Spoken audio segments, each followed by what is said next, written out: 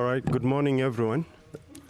On behalf of the Civil Society Alliances for Digital Empowerment, CADE project, I'd like to welcome you to this particular session on cyber laws and civic space, Global North and Global South advocacy strategies. Our session today, the idea is to share among ourselves lived experiences among CSOs or activists that are in here on issues to do with cyber laws and how cyber laws are, restricting civic space in our countries or in our regions. And so to discuss this, in front of me, I have our panelists, Daniela from DRI. DRI is also part of the Strengthening Enabling Environment Initiative, which is co-funded by the EU. I have Christian Leon from Internet Bolivia. I have Patricia Aine Mabazi from CIPESA.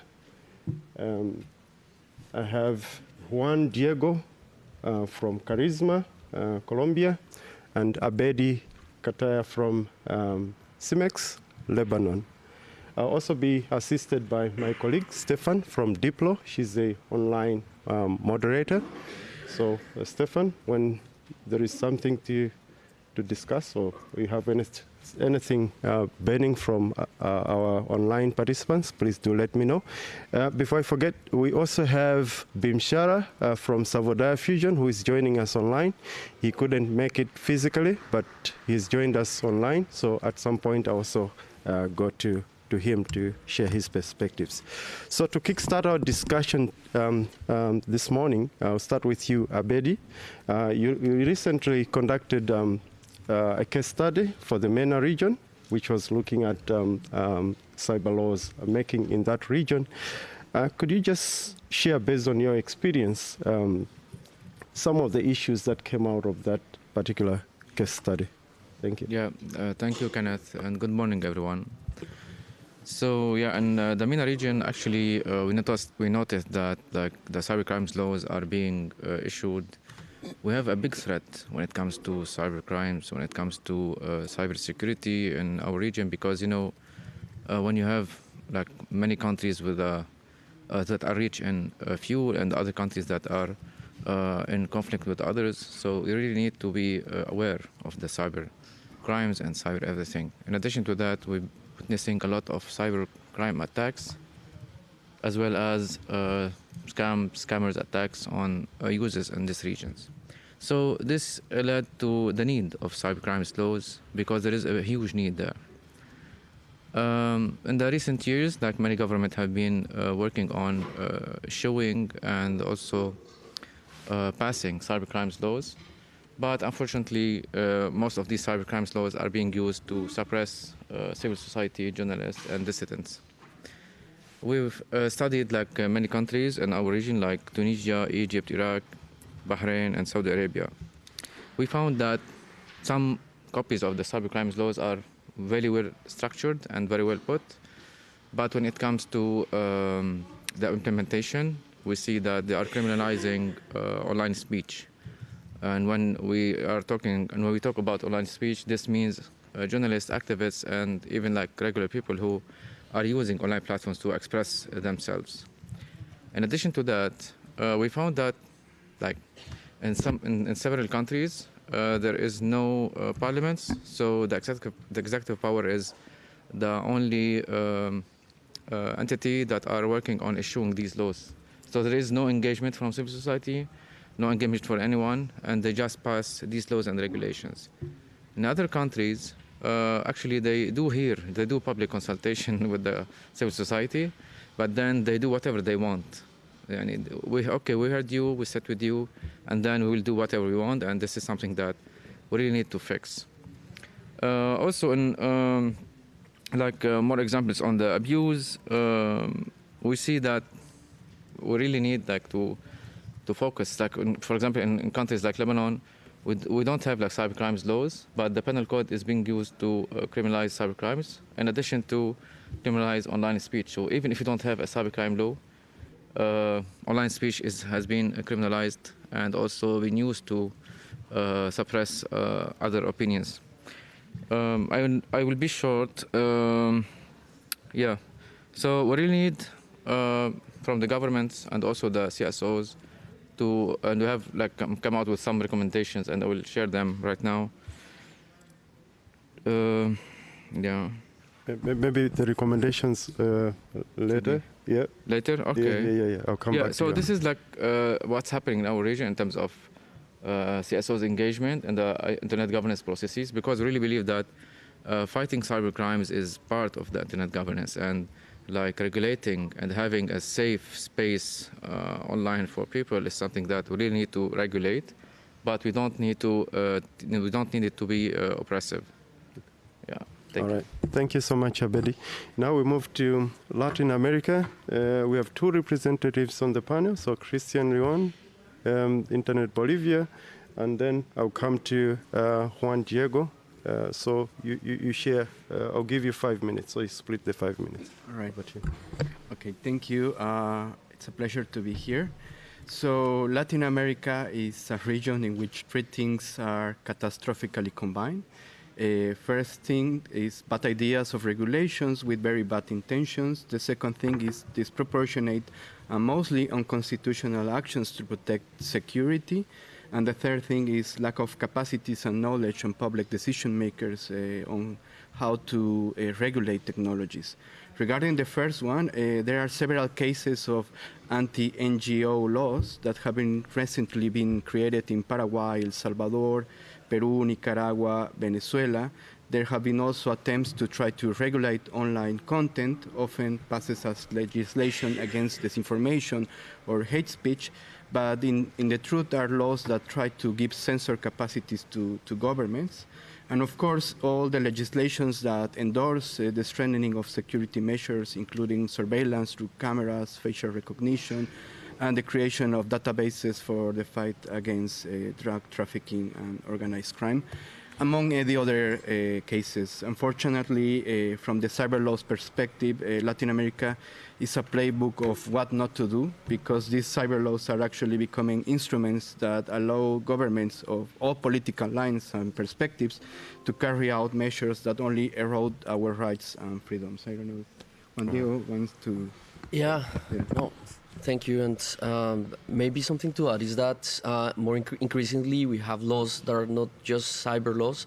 So we were used to have laws that are regarding only digital spaces and digital context, but increasingly we have discussions on many other issues that maybe we as civil society organizations working on the digital space, we are not used to work with. For example, some issues, at least for us in the Latin American context, it was issues of kids protection, for example. This has been increasingly a place from which obviously is the experience of all other parts of the world, but it's a place where we have a lot of laws trying to reclaim parts of the digital space and to regulate the space. And we have a lot of regulation regarding these issues, and then as civil society organizations, we just don't have to contend with the regulators and with the courts on these issues, but also with other civil society organizations that have been working traditionally on other spaces. And that's, I think, one of the main changes in the landscape. So maybe talking about cyber laws or exclusively about cyber laws, it's something we might have to stop doing in the future, because it is going to be just laws. So the space is going to be flattened. All right. Thank you so much. Coming to you, Patricia, I do understand CIPESA conducts regular studies on the state of internet freedom in Africa. What key trends or insights have emerged from the studies that you've been conducting? Thank you, Kenneth. I just feel the need to explain that CIPESA stands for the Collaboration on ICT Policy for Eastern and Southern Africa, just for the case of those that did not know. And we do have this report that we do every year, which we call the State of Internet Freedoms in Africa, or CIFA. And there are some sets of recurring trends or recurring things that we point out, one being an increase in surveillance and communication interception, as well as expansion of internet shutdowns in Africa. So to note, between 2016 and mid-2023, we had about 146 internet shutdowns that were documented across 37 African countries. And we have seen governments use this thing about internet shutdowns, to stifle dissent and hiding behind things like protection and security purposes. However, we do know that these are things that they're doing that are not right for the citizens in those countries. We have also noticed a rise in tech-facilitated gender-based violence, especially for women and girls, and as well as an increase in the vague or repressive cyber laws. So in these reports that we do annually, we have partners that we work with across the continent, so to say sub-Saharan Africa, and we have noticed that indeed all these countries have cyber laws in place. However, they're sort of done in a vague or ambiguous manner so that the governments can always use them to stifle dissent and repress people's rights as and when they want, especially during elections, as well as any little thing that happens in these countries. The other thing that I should note that we've noticed is the role of big tech, or the role of outside energies in these countries. You would expect, let's say, Google or Meta, or as well as X, to have a role to play for these citizens and say, we cannot do this or that, as well as surveillance, because we've seen like countries in Africa using technology from other countries. So to say, I'm not going to mention like specific countries, but in Europe, as we note, you would expect these technology companies to have like a moral obligation to rise up to the standards of the people. However, this is something that is not yet being done. It's not yet being done properly.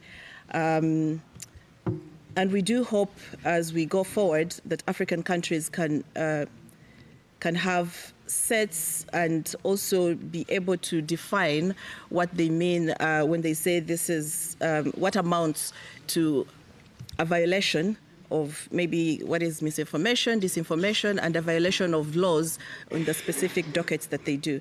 I'm sure you'll be asking me the next part to mention the next part of the question, so I will let that go. Thank you. All right. Thank you so much, Patricia. Coming to you, Daniela. I do understand that your project, the Strengthening Enabling Environment, has been implementing an early warning mechanism, which, among other things, identifies the in-country threats. I think some of the issues have been mentioned here. Yeah, and these are issues that CSOs are facing. Could you please highlight some of the issues you have gathered and so far, and also maybe share with the audience how you're implementing this early warning mechanism? Thank you. Thank you, Kenneth, and thank you for the kind invitation to Forus and to the CADE project. Yes, I am part of the EU System for an Enabling Environment for Civil Society, or EUC, which is a consortium of international organizations and network members working across 86 countries in Africa, the Middle East, Asia, the Pacific, the Americas, and the Caribbean. And as you were saying, we do implement an early warning mechanism that tracks developments and emerging trends in the enabling environment for civil society. We monitor 6 principles, and one of those principles has to do with civil society's access to digital technologies and whether civil society actors can operate freely and safely online without censorship, surveillance, cyber attacks, etc. And indeed, in the past 6 months, which is since we started collecting this information, we have received consistently many reports on this issue, highlighting how these cybercrimes laws are being misused to restrict civil space and civil society in our network members. So I'm going to mention some examples on that. For example, in January of this year, we received a report from Pakistan at the beginning of the year, the Parliament amended its cybercrime legislation, which is known as the Prevention of Electronic Crimes Act, and it introduced a new criminal offense related to the distribution of false and defamatory information, particularly with regards to public authorities. And of course, this amendment also granted the government broad powers to block or remove content online. A particular example of this misuse came in April. This was a report we also received from our network member, in which an investigative journalist, Ahmad Nourani, was charged under this very law for 3 counts, including cyber terrorism, defamation of a state institution, due to his reporting on alleged military corruption. Similarly, in April, we received a report in Zambia, from Zambia. I think, it has gained more attention. The parliament also passed 2 controversial bills, the cybersecurity and the cyber crimes bills. This despite strong opposition from civil society organizations who criticized the bills vague and overly broad language, also granting surveillance powers to the government, and these bills didn't include really adequate oversight mechanisms to safeguard against privacy violations. And what it's important is that these bills were passed almost with little public engagement or transparency, to the extent that it gained wider attention only after a foreign embassy issued a security alert about this issue. Meanwhile, in Myanmar, also a law was implemented, as a new cybersecurity law was implemented, consolidating control over digital spaces and curtailing civil society digital security.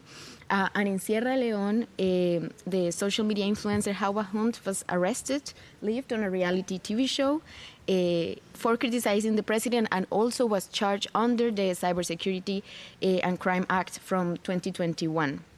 And the charges were later withdrawn following an advocacy campaign by civil society groups, but this demonstrates how these cybersecurity laws can have a chilling effect on civil society freedom. So there are many examples, and quickly to finish, I think my colleagues here in the panel have mentioned the patterns that these cyber laws and the misuse of these cyber laws have, use of vague and overly broad language, the creation of powerful enforcement authorities, or like adding a lot of enforcement power to already existing authorities, a lack of meaningful consultation with civil society groups, or consultations that are purely symbolic, arbitrary applications once these laws are issued, and critically, the absence of strong safeguards regarding like privacy violations or violations to fundamental rights. And I'll pause here now, and we can continue discussing more advocacy strategies in the next. All right. Thank you so much. Going online now, Paul, if you can help us. Bimshara from Sri Lanka. Bimshara works for Savodaya Fusion. Bimshara, if you can share your own perspective from the Asia region. So thank you, Kenneth. Hopefully I'm audible for everyone. And I'm grateful for this opportunity. And actually, so when it comes to the CADE project, Savodaya Fusion is one of the organization representing, actually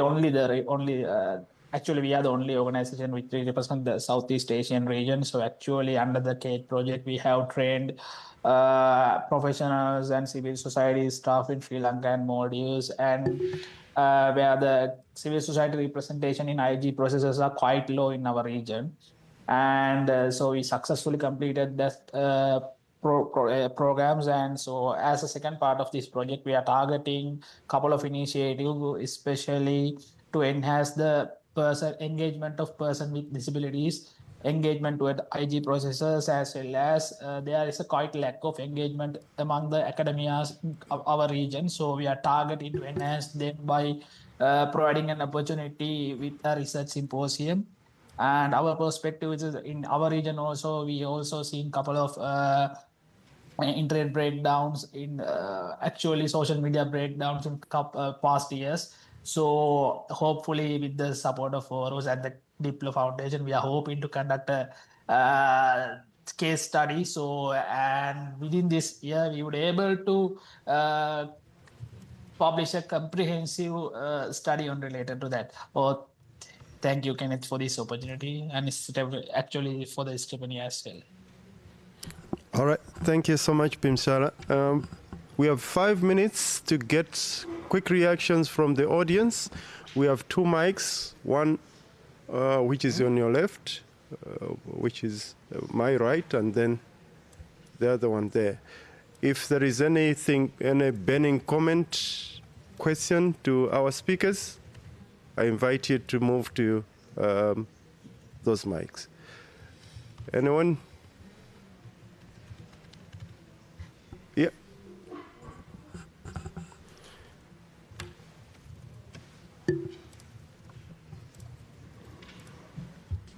Yes. Hello, can you hear me? Does this work? Yeah. Thank you, everybody, for the presentation so far. My name is Mia Marzotto from Oxfam. A couple of you mentioned how international companies or multinational companies have a role to play in some of these restrictions on civic space and the abuse of cyber laws. I'm also wondering, in your experiences, the role of outside governments, right, or international institutions. Have you been engaging with those? Do they help in your advocacy strategies on these issues, or do the governments of your respective countries take issue when there is international pressure from governments or international institutions? Thank you. All right, thank you. We pack it. Any more from the audience? Yeah, go ahead, David.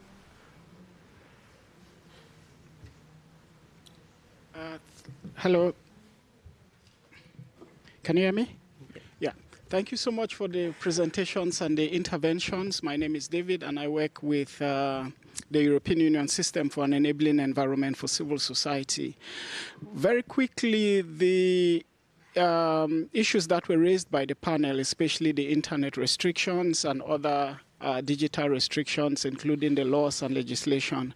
The same way we preempt restrictions in the physical space, maybe protest and other government attacks? Are there ways in which your organizations preempt these restrictions? And secondly, the colleague from CIPESA, really good to listen to the statistics about internet restrictions across the continent. When you document these restrictions, what happens after that? Do you provide any kind of support to civil society to, I know there are organizations that, like the Keep It On Coalition and others, are you part of such coalitions that provide responses when there's shutdowns, given the impact not just on civic space but on health, education, and almost all aspects of life? Thank you so much, David. Okay, I think I can go to our speakers. So I'll start with you, Patricia, because you got, I think, 2. I don't know if you attempt the other one, but I think the other one is just asking everyone to say, what are we doing about these things, which is, I think, where we're going next. So you combine his 2 questions, and then you also share with us what do you think are some of the strategies that we can, take on board in order to address the issues that we have come up with. All right. Thank you. Thank you, Kenneth. To the first question about, we have success stories from the ECOWAS court where rulings were actually towards, to the rights of the people in these countries. We have countries like Nigeria, we have Togo and the rest, even Guinea, on internet shutdowns around elections and other things that happen in these countries.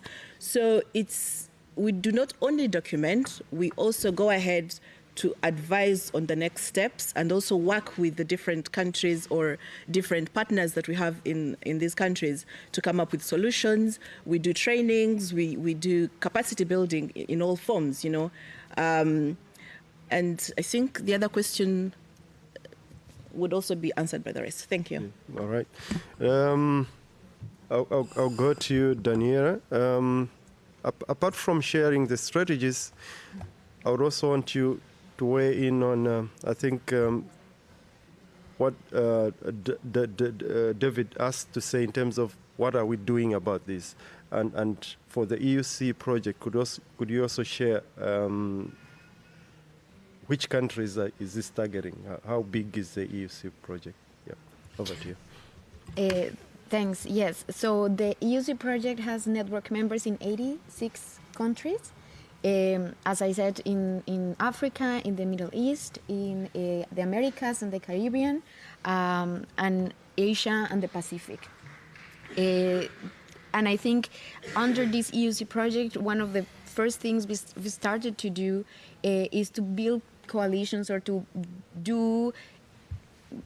provide spaces for all these network members to share and exchange experiences about this, because as we have seen during the discussion, this is different in each country, but it has like a very clear pattern of how these laws are enacted and how these laws are used. And very recently, last week, we held a conversation with the network members on the use of cyber security laws in each of different countries, and we discussed the importance of building these international and global coalitions for a topic that, again, has consistent patterns across different countries. And I think that's a very first step to start building these coalitions, to start having these discussions.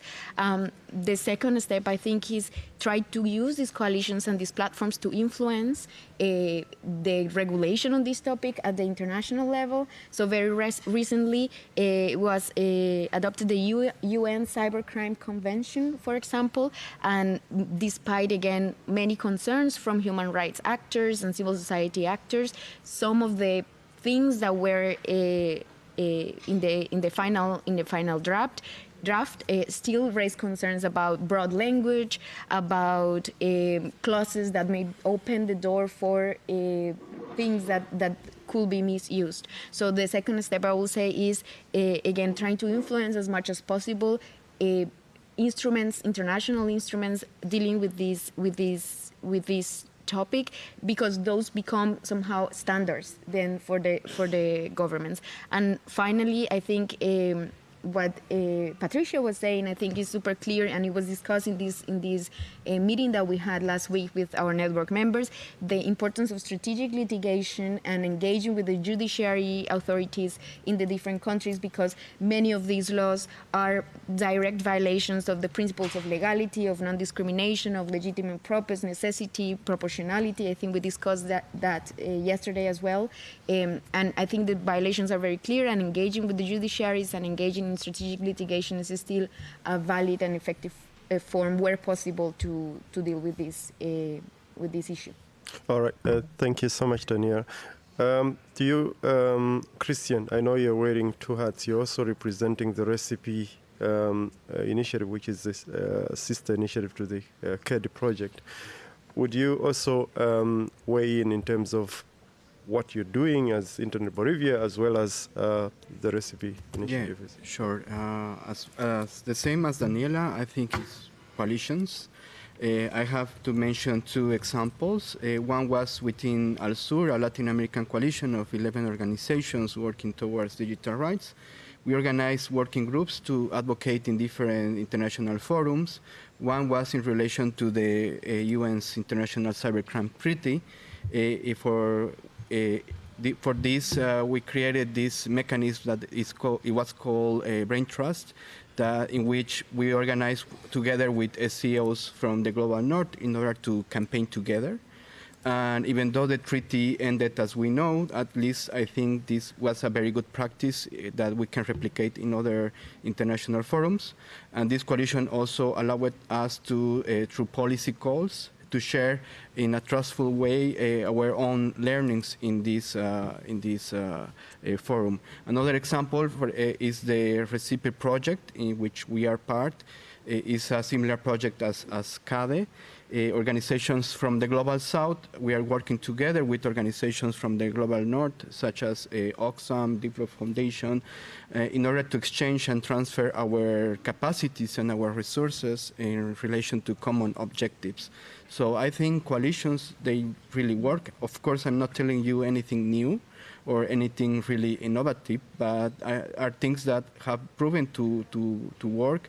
especially in a moment in which we know that global governance is in crisis, but at least civil society organizations are forging the networks and collaborations across the globe that we need.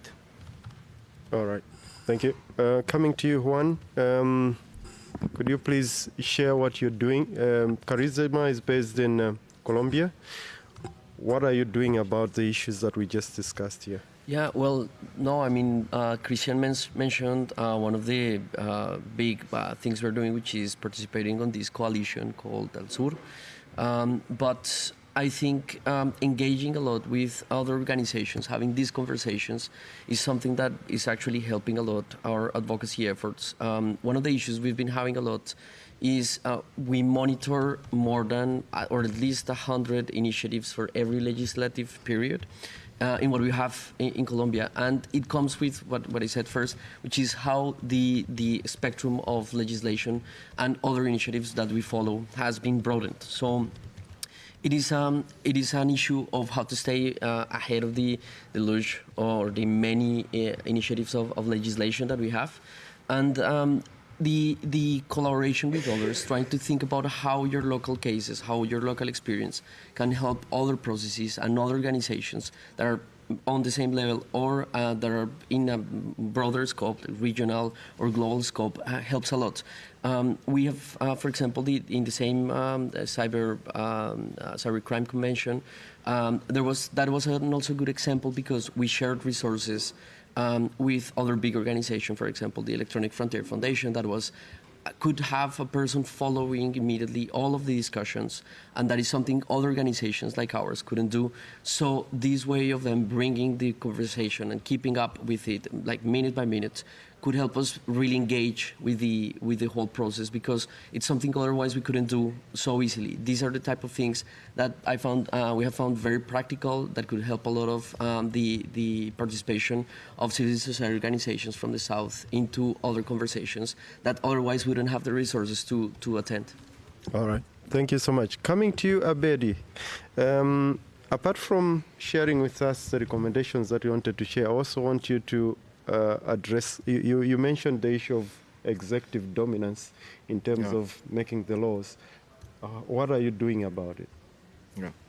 Well, first I would like to answer Mia's question, because there is something I would like to share, which is like in our region, for example, when it comes to foreign pressure and also the pressure from tech companies, actually what we need is a grassroots change, not the pressure from foreign government, because we really believe that this pressure would be, and the governments and even the local authorities would respond somehow positively to the foreign pressure, but then they would do whatever they want. In addition to that, we really see that foreign governments do the pressure and whatever they fit them, not what they fit the local society. When it comes to tech companies, they really don't care about human rights, to be honest. And we've seen a lot of cases in Egypt and Jordan where activists and influencers were being put in jail, and we reach out to these companies and they don't react. They did not even respond to these requests. But they had several meetings with the authorities during the same time of these incidents, and they did not raise any issue regarding these influencers and these users who are generating money for them as platforms. What they care about is only to stay in these countries and to generate money. That's it.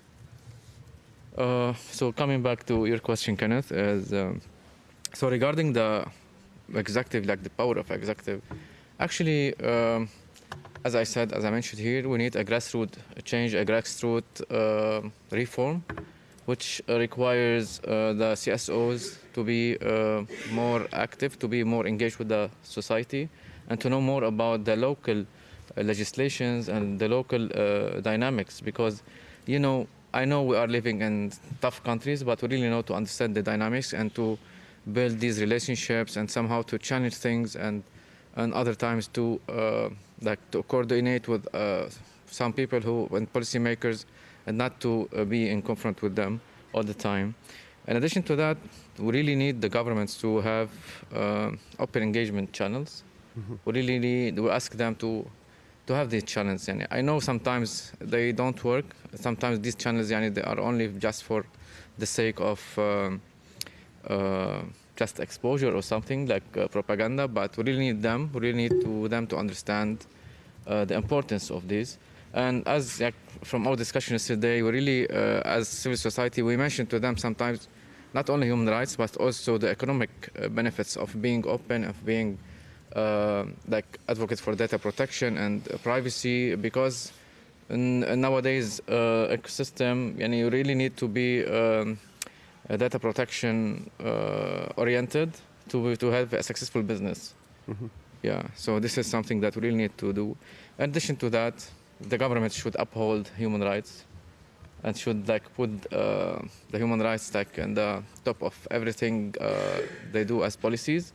So, and when we say human rights, that means everything for the sake of people and the sake of regular users. Yeah. All right. Thank you so much, Abedi. We quickly go online, so over to you, Steph. Thank you, Kenneth. We have a question from Bibi Abruzzini. It's been partially answered by the speakers here, but I will share it. So from a communications and the citizen participation standpoint, can you share any effective strategies, any effective campaigns in your region that can inspire civil society organizations to act as a bridge with communities and shape policies? Thank you. Wow. Who wants to take that one? The audience is also invited. Who wants to share any experiences? You want to do it, Daniela? I mean, I can share the experiences of our network members. I know that, for example, in Sierra Leone, there was a very successful case with this social media influencer that I mentioned at the beginning, of a lot of advocacy efforts by civil society groups, by international actors, a lot of movement in social media that made, in the end, created like a lot of pressure in the government to release this person, this woman, this person.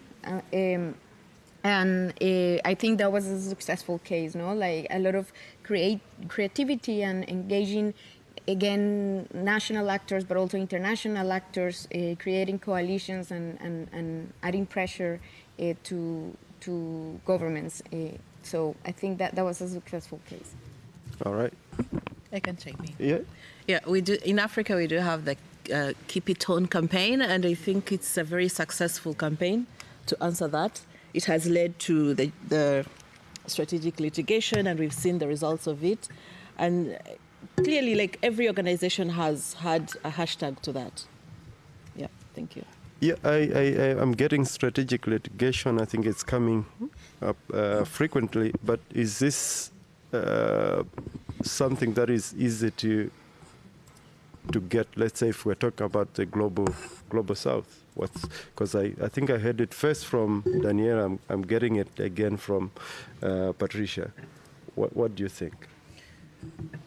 I think it's not easy. I think obviously this also depends on how strong the rule of law is in a particular country and how stable the judiciary system is, how independent it is. So there are a lot of factors.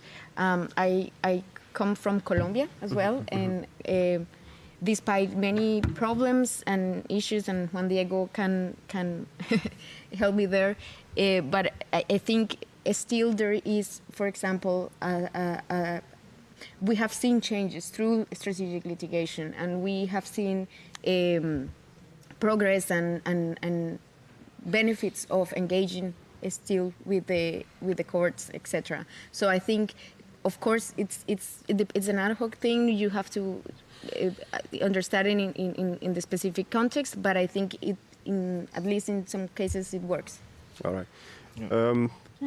Unfortunately.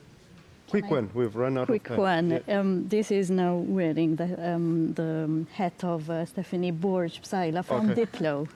Diplo is the lead partner for the CADE project.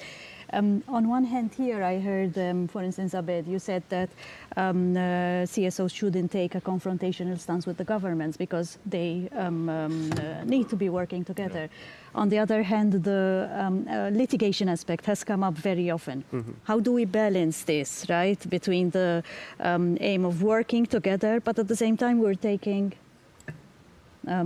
governments to court? So how does that play out? Yeah. Especially regionally, yeah? Yeah, I can start. Actually, it depends on every country's context. So I cannot I'm sharing my experience here from the region, and not all the region. I mean, it differs from country to another. I think the same applies to other regions and other countries as well, because it's a trial and error thing, and you need to engage with the local governments first to know what are the dynamics that make this government act and make them act in favor of human rights and in favor of CSO's engagement, and then you will see later how to move and what are the next steps. So, for example, if I'm talking about Lebanon, it's something different from Jordan. All right, thank you. Like I said, we've run out of time. We circulated a sheet of paper. If we can put our names, we hope to take this discussion forward. So if you can register your interest, we'll be reaching out to you to continue this discussion. Thank you so much to our panel of speakers and those participants who joined us online. And thank you, our audience, and thank you for the technicians for helping us with this session. Thank you all. Thank you.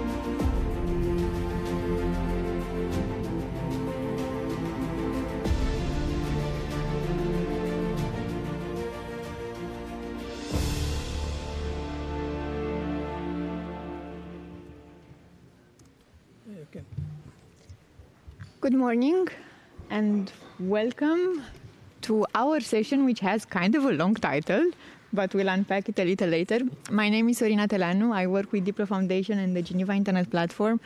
And it is an honor to actually welcome you here today for the launch of the 8th edition of what we call a classical in Internet governance, which is Jovan's Introduction to Internet Governance. When was the book first published? 2006? Four. So over the years, the past 7 editions have been published in many languages. They have been used as textbooks in many universities around the world. I have met quite a lot of people this week who have told me, you know, this is how I actually started learning about internet governance through Jovan's book and then through some of Diplo's courses. So Jovan, congrats for that as well. So today we're launching the new edition of this book. Jovan will tell us a bit about it. And while he will do so, he will also explain probably one of the controversial things that has been discussed in this space for the past 2 years at least. Internet governance, is it versus digital governance? Is it and digital governance? Is there a dichotomy between them or not? And why is Jovan still calling his book Introduction to Internet Governance when everyone is talking about, you know, AI governance, data governance, digital governance, and a bunch of other stuff?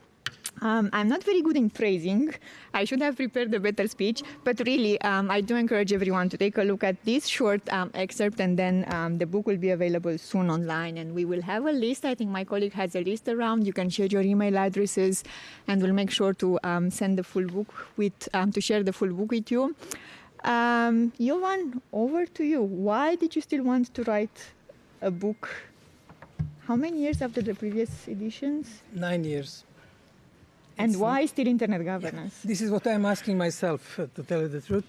But fortunately, and I think it's interesting dilemma. I thought, okay, that's done. I wrote it till last edition was 2016, and it helps some people to understand what is going on, to get into internet governance. I said, it's enough. It's 7th edition. It was translated in 11 languages, and I was proud. And what Sorina said, what really makes me happy and particularly honored and returns me purpose in my work is when people stop me and say, hey, this book helped me to get into internet governance and digital governance. And I can tell you this is the biggest achievement probably in my career. It could sound a small thing, but it's remarkable. Sometimes this book started, the first edition started when, probably you heard it, when friends of mine, when I was telling them what I was doing, they were inviting me to fix their printer, to install their software back 23 or 4 years ago. And I said, it's not exactly what I'm doing. I usually install their printer and software and these things, and then explain what it is about. 2 years ago, with the AI wave, I realized that confusion is increasing. And I said, wow, I should again get back and start writing something. Then, you know, I'm born procrastinator. It took time. I'm a bit lazy. And then AI helped also, and I'll tell you how AI helped me. It is not written by AI, don't worry. But I I said, okay, I will write this 8th edition. And when I started writing it, I realized that one part I wrote and it became obsolete by basically the ink dried. And I said, I cannot write it this way. I have to invent something else. And I used a Japanese word, kaizen. Kaizen explains the constant improvements and constant developments. Therefore, one interesting aspect before I move to the book is that basically overall way how I did it. And I said, okay, I cannot write it, send to editors, spend 2 years, and basically everything will be different in digital world. Frankly speaking, most digital and AI books these days are becoming obsolete before they're published. You have whole graveyards of rhetorics, and this is a question for colleagues from academia, to rethink the way of publishing. Here is how I did it. I said, okay, I have IG book. This is my starting point. It has to be revisited, and I will focus on changes over 9 years, which is important to see things into perspective. And I said, I will use AI. We at Diplo developed a model based on my writing and my Zoom calls, my way of framing issues, how I do, am I inductive or deductive thinker, what type of sentences I use, long and short, what type of cadenza of music in the writing I've been using. And they said, okay, let me use it. At least nobody can blame it, the book is written by AI, because I wrote 7 editions. And then I realized, okay, what we have to do is to have at one point in time, and this is this point, closure. And this is why printed version is useful. You create the closure. At this point, this is my thinking, in June 2025 on the issues AI governance, digital governance, cybersecurity. And then you continue continuous update in this Kaizen publishing style. AI is going on the net and say, here is an article in academia. Here is a policy statement at the VSIS. And basically you have the constant updates till the moment where you create again closure. And this is basically how the publishing works. Now, I'm also with my leg in academic community and research community, and I can tell you that that community will have to undergo profound changes because of the impact of the AI. The old way of publishing isn't going to work. Yes, we need peer review. Yes, we need quality control. Yes, we need checking the things, but not in these rituals where book, before it's published, it takes 1.5, 2 years. That doesn't make sense. Therefore, this is Kaizen publishing. What you will get is excerpt from the book. You can register by signing, and you will receive link to the online version, which you can download. And you will receive also link to this Kaizen space where the continuous updates are done. Let me give you one example. I had a section on the VSIS, future of the VSIS. And I covered more or less all aspects. But then you come here and you have a completely new insights. You have the new views. And then what I wrote as my summary of the future of the VSIS just 10 days ago, it's already obsolete. Obsolete in a sense that there is refinement of the arguments, new metaphors, new framing of the issues.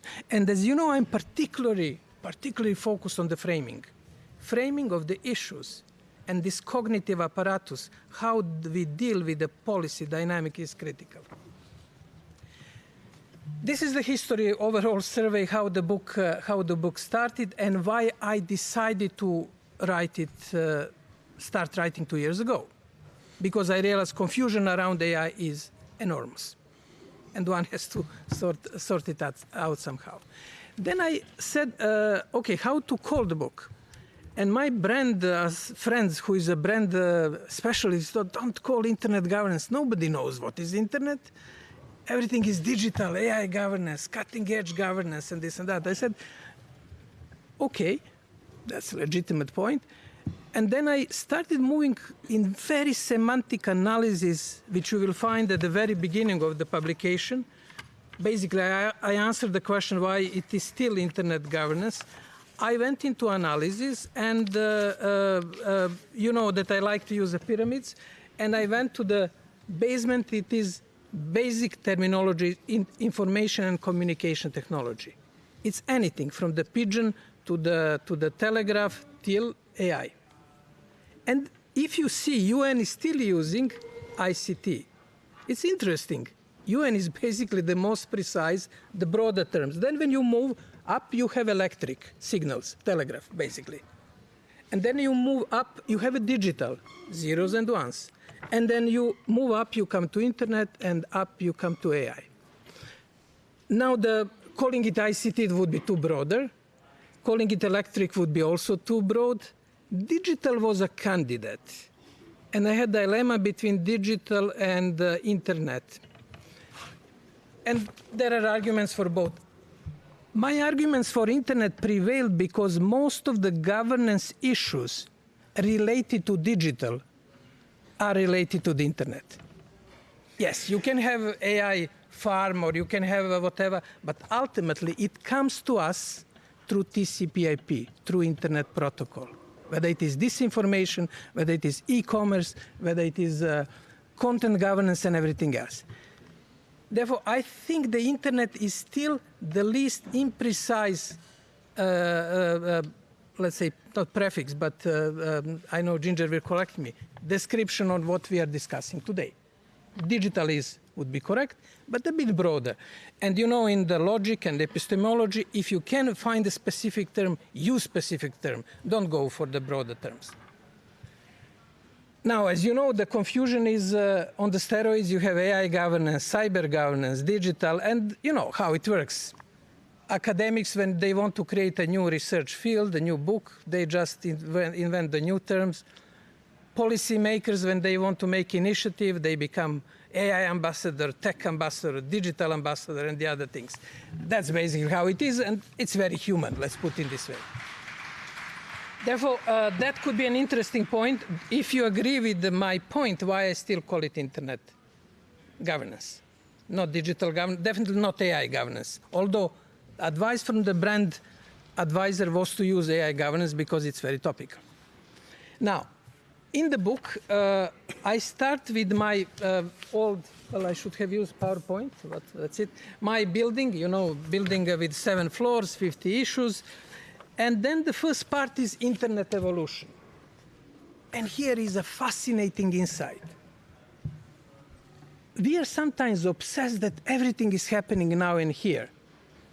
It's a bit of chrono-narcissism, because it's very natural. We are here in Oslo, I'm sorry, we are excited, the world is changing, we are part of the process, and we think everything is happening here. But when you really step back, you realize few things. That technological governance is very, let's say, constant across the time. I'll give you 2 examples. Nowadays, we discuss impact of the Trump administration on digitalization and AI. But if you really analyze, you can see that US digital policy has not changed since and I'm highlighting it, since 1892, in the 19th century, when the United States joined the St. Petersburg meeting of the International Telecommunication Union. The rhetoric is the same. Innovation, law governance, business interests. At that time, in the other blocks were European countries with the postal and telegraph unions. UK, France, Germany. That was dichotomy between 2 actors. Fast forward. The only change in the US policy was so-called Titanic moment. Then they decided, because of the sheer power of the shock that Titanic sinking created, they decided to adopt radio telecommunication, which is still in the force till today. And apparently increasingly controversial because of satellites business.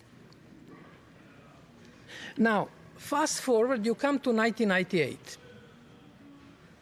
And all digital, internet, ICT governance regimes that we discussed today were set within the 3 months of the 1998. In September, at the beginning of September 1998, Google was established. ICANN was in the 3rd week of the September 1998. Russia tabled cybersecurity resolution on the 30th September 1998, which led to the UN government group of experts, open-ended working group, the process which is still going on. I think next week they will be meeting. WTO, in the same last week of the 1998, September 1998, decided about moratorium on the custom duties on e-commerce. And just slightly later, in November 1998, ITU decided to hold the VSIS during the plenipotentiary meeting in Minneapolis. Therefore, if you really step back, frankly speaking, those pillars, WTO for e-commerce, UNGG for the cybersecurity, ICANN for the names and numbers, and the VSIS for overall digital governance are still in the place till today. Now, that's the first really strong call for all of us not to be over-impressed by immediate. Even it looks drastic, the rhetoric is everything is changing. We are pushing the frontier. Nothing will be the same. We need a new governance for the new technology. You know the rhetoric, how it goes. It's not as dramatic as it looks. And there are two examples, US constant digital policy and autumn 1998 as basis for it. Now fast forward. I need some water. Thank you. Fast forward 2016, when I published the last edition of my book. Now I compare what's happened in the meantime, and I realized there were basically four main developments. First one, massive shift of data from our personal computers to cloud. It started a bit before with social media, but it accelerated over the last 9 years with enormous consequences for governance, freedom, knowledge, policy. Second one was COVID pandemic, which accelerated this process, where we have to move online and work online. Another one is shift from CPUs, central processing unit, which dominated the space, to GPUs and made people from NVIDIA and other companies extremely rich. CPUs were central processing unit. Intel and AMD and others dominated it. GPUs, which NVIDIA started developing for games. Then they got the first boost with the Bitcoin, with the blockchain, and another boost later on with AI. That's the major shift, I would say, in hardware basis. Another is a satellite connectivity, especially with low orbit satellites. And the last one is obviously artificial intelligence. Now, if you go through each of these, you can see that they are long-term trajectories. They are not just shift of data towards cloud has enormous impact on the digital governance. What's happened in governance field? First, UN started, and I was part of the process with the high-level panel, started this parallel process. I know there have been many criticisms. Now it's still with GDC versus the elephant in the room, small, big one, I don't know. But I was part of that process, and when I had a chance to influence some discussions, I was always insisting that we need evolution, not revolution. We need IGF+, which exists, not to reboot everything. But what I have to highlight for the internet governance community, there was a need for something like this. There was a bit of, and sometimes you cannot go into rational decisions. Oh, we have IGF, we have this, we have that. Yes, we have that. But policy and politics is sometimes irrational.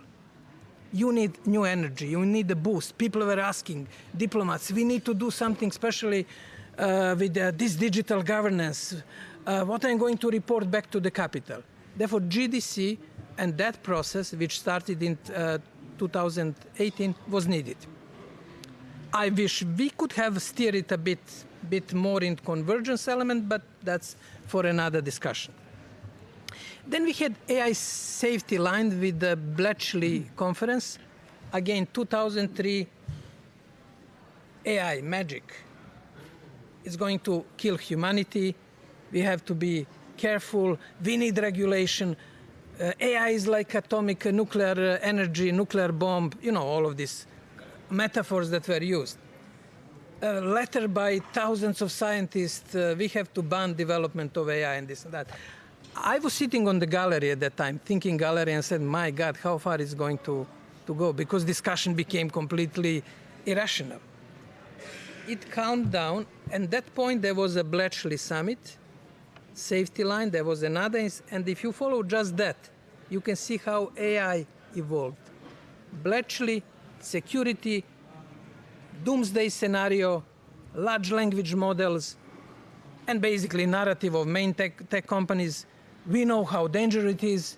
We want governments to regulate, to stop developments, and to trust us that we will save humanity. Fortunately, for different reasons, we didn't react to that. Then there was a Seoul conference, which calmed down, and Paris, in February, which basically removed the completely Bletchley, this line of thinking. Now, why is this important?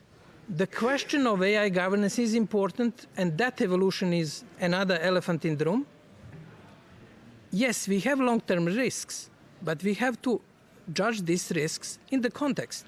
What are the immediate risks for educational system? I mentioned for publishing process as a way of justifying through peer review our thinking and our validity in academic world, jobs and the other issues. Those are immediate risks. Then you have midterm risks of huge concentration of our knowledge in the hands of few companies. And I'm highlighting knowledge, not data. This is very important. And I'll come back to this knowledge data dynamics. And then you have a third point, yes, long-term risks. They exist. AI may destroy us. AI may get the power, although we can discuss that. It's a very controversial topic. But let's discuss it in the informed way. And there are tools like climate change. There are tools where you can discuss it in an informed way. And I think AI panel, which UN is proposing, is a good way to have a reasonable discussion in this context.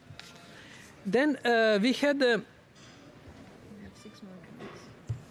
That's it. That last point, data knowledge, shift from data to knowledge.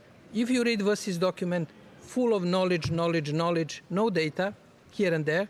If you read today's policy documents, full of data, no knowledge. And AI is about knowledge. Just think about that shift. Why we kicked out knowledge from the policy documents and why we replaced with data. That's an interesting point. And the last point before is that geopolitics. Internet was triggered by geopolitics, by Sputnik moment, 1957, when 4th October, when the US political elite thought, wrongly so, that they were losing scientific competition with Soviet Union. They created NASA, and it was one of the most fascinating scientific projects that started especially during Kennedy's time in the United States.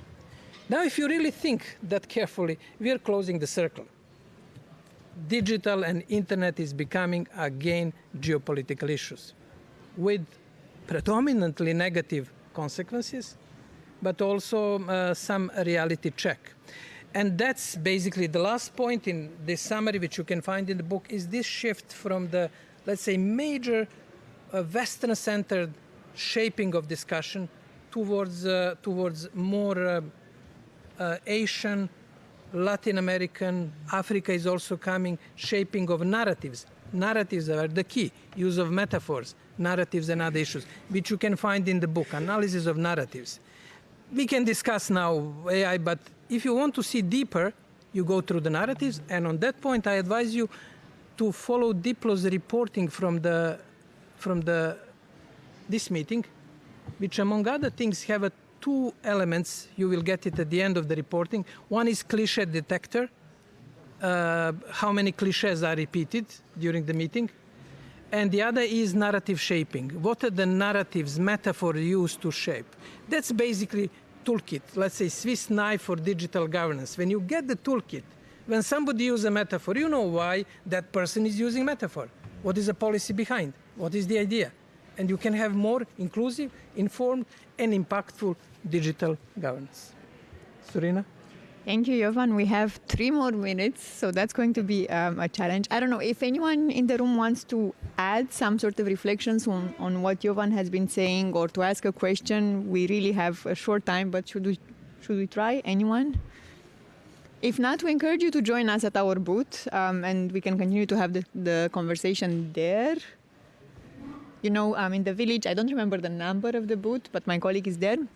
And you've also shared the 40-something. You've shared the list with emails, right? Okay. So we will be sending the link to all of you who have registered. If you don't, browse a few copies. And we have a few copies of the excerpt of the book here if you would like to get it. Nothing? All right. Thank you. Then thank you so much, everyone. Thank you, Jovan. And please join us at the booth.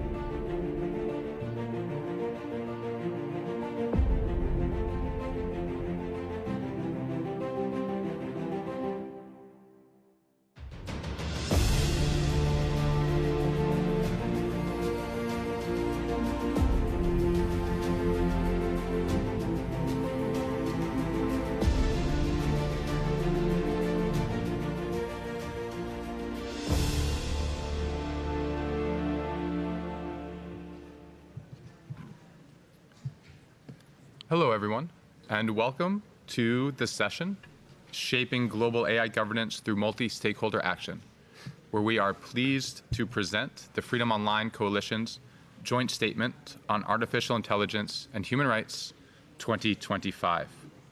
My name is Zach Lampel. I'm Senior Legal Advisor and Coordinator for Digital Rights at the International Center for Not-for-Profit Law. I'm also pleased to be a co-chair of the Freedom Online Coalition's Task Force on AI and Human Rights with the government of the Netherlands and the government of Germany. I want to welcome Mr. Rasmus Lumi, Director General for International Organizations and Human Rights with the government of Estonia and the chair of the Freedom Online Coalition in 2025. Thank you very much. Good morning, everybody. It is a great honor for me to be here today to welcome you all. Important to make sure that we do not feel or are deceived by the extremely smart artificial intelligence. And when I read through the notes that it offered me, it did say all the right things, which is totally understandable. The question is that did it do it on purpose, maybe maliciously, trying to deceive us into thinking that AI also believes in human rights?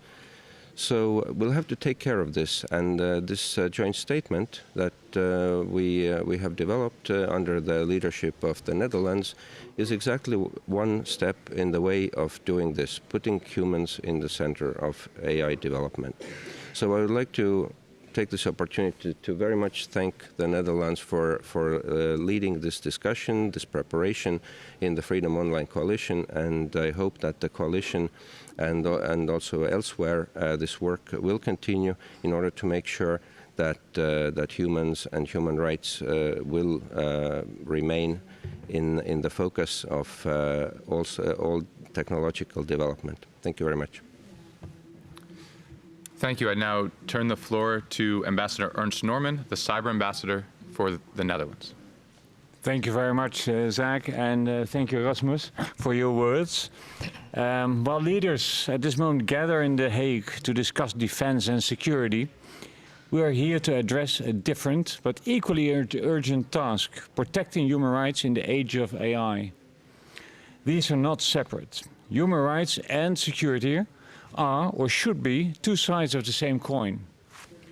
When rights are eroded, when civic space shrinks, when surveillance escapes oversight, when information is manipulated, society don't become safer. They become more unstable, more fragile. Since the original FOC statement on AI and human rights in 2020, a lot has happened. I only have to mention the introduction of ChatGPT, just referred to by Rasmus, in November 2022, and how different AI tools are evolving every single day. It is shaping governance, policy, and daily life. Its benefits are real, but so are the risks. And those risks are no longer theoretical.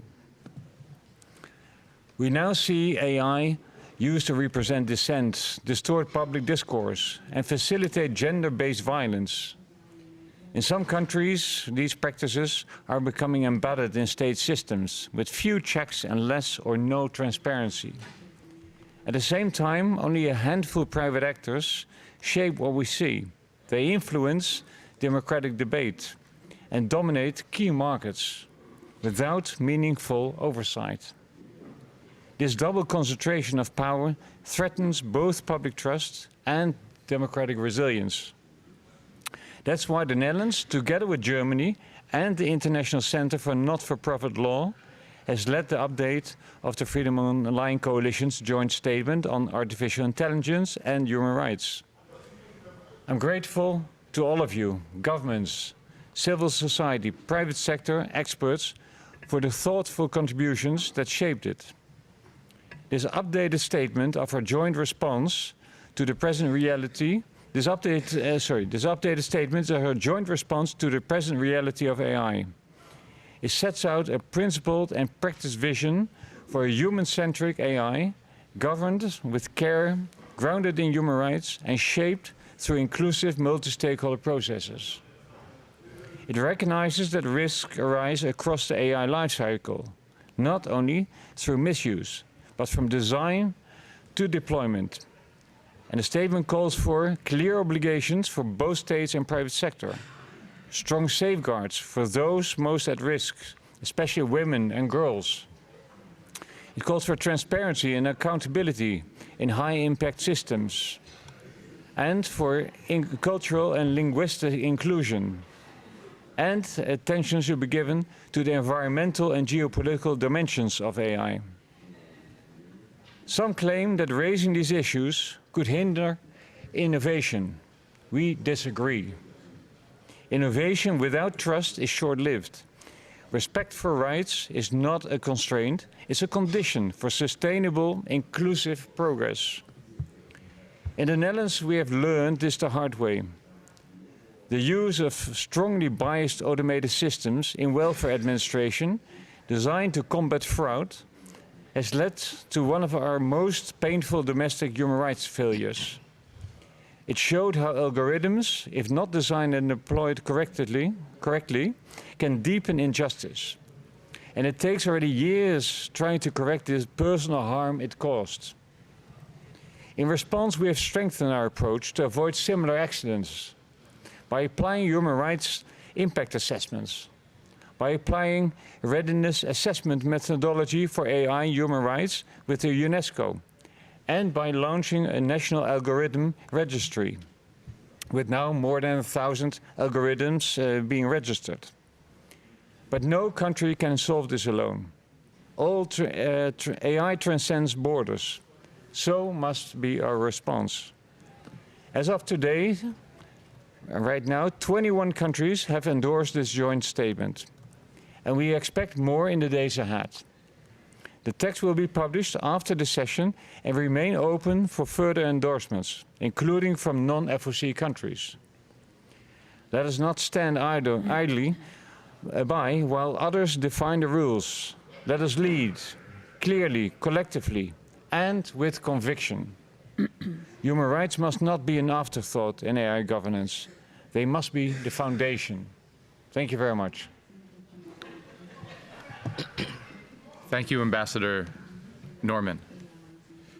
I think you're absolutely right.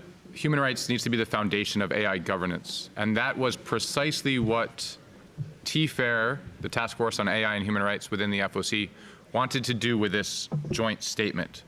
We wanted to build on previous statements and also make sure that there is a strong foundation for governance principles now, with actionable, clear recommendations for governments, civil society, and the private sector. We're really, really pleased with the joint statement, and again, want to thank the Netherlands and Germany for their co-leadership with ICNL, and all of the TFAIR members and Freedom Online Coalition members for their support and input to the statement. We have an amazing, excellent panel today. I want to briefly introduce them, and then we'll get into questions. So joining us virtually is Maria Adabar, Cyber Ambassador of Germany, again, co-chair of the Task Force on AI and Human Rights. To my right, Mr. Divine Saleze Agbeti, Director General of the Cybersecurity Authority of Ghana. And next to him is Dr. Erica Moret, Director with UN and international organizations at Microsoft.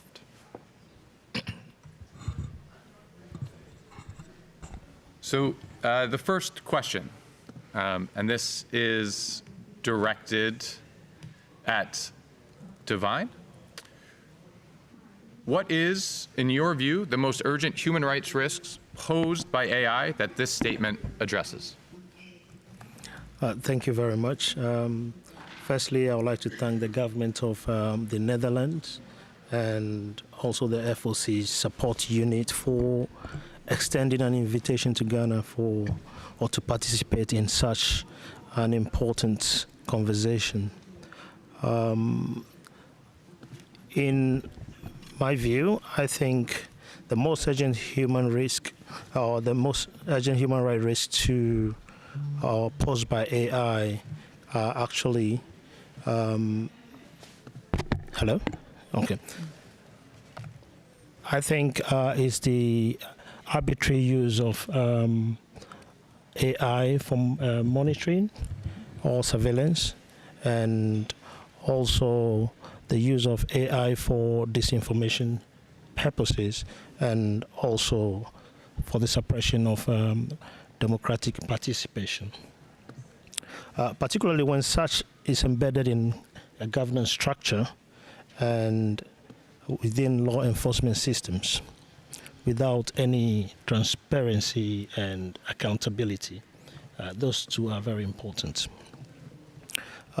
When we look at these concerns, I think the broader fear is that when this is unchecked and also when they are governed by commercial interests, then what happens is that they erode fundamental freedoms or fundamental human rights, such as the freedom of speech and also privacy. And I think these are the key human rights concerns when it comes to artificial intelligence. Great, thank you. And several of those are specifically addressed within the statement, including commercial interests, the environmental impact of artificial intelligence, as well as the direct threats to fundamental human rights, such as the freedom of expression, the right to privacy, freedom of association, freedom of assembly, and others. Ambassador Adebar, thank you so much for joining us. What convinced you and the government of Germany to support this statement, and what do you hope it will achieve? Hey, hello everybody over there. I hope you can hear me very well. Thanks for having me today. It's a wonderful occasion to present and introduce our joint statement on artificial intelligence and human rights together. Thank you for the opening remarks, and thank you, Ernst.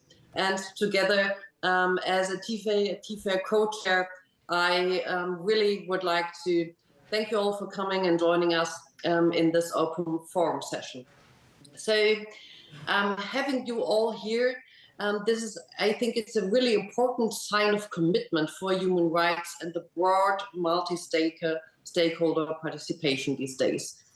And that is even to become more important. And let me explain why. And in doing this, sometimes it helps to really go back to ask ourselves, why do we do this? And what led the government of Germany to support the statement? And this is the very essence that AI stands out as one of the most, if not the most transformative innovation and challenge and technological thing that we have to confront. And it will, and it already does, change the way we live, work, express, and inform ourselves. And it will change the way how we form our opinion and exercise our democratic rights. And as already Ernst said, in times of global uncertainty, it offers a lot of promise, but poses also a lot of risks to people on the planet. And that is why we, as countries joining TFAIR and other fora, have to answer the question, in what kind of a digital future we want to live in. And I have to say, that's really the essence of a human-centered world with a non-negotiable respect for human rights is what we have to strive for. And this is the essence that the statement gives us. And let me quote, "It is a world firmly rooted in and in compliance with international law, including international human rights law, not shaped by authoritarian interests or solely by commercial priorities." So, and only with a wise international governance, we can harness the promise that the technologies as AI give to us and hold the harm at bay. And therefore, it is essential to us to support the statement and to support its principles, because we must stand for, or with a strong focus on human rights and a commitment to human-centric, safe, secure, and trustworthy approach to technology.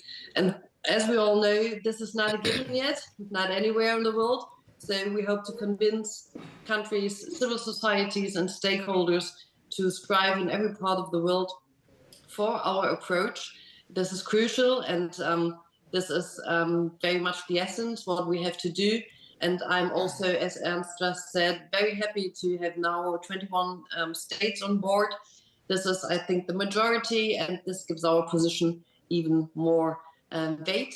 And also let me mention the right of women and girls and all their diversity belong to groups posed to more vulnerability by AI.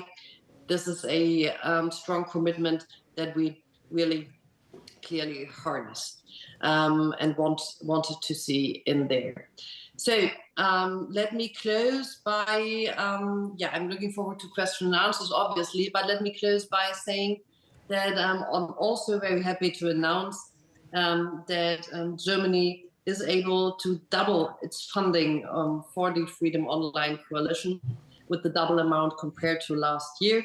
We work through our budget negotiations here in Germany, and so we were able to double the amount. And this is also something that makes me very happy and my colleagues, and hopefully we will make good use of our support for the Freedom Online Coalition. And with that heavy note, I get back over to you. Thank you, Ambassador, and thank you for doubling the funding for the Freedom Online Coalition. I can speak, I'm also a member of the Freedom Online Coalition's advisory network, and I can say that we all believe that the FOC is a true driving force and leading vehicle to promote and protect fundamental freedoms and digital rights. And without the FOC, the governance structures that we have today, we believe would be much weaker. And we look forward to continuing to work with you, Ambassador, as well as the government of the Netherlands, as TFAIR, as well as all of the 42 other member states of the Freedom Online Coalition to continue our important work. And we welcome your leadership, and as civil society, we look forward to working with you to achieve these aims for everyone. Dr. Moret, if I could turn to you. People had mentioned the commercial interest, and that is indeed something that is noted in the joint statement. What responsibility do private tech companies have to prevent AI from undermining human rights? Thank you very much. Well, thank you first of all to the government of the Netherlands, to the FOC, excellencies, ambassadors. It's a real pleasure to be here today. I'm currently working at Microsoft, but in my past life I was an academic and working at the UN, including on various issues in relating to human rights and international humanitarian law, and it's a real honor to be here. So as the tech industry representative on the panel, I'd like to address how private sector companies like Microsoft view responsibilities in ensuring AI respects and protects human rights. We are very lucky at Microsoft to have a series of teams and experts working on these areas across the company that fall under the newly created Trusted Technology Group. And this includes the Office of Responsible AI, the Technology for Fundamental Rights Group, and the Privacy, Safety and Regulatory Affairs Group. So I'll try and represent some of our collective work here in this area. In brief, we recognize that we must be proactive and diligent at every step in AI use, from design to deployment and beyond, to prevent AI from being used to violate human rights. And there's a number of key responsibilities that I would like to highlight here for companies to keep in mind when they're working as well with civil society and governments and other stakeholders. The first is adherence to international standards. Microsoft and many peers explicitly commit to the UN Guiding Principles on Business and Human Rights as a baseline for their conduct across global operations. For us and other companies, this involves a policy commitment to respect human rights and an ongoing human rights due diligence process that enables to identify and remedy related human rights harms. And these principles make clear that while states must protect human rights, companies have an independent responsibility to respect fundamental rights. The next step is to embed human rights from the very beginning.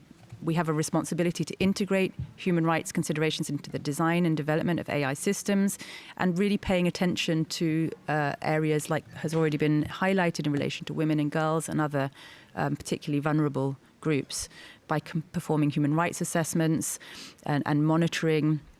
This enables us to identify risks and address them. The establishment and enforcement of ethical AI principles is a third very important area. At Microsoft, we have a clearly defined responsible AI principles which encompass fairness, reliability and safety, privacy and security, inclusiveness, transparency and accountability, which guide all of our AI development. And our teams must follow our responsible AI standards, which is a company-wide policy that translates these principles into specific requirements. Beyond human rights due diligence that I've already mentioned, we also work on protecting privacy and data security. So safeguarding users' data is a non-negotiable responsibility for our company and also for our peers. AI often involves big data, so companies must implement privacy by design, minimizing data collection, securing data storage, and ensuring compliance with privacy laws. The sixth area I'd like to highlight here is the vital importance of fairness and inclusivity. Tech firms have the responsibility for ensuring that their AI does not perpetuate bias and discrimination, and through working with partners at the FOC and then across civil society, we can put into measure active safeguards and ongoing work to tackle challenges in this area. And again, I'd like to highlight the important note in the FOC statement that AI harms are especially pronounced for marginalized groups.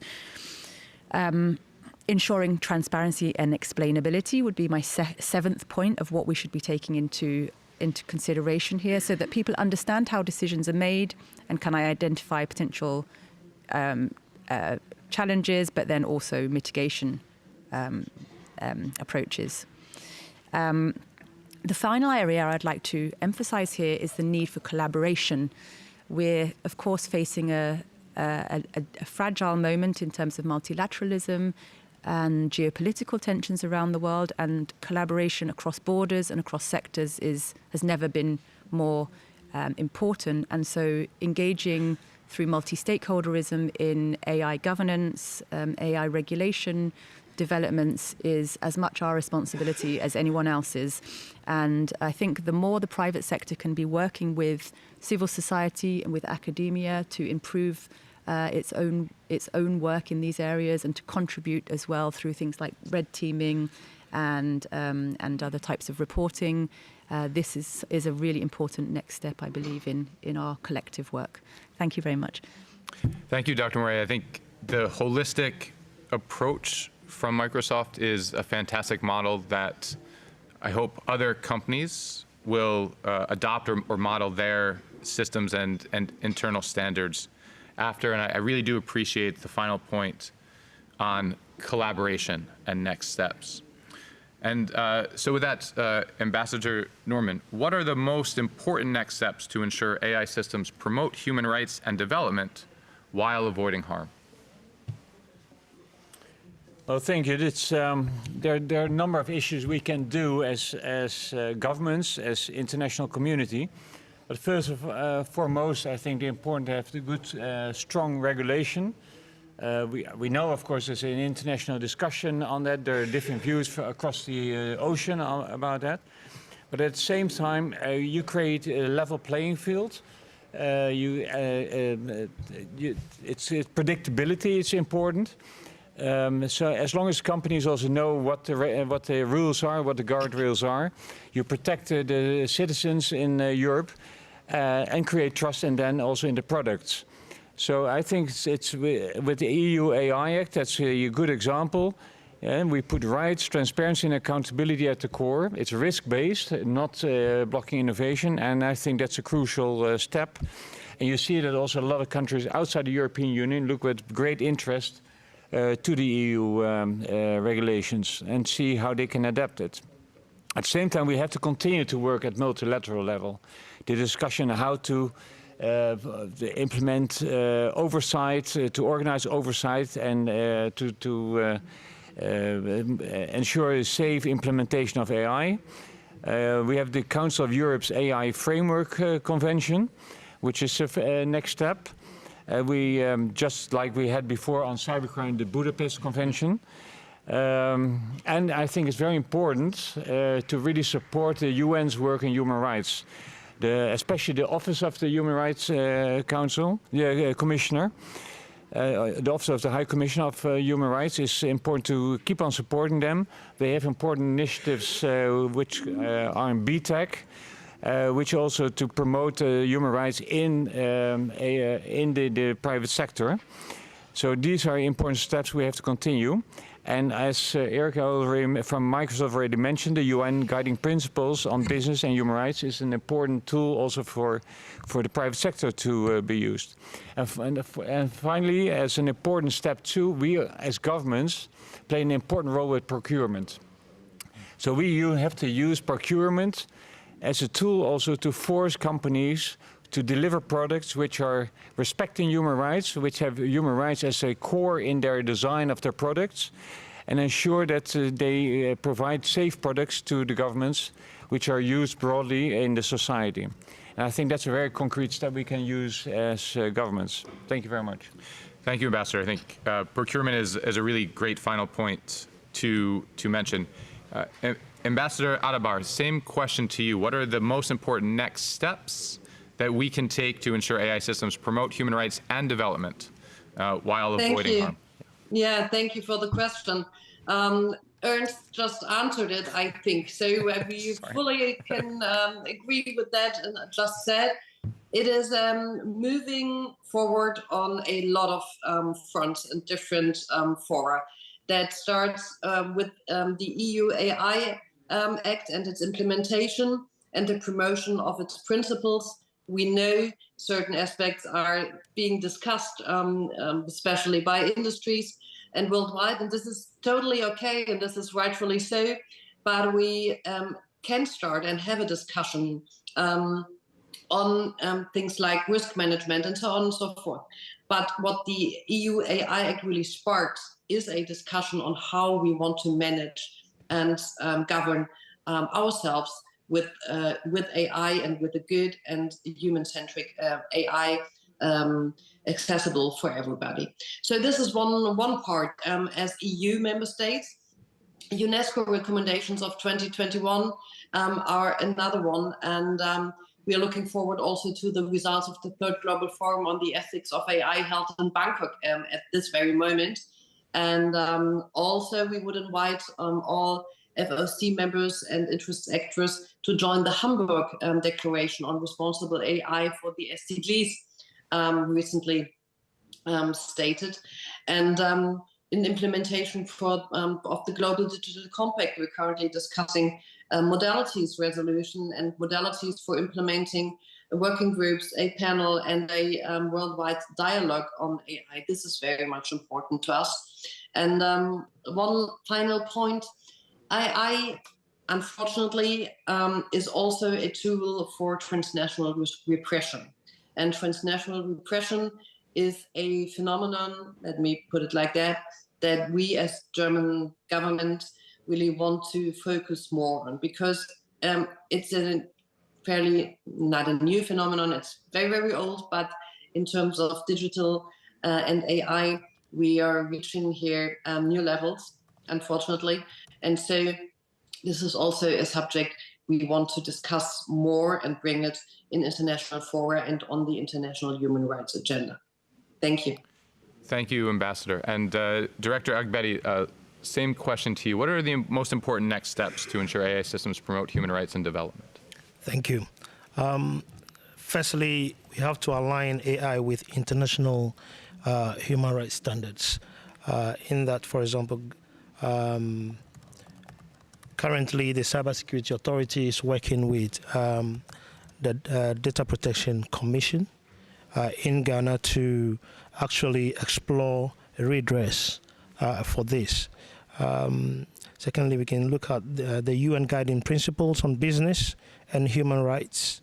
The ICCPR can underpin national, regional, and international efforts to redress global AI governance in that aspect. And We can also look at the multi-stakeholder participation, which is foundational to this. The ecosystem must include civil society to amplify marginal voices, technical communities to bring transparency into algorithms, and academia to provide evidence-based insights, private sector to ensure responsible innovation, as well as youth and indigenous voices to reflect world diversity. I think these are the ways to do so. Fantastic. Thank you. Thank you so much for, again, very comprehensive ideas from both ambassadors and Director Betty. Now, we would like to open up the floor to all of you. We have some time for question and answers. We have a microphone over to my left, your right, and we would welcome questions on the joint statement and how best to promote human rights and artificial intelligence.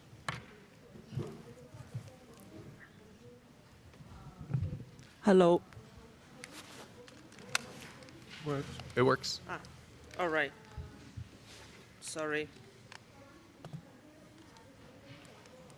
Yeah, it's like to handle all these devices. Hello, everyone. Thank you so much for such a great panel. And I'm super happy that Freedom Online Coalition, together with the private sector, is coming up with some, not all, I mean, I would not call it solutions, but at least some recommendations. My name is Svetlana Zenz, and I'm working on Asia region. And I mean, basically my work is actually to bring the bridge between civil society and tech and telecoms in Asia. And also they've been mentioned today, BTech project, which is also a great project and was like one of the start of many other initiatives in the sector. I really hope that all of that kind of initiatives will get together. But my question will be actually to FOC members, representatives, and to the private sector. So for a start, I mean, we know that Microsoft works, I mean, known as a company which works closely with many governments because you have products which provide the operability of those governments. And in some countries, especially with oppressive laws and oppressive regimes, it's hard to make sure that the human rights are protected, human rights of users are protected. So do you have any vision how to, you know, diminish those risks? Maybe there should be more civil society action on that side, like being more practical on that side. For the FOC side, I mean, we've been working with the FOC members for several of years, starting from Myanmar, where like we were one of the first who engaged FOC members in this statement on internet shutdowns. FOC, what can you do in the side of, I mean, of course, statement is great, but like in practical way, how we can make sure that human rights are protected on the physical world? Thank you. Thank you so much. I think we'll take one more question, and then we'll answer, and then if there's time and additional questions, we'll go back. So please, sir. Thank you. Good day. My name is Carlos Vera from IGF, Ecuador. I read the declaration in the FOC website. It would be nice if we can have some space to comment on the declaration outside the FOC members, and even to sign our support for that declaration. Some government even doesn't know that the FOC exists. So maybe we can also create some warning in the civil society space. Thank you very much for the great work. Thank you so much. I think that's a great suggestion, and we actually have a meeting with the Task Force on AI and Human Rights tomorrow, and I will raise this very point and see what we can do to have wider adoption, especially from civil society support. So back to the first question. It's really a question on how we, whether FOC governments, the private sector, and potentially civil society, can protect human rights regarding AI systems, especially in repressive regimes. I hope I got that question correct. Okay, thank you. So anybody who would like to start us off? maybe just kick off, but I'm sure that others also have to want to contribute.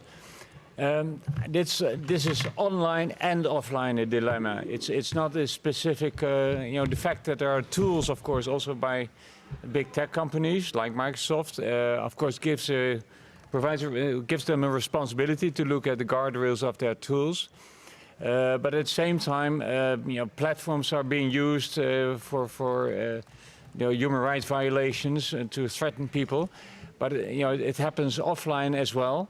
But the point is, as an FOC, wherever I go as a cyber ambassador, and I'm sure that Maria is doing the same, we discuss the role of FOC. So also with governments who are not a logical member of the FOC, we always explain what the agenda is of the FOC. Why is the FOC there? What are we doing? And why is it important, the topic on the agenda? You mentioned internet shutdowns.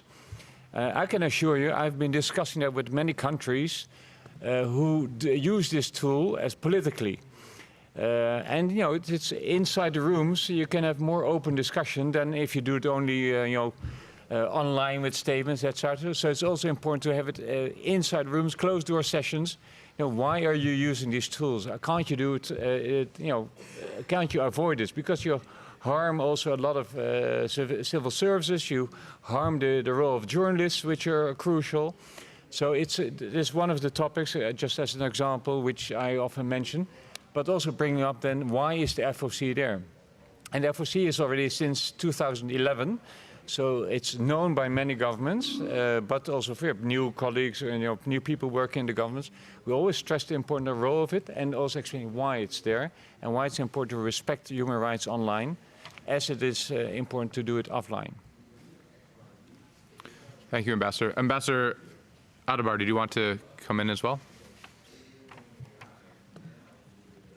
Thank you so much. I can only underline what Ernst just said. It's important, and we do our work and spreading the word and have those discussions formally, but also informally in 4-eye setting, politely, diplomatically sometimes, and in another times really straightforward and forcefully is the way to go. And the FOC is a very, very important forum for doing this and a reference point for everybody of us, I think. Thank you. Thank you, Ambassador. And maybe Dr. Moret, sorry, Dr. Betty, please. All right, thank you. I think that as much as we are advocating for FOC members to ensure the human rights online, especially when it comes to AI, I think FOC should also be promoting responsible use of citizens online first. I mean, in this short period, I've been working on the Cybersecurity Authority. I have seen how citizens have used AI to manipulate online contents, to lie against government, to even create cryptocurrency pages in the name of the president, etc., etc. So it works both ways. I think FOC should be advocating for responsible use of citizens, and at the same time, when this is being advocated, then FOC can engage with governments also to ensure that the citizens actually have the right to use these systems and use it freely without the fear of arrest or the fear of intimidation. Thank you. Thank you. And Dr. Moret. Thank you. It's quite hard to build on these excellent points already, and can you hear me okay? Yeah. So I just to add a few extra points on what has already been said. I would say that from the private sector perspective and from Microsoft viewpoint, we take a principled and proactive approach to this particular question, including due diligence before entering high-risk markets, which is guided by the UN guiding principles. We limit or decline services like facial recognition where misuse is likely. We also resist overbroad government data requests and publish transparency reports where misuse is likely. and to hold ourselves accountable, we offer tools like Account Guard to protect civil society journalists and human rights defenders from cyber threats. And we also advocate globally for responsible AI and digital use, including through very important processes like the Global Digital Compact, and also, of course, in fora such as the IGF and WSIS and so on. Also, just to say, I'd really like to highlight here the really important developments that have been going on in terms of AI data-driven tools to protect against human rights abuses in under authoritarian regimes. And many tech companies are working proactively with the human rights community for this. We personally are very actively engaged with the Office of the High Commissioner on Human Rights across numerous different projects in terms of monitoring human rights abuses and helping to detect risks, and also in areas like capacity building and AI training, in order to properly harness the tools and also come up with new solutions where needs are identified. Thanks. Thank you. Great answers to what is a very tough question and a really never-ending battle to prevent abuses or misuse of AI systems. We have a couple questions from our colleagues joining us online.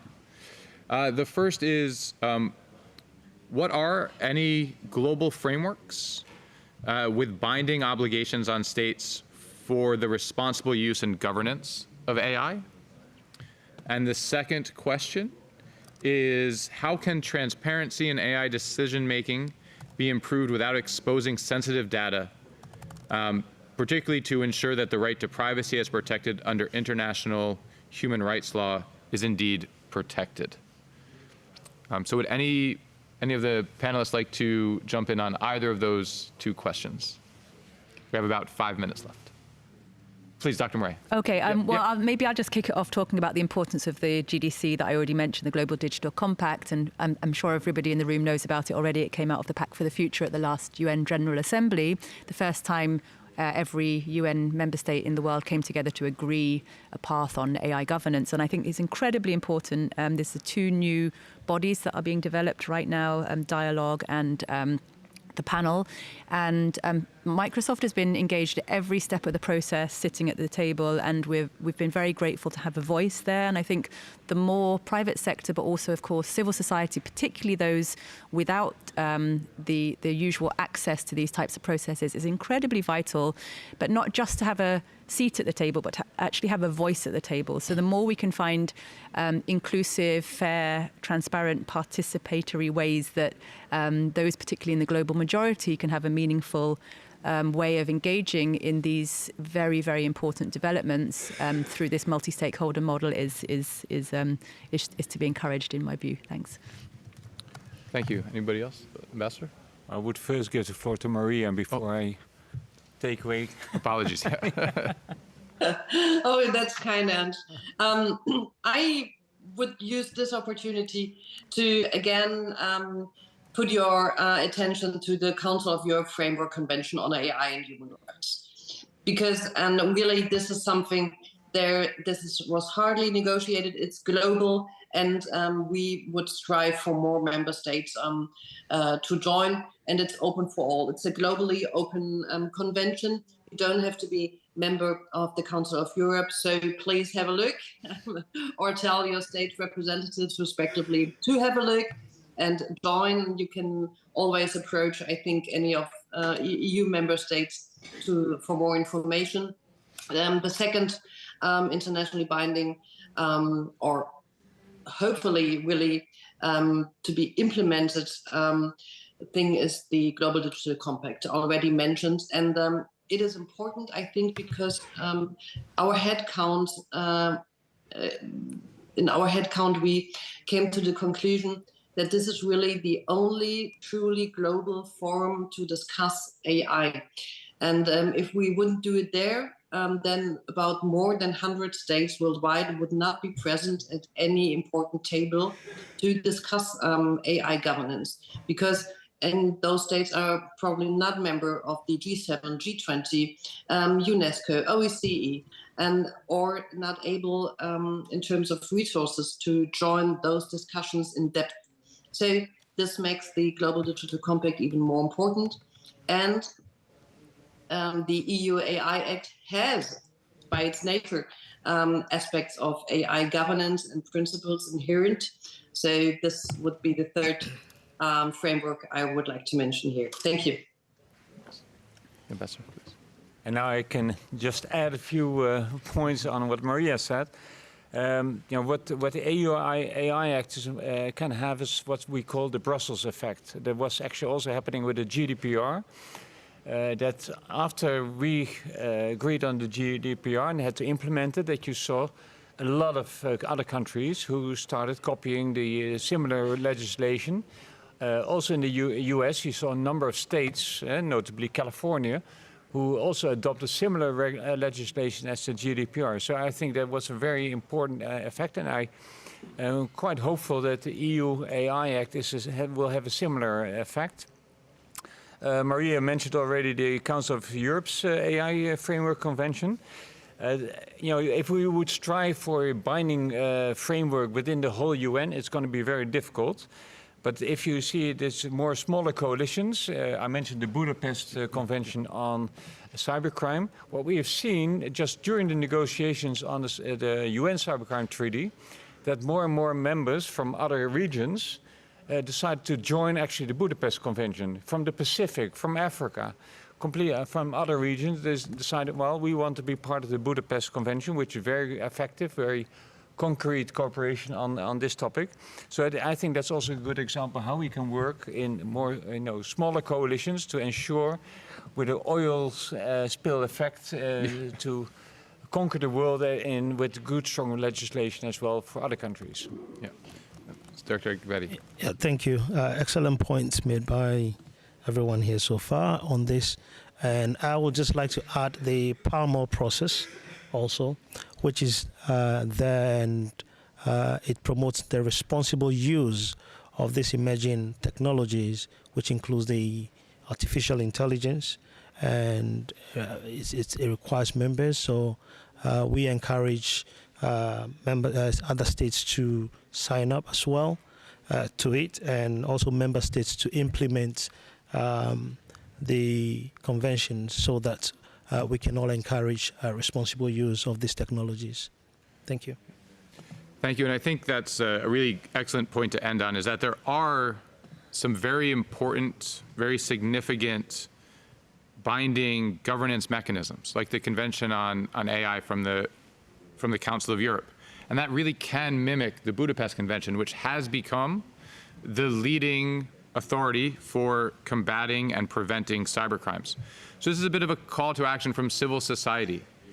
Let us, the FOC, member states, and FOC Advisory Network, help you inform your governments on these processes, and let us be able to help you advocate for them to adopt, sign, and enact them. So it's been a fantastic panel so far. Ambassador Norman, please, some closing remarks from you. Well, thank you very much, Zach, for moderating also this panel. First of all, the statement is online right now. So go to the website Freedom Online Coalition and just copy the statement, put it on the social media, spread the word. So that's already important. And I would really like to thank everyone who had been involved in drafting the statement, both from the members of the Freedom Online Coalition as the advisory network, who played an extremely important, meaningful role in strengthening the statement. We had the in-person meetings. One of the first ones in the RightsCon conference in February this year. And we had a number of online coalitions. So a lot of work has been put in drafting and strengthening the statement. So I would really like to thank already the countries who has decided to sign on the statement. And I'm confident that many more will follow in the days and weeks to come. And finally, I really would like to thank, on behalf, I think, of Maria and her team, and Zach and your team, and my team from the Netherlands, to thank all of you, first of all, to be present, and those who had been involved in drafting the statement for your dedication, your work, and your shared purpose on this important topic. Thank you very much. Thank you. Thank you, everyone.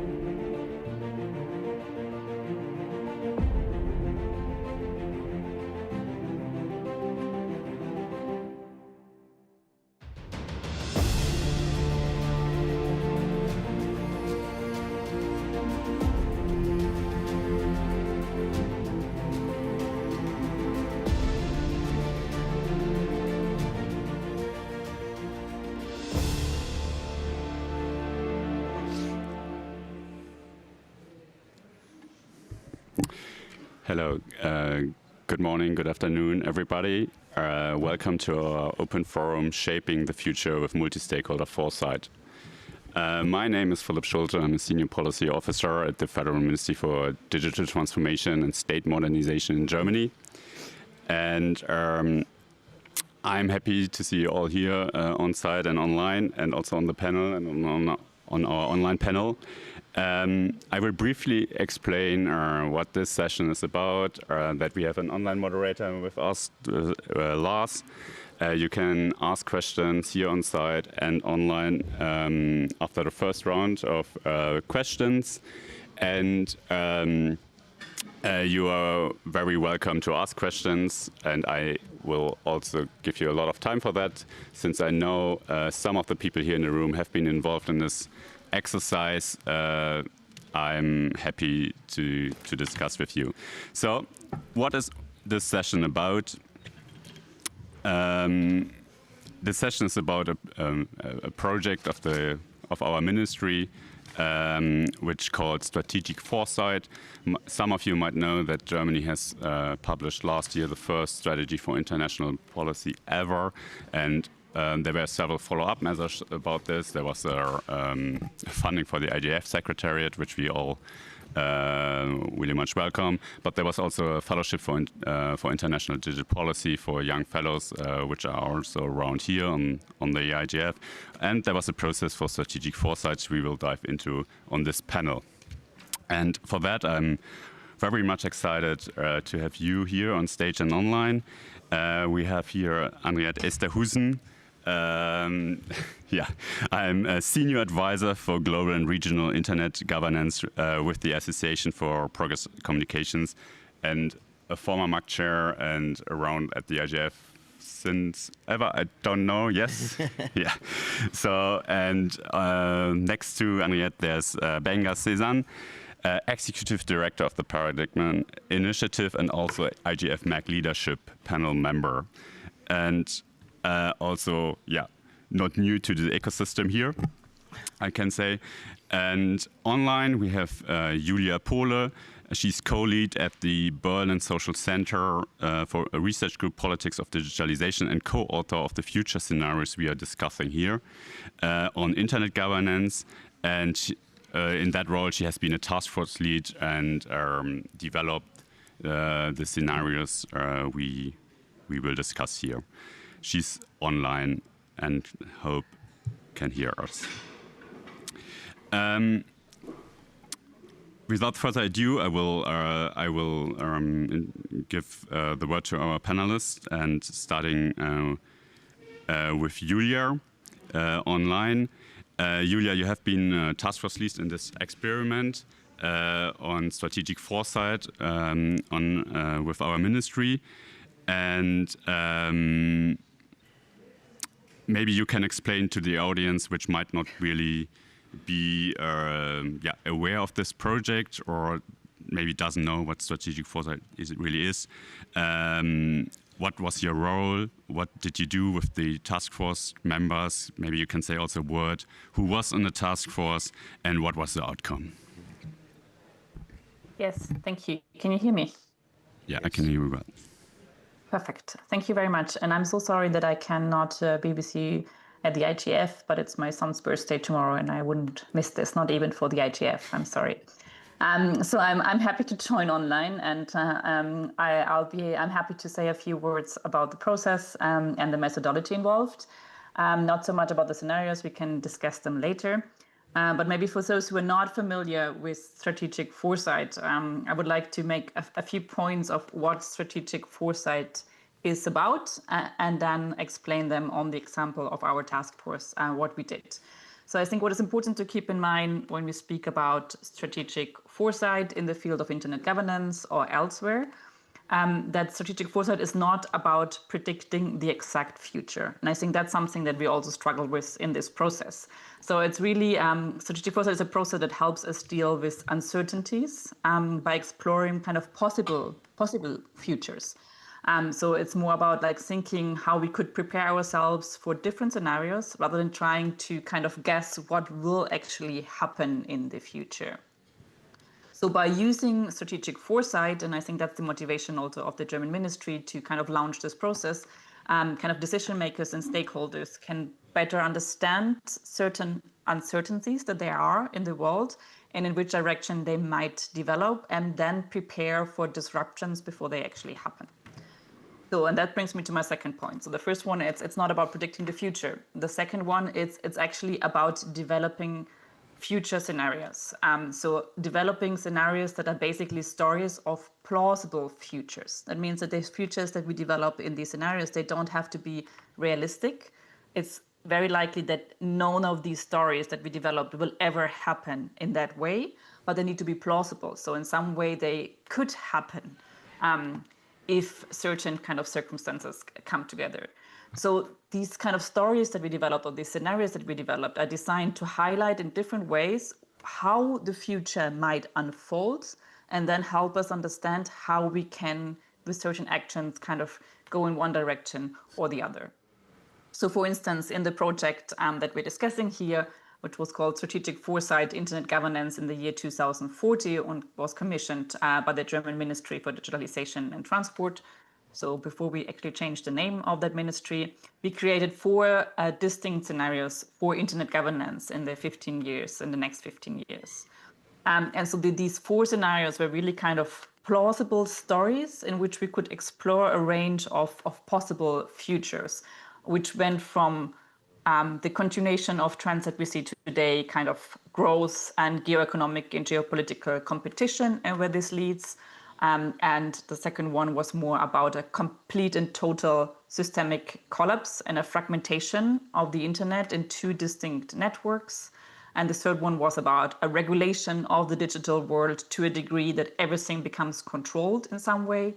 And the fourth one was about a complete transformation of the internet governance structures that we have today, in a turn away from an economic competitive logic towards kind of a shared commitment in promoting public goods. So all of these 4 scenarios are possible futures, and none of them will happen, but they helped us kind of understand what we see as trends and how we can deal with these trends. And also, I think what's important to keep in mind that these scenarios do not exclude each other. Parts of them could coexist, so it could happen a part of one and a part of the other scenario, but they help us discuss what is desirable and what are risks that we want to avoid, and where we kind of see opportunities and where we want to go. And for this very reason, I think strategic foresight has been a methodology that has been used by international organizations, also including a lot of UN agencies and by the European Commission, but also a lot by civil society organizations since the early 2000s to kind of inform decisions, inform actions, and also inform policies. And I'm sure that Henriette and Benner will tell us more about that because they probably have used foresight in the past too. And that brings me to my third point, speaking about civil society and other actors. So the third part, the first one, it's not about predicting the future. The second one, it's about writing possible future stories. And the third one, it's to do this in a participatory way. So we followed a very structured method, but we reached this method through focused discussions with experts and stakeholders from very different backgrounds, which came together to gather insights and then kind of discuss different options and perspectives that we have on where we might go in the future with internet governance. And let me explain just in a few minutes what this meant concretely for our process. I will guide you a little bit through the process that we used to develop these scenarios for the German Ministry of Digitalization. So the entire process was mandated by the ministry, but it was coordinated by the German Agency for International Cooperation, the GIZ. And they also provided the method expert who really kind of helped us through this process, all the task force members, and guided us methodologically through this discussion and how we develop the scenario. And for the task force, we were 15 members who were invited and were selected to represent the kind of diverse communities that we have in Germany in internet governance, academia, business, civil society, and the technical community. And the goal was to develop these kind of 4 different scenarios for the next 15 years, basically, what will happen in the next 15 years in internet governance. So I was kind of the content lead. That also meant that I helped drafting the scenarios, but it was really a joint process between all different members of the task force. So the task force members really contributed at every stage of the scenario creation. We collected influential factors. We discussed what the impact of these factors may be, and then based on the methodology, drafted these 4 possible futures, and also in the next step really critically assess their plausibility and constantly refined the writing of these scenarios. What's also important is that because all members of this task force were from Germany, also they represented different stakeholder groups, still was a kind of very German or European centralized view that we had in this task force. So what we did is that I conducted interviews with specialists from various world regions and stakeholder groups to kind of validate these draft scenarios, bring in new ideas, and bring in also more global and diverse perspective. So Henriette and Benna were interviewed by me for this scenario process. So that's also how they were involved in this. And finally, what we did after we had a good draft of these scenarios and they were validated, we had a network kind of workshop in which the different members of the task force, but also additional participants kind of discussed and also used a certain methods to kind of develop ideas how these scenarios, what they mean for their own kind of actions and their own planning. And as far as I know, the scenarios are also now being used by the ministry to discuss potential options for actions in the field of internet governance. And I leave it at that. Thank you, Julia. That was really helpful for us all on stage and also in the audience to better understand what you did and what the German government, together with stakeholders here, proposed. So one important point was that my panelists here on stage were interviewed for these scenarios. So let me turn to you, Henriette Bengar. How was it for you to be interviewed in this project? Was that something familiar to you? Was it completely new? What was your experience during the interview? What were you thinking when you were reading? I mean, we come maybe later to that. The scenarios and yeah, what was your impression? You want me to start? I have used this methodology before, and it was quite interesting, a long, long time ago. It was actually in South Africa in around the late 1990s, just shortly after liberation, after the first democratic government was in place. And it was being used in the context of planning for development and inclusion, and actually also participative governance. And at the time, I found it immensely frustrating. And I think I wasn't a very productive participant at all, because I found the abstraction very frustrating, because I knew exactly, I was much younger. I thought I knew exactly what we need to do, what the problems are. And approaching it in this kind of roundabout way seemed to me, and the facilitator was from the US, which frustrated me even more. And I really did not find it very helpful. But now I'm much older, much wiser, and Julia is a very, very good interviewer. And also, I think, having been around internet governance for a long time, I think we have become very, what's the word? Quite boring is maybe the best word, but there are more sophisticated words. I don't think we're being creative or innovative enough. I don't think we're applying critical thinking enough in how we are evolving internet governance. So I actually found it very exciting and very interesting and enjoyed the process. I think abstraction is still an issue, and maybe we can talk about that a little bit more later. Yes, I found it really, it was a sort of stream of consciousness approach, but guided by Julia to focus on, the plausible, but also not trying to think of what will actually happen, and then playing with those trajectories, but of course with the knowledge of the world that we are living in and working in. So I found it very useful, and I was very impressed actually that Germany had done this. I think my only sort of one I would have liked to be part of a focus group or a group at some point. I think I found it I would found it more interesting in some ways to have a group dynamic.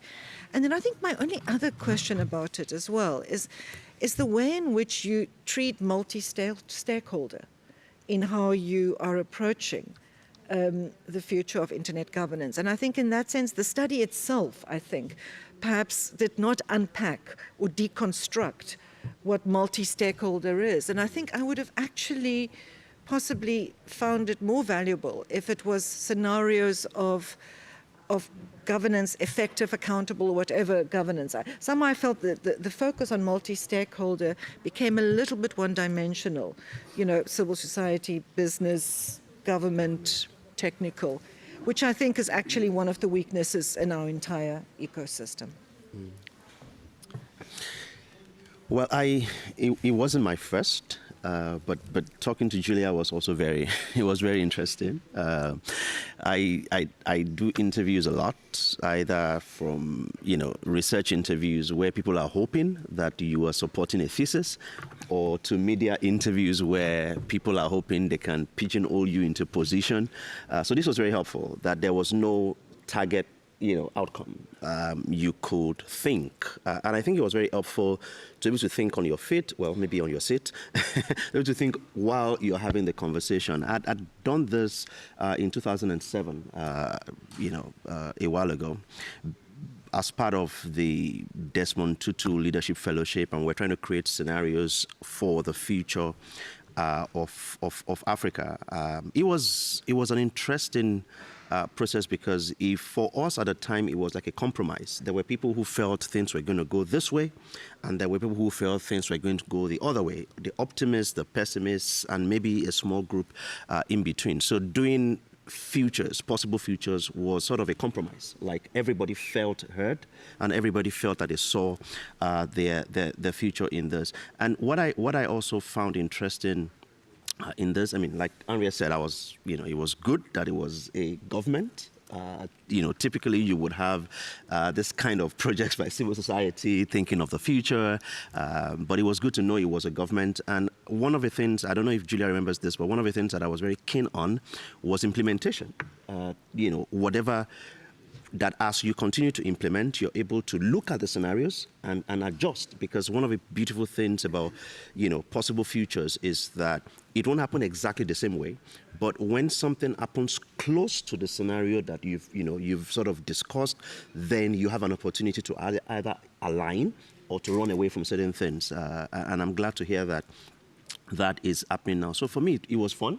There was no exact destination. There was no hidden agenda, so it was a better conversation to allow me to think and to speak to the issues as I saw them and what I thought could happen. The other involvement I had with scenario planning, and I think that Henriette was also involved with this, was I think in 2008, was it Elon University? I don't remember the name, talking about predicting the future. And I remember one of the things I said about the future at that time was that we will begin to find confusion between work and play.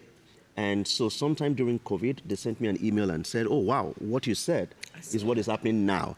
And I was like, no, I did not predict the pandemic. I was just a bit scared that that was going to be something that would happen in the future. So I think it was very helpful, because when that moment came, I felt prepared. Because you had thought about it, and I think this is one of the beautiful things about creating possible futures. Yeah, thank you so much. That was super rich already, and it highlighted some of our ideas, but also some of the challenges within the process, but also in the outcomes, or which the outcomes highlighted some of the challenges of the current environment, current community. And yeah, thank you so much for your thoughts here. Julia, do you want to react directly, or otherwise I would ask you, what are your key takeaways or the defining event in describing these scenarios? What do you consider to be the defining characteristics of the multi-stakeholder governance of internet, the multi-stakeholder model of internet governance, which we had pointed out was a bit one-dimensional? I think that's what you said. And maybe actually it's fun that you said that after reading the reports, because that's what actually our finding was before starting this process. But so you might have now a better basis for discussion. That's at least our hope. But I don't know, Julia, you are heavily thinking about the multi-stakeholder process and having published about it. What is your opinion? Yeah, thanks.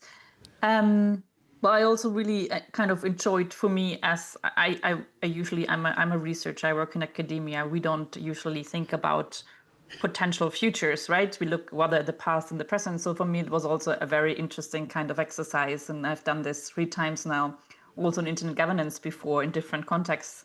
And I thought it was very interesting. Also, I really enjoyed the interviews because they really broadened my perspective, and I learned a lot from these interviews.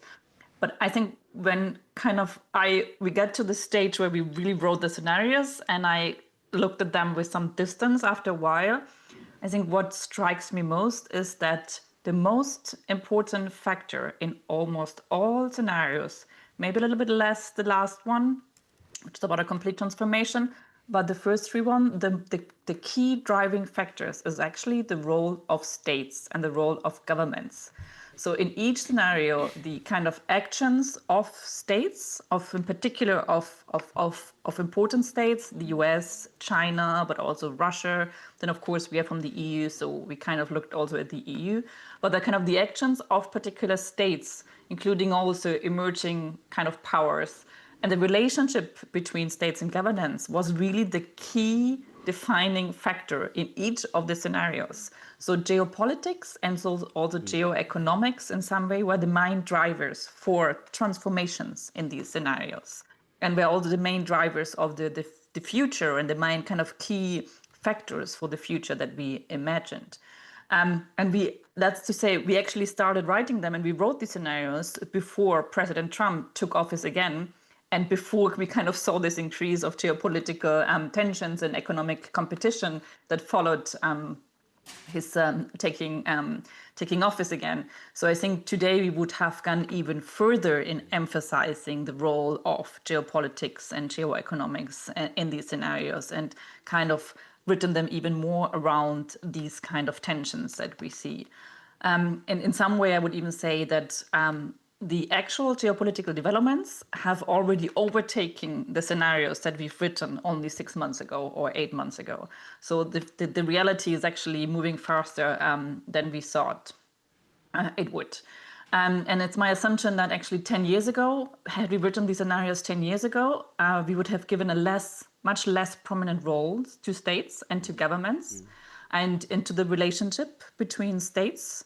And I don't only think so, I'm sure we would have given this, because I did such a process, foresight process in 2013, 14, 15. And there the key driver was actually the corporate actors and civil society. So it has changed. And I think this is also kind of a finding that we see on how we see the world as well, that actually states and geopolitical and geoeconomic actions do have become more important again. As for multi-stakeholderism, I kind of have to share also Henriette's observation. And I think what also with some distance looking back at these scenarios, what is kind of striking and maybe even frightening, that in none of these scenarios, except maybe for the last one, which is very different, there is a bright future for multi-stakeholderism in internet governance. So I think in all of these scenarios, we ended up writing possible futures in where multi-stakeholder processes are either being hollowed out or kind of completely undermined by corporate actors and state actors. To some degree, basically the commitment to multi-stakeholderism in internet governance remains, at least at the discursive level. But we wrote scenarios where this commitment is either only a lip service, or where multi-stakeholder processes are being so institutionalized and professionalized and becoming so predictable that they actually lose their meaningness and they lose their kind of bottom-up character and the possibility to also include voices that might diverge from the mainstream kind of perspectives in these processes. So I would say that in all of these scenarios, somehow multi-stakeholderism in internet governance has outlived its promises. And I think that's something that, since we ended up writing them not really with that intention in mind, but this is how we kind of ended up seeing the future, I think that's something that should give us some reflection on what we're doing and how we maybe can also transform our current model to make it more meaningful. See a lot of nodding here. Do you want to react directly? I mean, it's, you know, I started nodding when you were talking about how fast the geopolitics have played out. And I think I remember part of our conversation at the time. We talked a bit about it, but I don't think that anyone sort of could predict that things will move this fast. In fact, you know, by November, there were people who were doing scenarios. I mean, within organizations, we had to do some planning at Paradigm Initiative in November, you know, but there wasn't that sense. And I think this is the relationship between hindsight and scenario planning. And this is why adjusting as you go is critical. So there are things that you sort of plan for and you dial them to a level 7 and they get to a level 9. And you have to tell yourself, listen, we can't, I mean, it would be insanity for you to then take the actions you planned for level 7 when you're at a level 9. I would say for multi-stakeholderism right now, not only is it not living up to some of the lofty, you know, definitions and branding it's also been threatened because of that reason. There are people who are then saying, yes, we've talked about the ideal multi-stakeholderism where everyone is an equal partner. Of course, we know not everyone is equal around the table. It hasn't worked, so let's try this other less perfect but pragmatic model. And that itself is a challenge because I think, and two things for me. One is, yes, we must adjust, but we must also never lose that opportunity to dream of, to wish for a better scenario. It won't be perfect. We have to adjust, we have to be realistic, but we shouldn't move from optimism straight to, pessimism. We should maintain a healthy dose of realism and say that some things may not be working now, but it is still possible to get things to become better.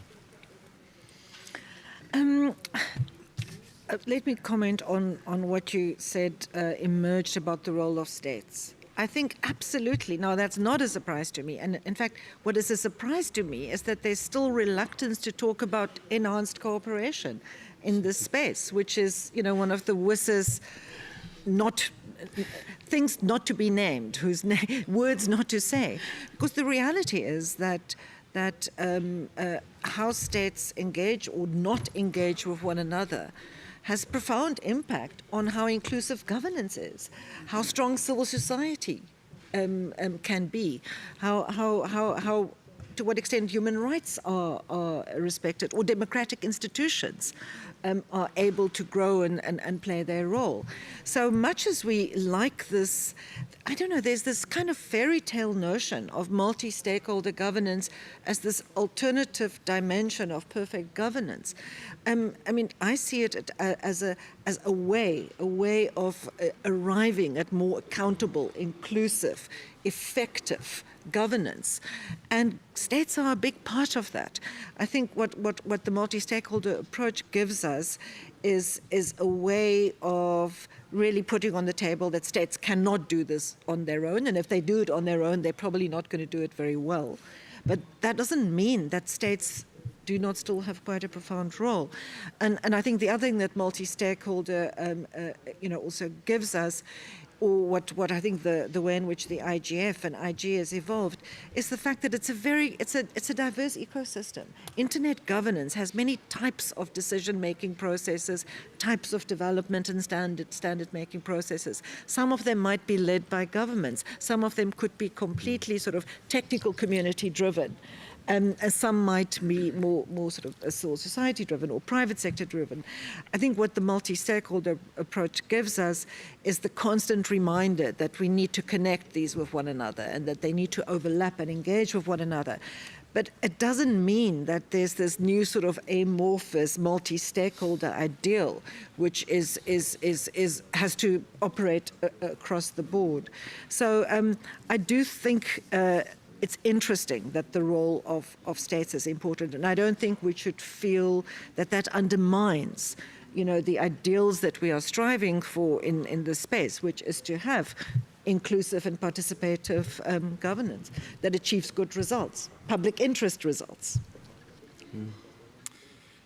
Yeah, I guess I couldn't agree more here, since I mean, to the world of the digital, or to the internet, the state was maybe a foreign player a long time, and it now just. I mean, I share the observation here that that the state, as also the ministries, show up more and more. They show up more to the IGF, but they show also more up to ICANN. They show up more even to the IETF right now, and they get involved. And I think that might be maybe a usual process, since the state was reluctant to show up compared to other political areas or fields of politics. So that might be, I don't know, it can be healing, because as you said, the state is still important and can play a role, and this also triggered a bit our thinking what our role is and what a good role for us is. And I think, when I think about it, and I think the responsible of the state is more like, there's a garden of multi-stakeholders, and the state is, maybe the responsibility of the state is like, to make sure that all flowers, all the different stakeholder groups can perform in their role they want to perform, and they perform best. And maybe these scenarios can help the different groups, and that was our one idea behind it. So this leads me to my next question. Is that, I mean, the report is not published yet, but it will be published at some time. Is that something you could use in your daily work? Absolutely. Not just because I contributed to it, but one of the things I was very keen to see was how other ideas, will come together to define what the scenarios will be. I think, well, at the risk of giving you more work, I think it needs to be updated very quickly. With some new realities, maybe like an addendum or an annex or something like that. And I believe that that's something that we will do, most likely. Anyone who picks that report, who looks at the scenarios, will be able to situate those scenarios in our current reality. So some of the geopolitics that we talked about at the time, it wasn't as deep as some of the experiences we have right now. So I can imagine that it will be at least a starter for conversations. But absolutely, I think this is something that will be useful, not just the content of it, but also the principle behind it, the principle of creating possible futures and adjusting your strategy as you continue to see what has emerged and how close they are to the possible futures that you predicted. One key role was the role of the state, but another key role is the role of technology. And so, Anayat, you worked a lot of connectivity and worked with a lot of technologies here, also in this area. What's your assessment of the role of technology in these reports, or also in real life? And what can we learn from older technologies, how they were implemented, how they were introduced for new technologies? And where do you see the dangers and opportunities? You're taking me away from scenarios now and foresight to reality, the present. I think one of the strengths of the report is that it does allow us to think of technology in both as a force that has actually impact on its own, as well as a sector that interacts with geopolitical conflicts, with different forms of societal change and organization. You were also going to ask me at one point, when I was so actively involved in trying to build internet connectivity in Africa in the sort of 80s, 90s, early 2000s, what our hopes was. And I think this is also a shift from WSIS and WSIS plus 20. I think it was very much a belief, naive, obviously, that access to technology, and particularly access to communications technology, will be an equalizer. That it will be an equalizer between rich and poor, the center and the periphery, men, women, non-binary, that individuals, that it would be this set of tools and processes that creates engagement and cooperation. And of course, it didn't quite pan out that way, but that is still part of what technology gives us. So I think, I mean, the hard part about foresight, but also the interesting part, is to look at how this complex way in which individuals and societies engage with technology and are changed by technology, how that will play out in different scenarios. And maybe that's also one of the reasons why the role of states emerged as important, because I think when faced with unpredictability, there is also, I guess, a tendency to look at who are the institutions in this context of unpredictability and insecurity that have the capacity and the responsibility to make sure things don't go wrong. And I guess that's also naive, because we also know that both corporations and states are unpredictable themselves. So I'm not giving you a good answer here, because I think that it is, so I'm going to actually answer the question you asked, Benga, which is this useful in my work? Not particularly, because I think it could. Is the report useful? I'm not sure if the report will be useful. I think the exercise is enormously useful. I think participatory processes like this are very valuable to the people that are part of them. So I think to make the report useful, you'd have to find a way of using it in a context where people are actually able to discuss and think about it and engage those scenarios. And then I think it could be very useful, because I think we do need to think more creatively. And I'm just going to give one example. We probably don't have much time, but this year, for those of you who don't know, but you've probably all heard so much about the World Summit on the Information Society. By the way, the action line on enabling environment, that's what governments are supposed to do, create an enabling environment. But when the WSIS was reviewed by the Commission on Science for Technology, which is a UN body, it's part of ECOSOC, it was shortly after the US government had taken a position on not wanting to support the Sustainable Development Goals or use the concepts of development and sustainability. It was also shortly after the US had pronounced that gender is biological and there are just two sexes. And so these featured in the negotiations around the WSIS, where people were talking about, have we got digital inclusion? Is there security? Are we achieving development goals? And it was really, I was there as a civil society participant, and to see the European states in particular shell-shocked, because it was so difficult for them to operate in this context when a long-time partner in the Internet governance and World Summit process, the US, was moving outside or taking on a different position. My first thought during that entire week was, I wish these governments had all done some foresight work.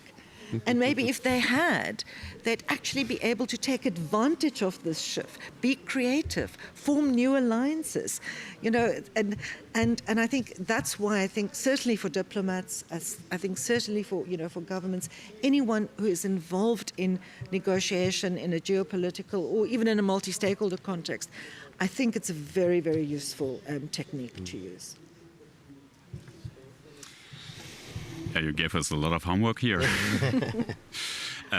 Speaking about time, we still have some time, and I'm happy to take questions from the audience. So if you have prepared already a question, please line up here. We have a mic here. Otherwise, we are also able to take online questions. And we are more than happy if you are in the discussion. Otherwise, I will pick up on another point you said. That's, level of abstract. Like the reports are abstract. Oh, we have already. Yeah, please introduce yourself and. Yes, good morning. My name is Professor Roberta Haar. I'm at Maastricht University, and I'm also leading, I was on a panel in day 0 with I'm also leading a Horizon project, Remit Research. I encourage you all to look at it. And I'm very excited about the work that you're doing, because we're also, part of what we're trying to develop is something called scenario testing workshops. And in those workshops, we've also developed games, and we developed them with the Joint Research Center at the EU Commission. They also have this scenario exploration system. You're shaking your head, so I guess you're aware of it.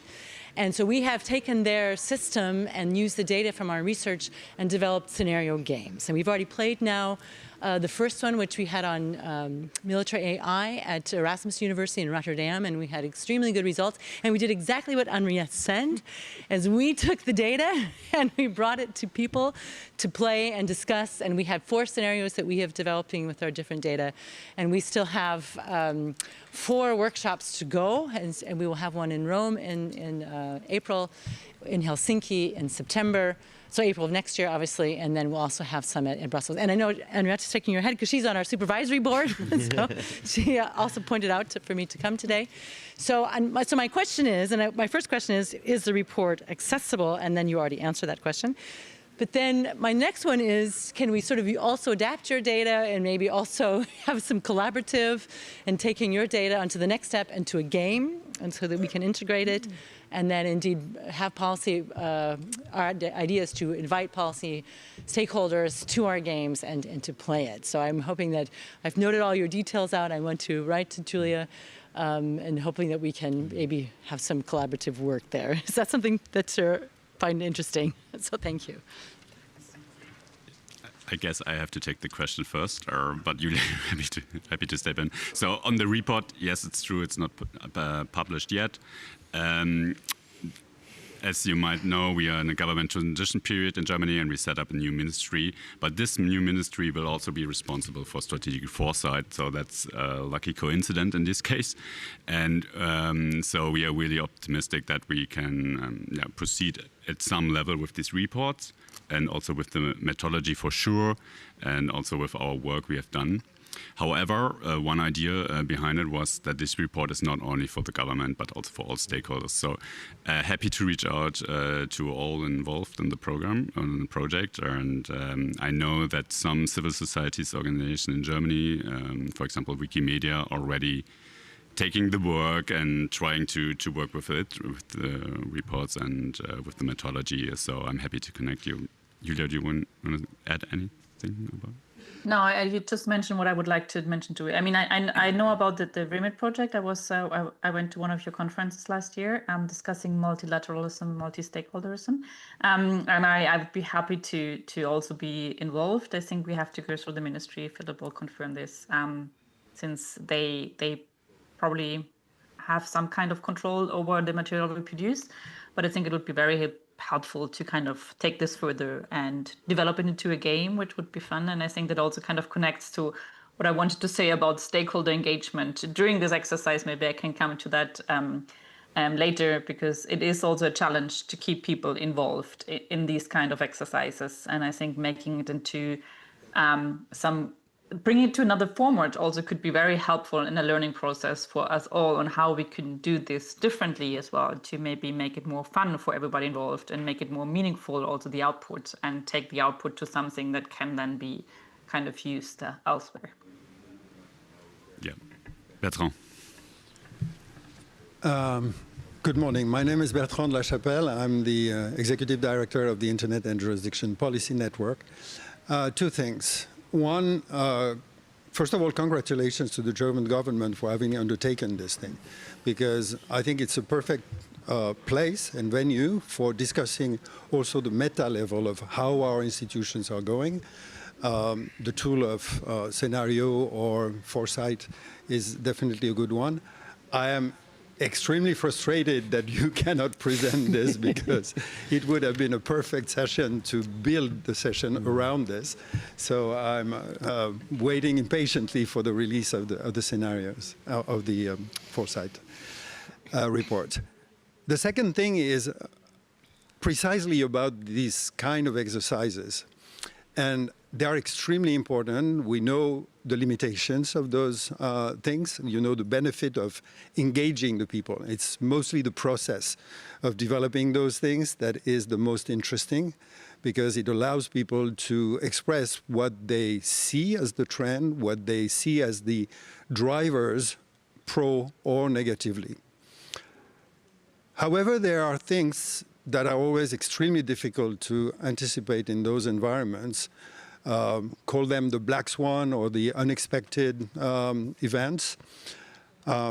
For those of us who are old enough, we can remember that when the World Wide Web emerged, everybody was talking about America Online and the domination of America Online and how the future of electronic communications was going to be those mammoth companies or the telcos. And then something happened on the side. I want to keep faith in the fact that the multi-stakeholder spirit, not the model, because there's no such thing as a multi-stakeholder model, but the multi-stakeholder spirit not only will be alive, but that it will ultimately permeate everything, because the reality is today, because of those geopolitical tensions, we are seeing more than ever that the governments together cannot solve those problems. I want to highlight, and I've said that in other sessions, in 20 years since the WSIS, there hasn't been one single agreement among all governments on digital issues, except a cybercrime convention sponsored by one of the countries that is the most present behind cybercrime. That's the ultimate irony of the limits of the multilateral system, which has to be preserved. Don't get me wrong. The states are absolutely fundamental. But our inability so far to bring the different actors around the table in environments like the IGF and other venues is one of the reasons why we're struggling to address those problems. At this juncture, this exercise about scenarios, we need to also think a little bit more about what we want, not only what the trends are. And to finish, the WSIS plus 20 process at the moment is entirely focused on producing another resolution in December. There's one thing that it should say and set the stage for, which is what is going to be the future of the IGF? When do we discuss in 2026 and where the evolution of the mandate and the evolution of the structure of the IGF? And as you're discussing scenarios, thinking about the institutional arrangements internationally is a core follow-up, I think, for what you've been trying to achieve. So I couldn't track a real question here, but provoking comments. Is anyone who wants to react? Yes, thanks a lot for that. And I underlined want here when you were saying we should keep in mind what we want. And that's something I was speaking to earlier when I said there is reality, there is history, there is data, but there is also the desire that we have. And we may be faced with challenges, but we need to come to the table with an ideal scenario that we want. You know, what do we want? Because the challenge is, if you're frustrated by historical data, if you're frustrated by some scenarios that paint a bleak future, then there's no point.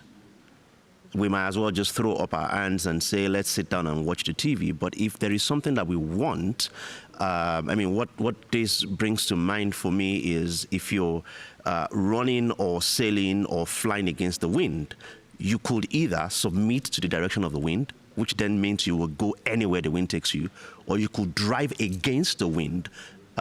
You know, my mathematics interest comes into play here.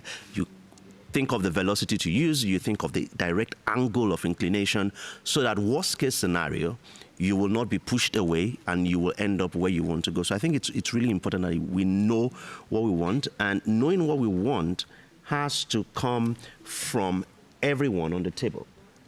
It cannot be what the government wants. It cannot be what only one stakeholder wants. It has to be, of course, we all come with what we want. We have conversations. In some cases, we have consensus, and we will come together and agree on some things. But it is absolutely important to, you know, for the want of another phrase, to keep dreaming. Sometimes I've known Benga since he was very young, and sometimes he makes me feel very old, and sometimes not. Today you make me feel very old, because I think that of course, we have to dream, but it's not just about dreaming. It's about concrete things. I mean, what is the WIS all about? It's about a people-centered development, human rights-oriented information society where people can use technology to improve their lives. To me, that's more important than having an IGF, frankly. But I believe we need the IGF to get there. And I do agree with Bertrand that we have to renew the IGF. And I think that's actually, I think, an interesting point about the foresight exercise as well. I think all of those scenarios, as Julia said, they all depict a fairly not such a positive picture of multi-stakeholder, which I think we should interpret as a real indicator that we need the IGF and we need forums like the IGF. I think for me, the important thing, though, is that it is an IGF which allows the wind in and doesn't close all the windows so that we can sit in our sort of safe, comfortable, multi-stakeholder space. Because I think, Benga, the reality is we don't all want the same thing. Oh, yeah. And I think that and we're not always going to have consensus. That doesn't mean that we shouldn't be in active, open conversation with one another. So for me, an IGF that actually allows us to tackle the big issues of geopolitical conflict, of the dominance of big tech companies which are denouncing international law and in fact sometimes have the support of some states. That denounce international law, the fact that there's authoritarianism and that there's war, conflict, poverty, and technology has become plays a very active role in all of this. I think we need the IGF, but we then need to be brave and courageous enough to actually tackle those issues at the IGF with the assumption that we're not necessarily going to agree, but at least we need to be able to have, and I think that's where the multi-stakeholder thing is very valuable, to have conversations that comes from different perspectives and with different beliefs, but talk to one another. Yeah, rereading the scenarios, my impression was that, and picking, like, starting from your comments, that we are better in knowing what we don't want instead of knowing what we want. Yeah. And so my question is, how do we get how do we know what we want to? So how, like, is this a project, or do you can think about other projects, or what would be now natural follow-up steps here now to better know what we want and to implement it finally? Maybe Julia can start here. Like, how would you love to continue the work, or would you do you think that there's a better option or a better process to? It's a tough question. So first of all, I think I'm maybe in retrospect, like looking back and what we did, I think there is a concern that I had. I had a different role because I was kind of, as the lead of the task force, involved in all the steps and writing the scenario, so I kept engaged. But we lost a lot of the task force members over time because, of course, we're all very busy and we all have kind of limited time and limited resources, and we have to kind of believe in a process in order to kind of be part of that process. And I think what would be really helpful is to do this kind of process, or even take what we did now and move forward and see why this matters also to the task force members who wrote this report, and kind of show them the real kind of clear benefits. And I think one of the ideas on how to make this more meaningful would be to actually see what now, for example, the German government who mandated this process is doing with whatever ideas we developed, and how these ideas actually kind of help people within the ministry, people within the government to figure out what they want, as you just said it, or figure out what they don't want, and how this impacts whatever the government should be doing and should not be doing. And I think that's the kind of opaque part for us. And this is also meant as a criticism on our task force itself, because we had difficulties kind of picturing where we were going. It's not meant as a criticism of the process itself, because I also know that how it was organized, we had a government change in between and whatever, and the funding was also meant to engage stakeholders with each other.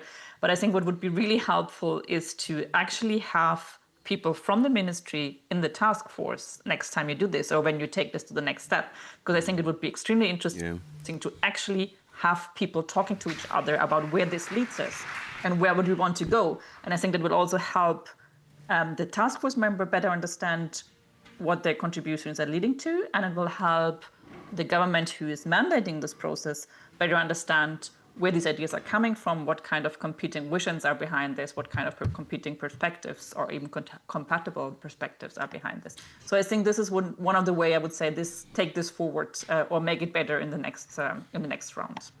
Yeah, that are valid points, and it's good to hear that, because we were a bit reluctant to be on this task force because we don't want it to have a government-steered process, so writing our own scenarios by stakeholders and then use them as a lip service. So we really wanted not really to get into the scenarios.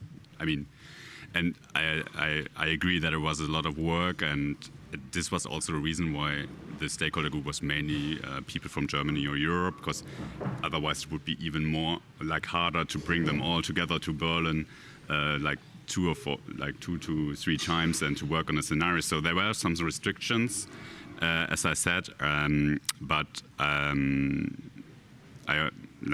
our hope is that with the new government and with the new responsibilities in the ministry, that we can learn from this process and take it to the next level. But coming back to my original question about implementation and alternatives, what is your? So I can go back to this word "want," and of course I agree with you on starting at times from what we don't know, what we don't want. In fact, in itself, knowing what you don't want is like knowing what you want. I want not to have what I don't want. And we had this conversation on leadership panel. We were inaugurated in August 2022, and we had a lot of conversations, and it almost always ended with, we don't want this, we don't want that. Many of you, I hope, have seen the Internet We Want paper that the leadership panel put out.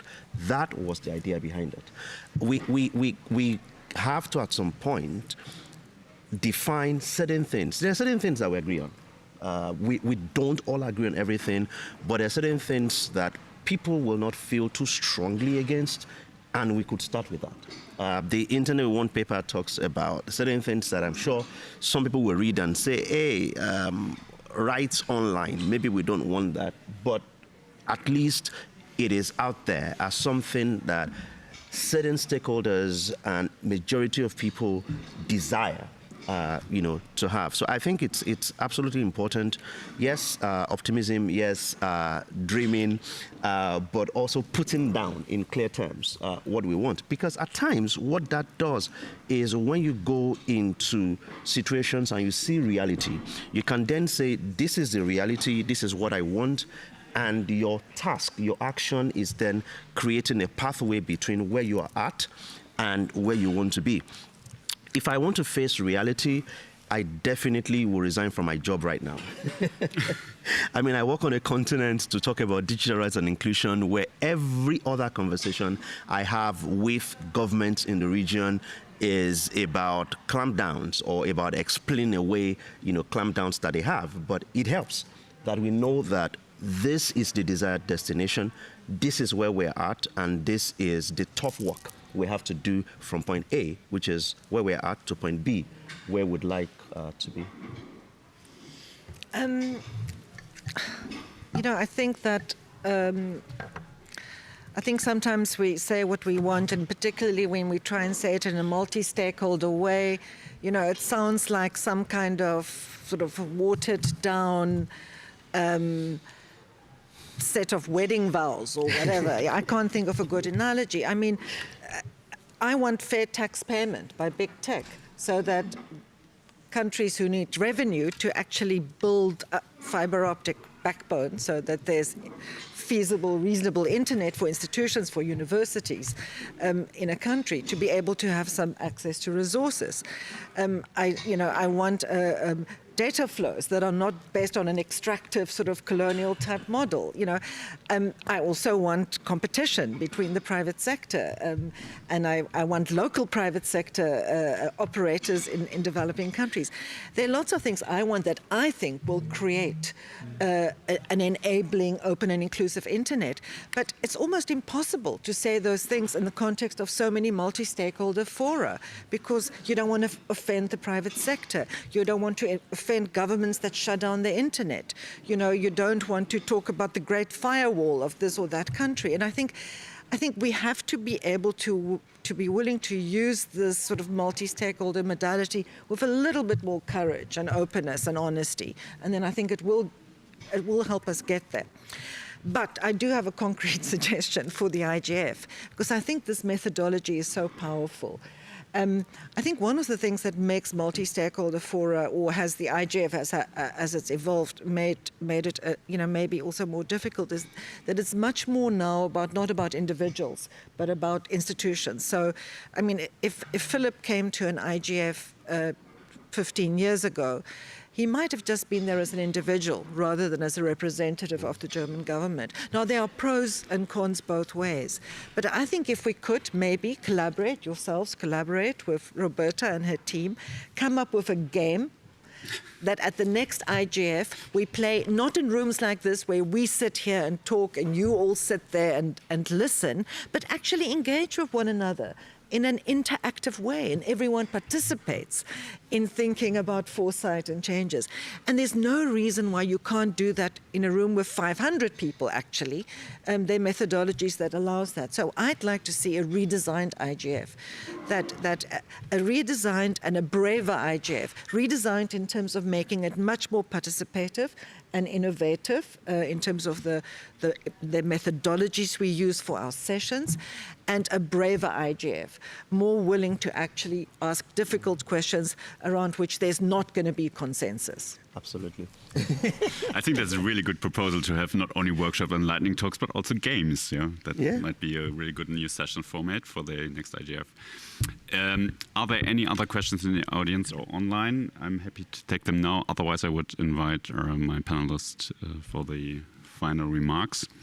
And partly you have answered them already, but you might summarize it and make it a bit more precise, so you can write that down. So you articulate wishes for the IGF, but you might also articulate wishes for the German government or other governments when we now would get funding for another process of that. What are your three main wishes? What should be the outcome? And would you support us? Benga, you want me to start this time? Why don't we let Julia start? As you want. You want me to start? Yes, please.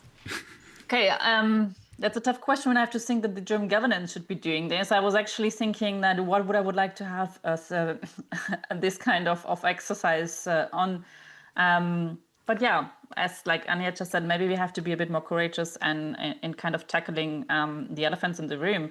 So I think what would be one of the things I would like to see a foresight exercise on is the practices of big technology companies in creating digital barriers and closed ecosystems. Because I think there's a lot of talk recently about the potential fragmentation of our digital space due to governments and government regulation and digital sovereignty, and a lot of fear related to this. Much of it is coming out of a particular idea that we need a certain kind of digital space that is even free from governments. I think we had this discussion right now. But I would like to see more attention being paid to how the dominant business models of our current platform economy fragment our online spaces and lead to many of the phenomena that Henriette also just mentioned.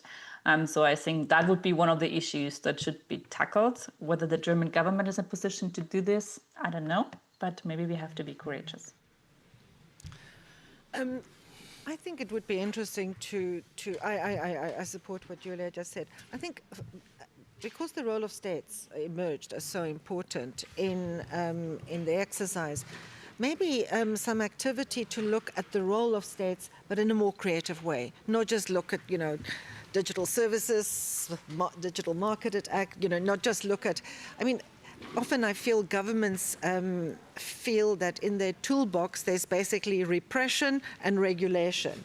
In fact, governments have a huge toolbox that they can use. They can do so many good and engaging and exactly, and as Philip is saying, this kind of thing. But maybe to use this in the IGF context, perhaps, to work with other governments about, you know, what is it really that governments can do to help us to enable this, what the multi-stakeholder ideal represents, which is inclusion, accountability, and creativity. In other words, so instead of always, you know, governments being kind of the silent partner or sometimes the problematic partner in this multi-stakeholder journey, to be a really enabling partner. That would be something exciting to do. And my other remarks I've already made. So in the spirit of dreaming and saying what I want a permanent mandate for the IGF that clearly has, you know, review mechanisms built into it. I want an IGF where we can have difficult conversations, where we don't pretend or hide behind diplomacy for certain conversations. It gets very frustrating for me when it is very clear that this is the elephant in the room, and we all sort of tiptoe around the elephant, you know, in the name of either diplomacy or something else. We should have difficult conversations because ideally, we want what's best as a final scenario. And one very key thing for me, if there is something the IGF has done, it is that it has thrown up the value of national and regional initiatives that are mostly self-run. And don't have as much support as possible. It would be great to see a lot more engagement with the NRIs. In spaces where governments are still sort of standing by and watching them do what they do. Thank you. I noted all the points down, and especially on the last point, we are doing a lot of things right now in Germany to work together with NIS, and a lot of people from the IGF Germany have been involved also in the stakeholder group. So the only thing I have to say is thank you for being here, for sharing your expertise, but also your impression and your criticism. That's more than welcome, and I hope we can present the report soon and work together with the reports or with other methodologies and to think about the issues we are concerned with in a new and refreshing way. Thank you. Thank you. Thank you. Thanks so much.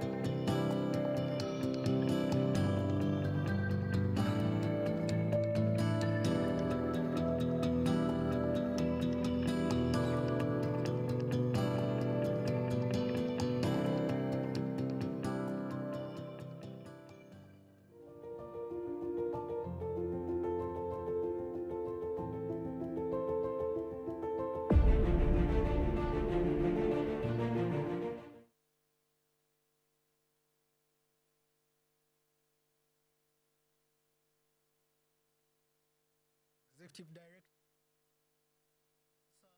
CIPESA is the collaboration on international ICT policy for East and Southern Africa, based in Uganda and working on a range of issues around the intersection of technology, governance, human rights, and livelihoods. Today, we bring together notable speakers from across regions to discuss data governance.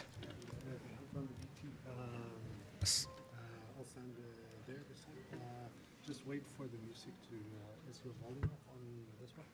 Because as long as you hear music, the mics are not on. So just start a bit early.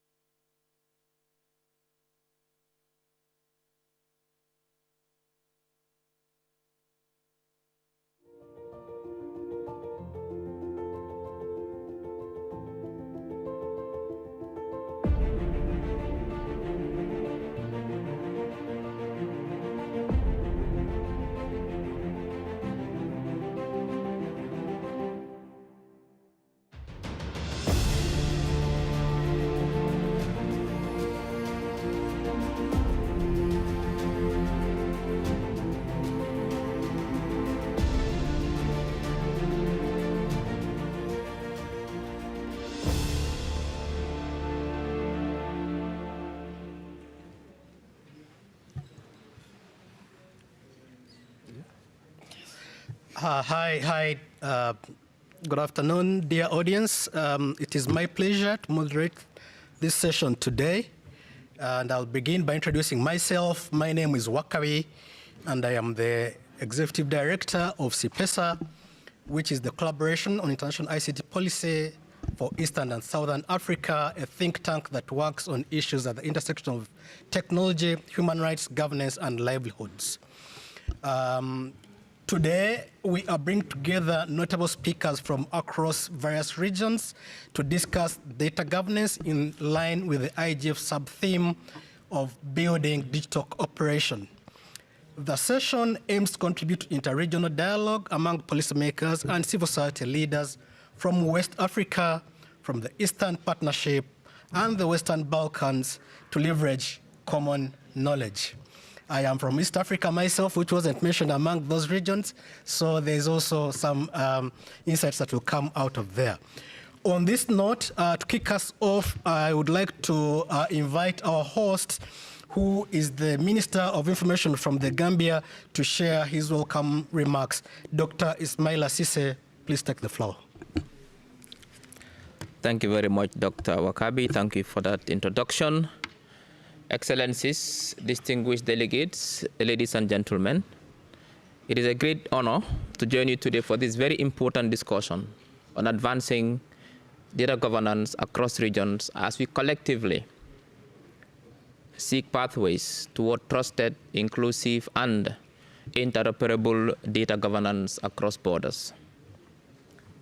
In an increasingly digital world, data is critical enabler of development, innovation, and rights.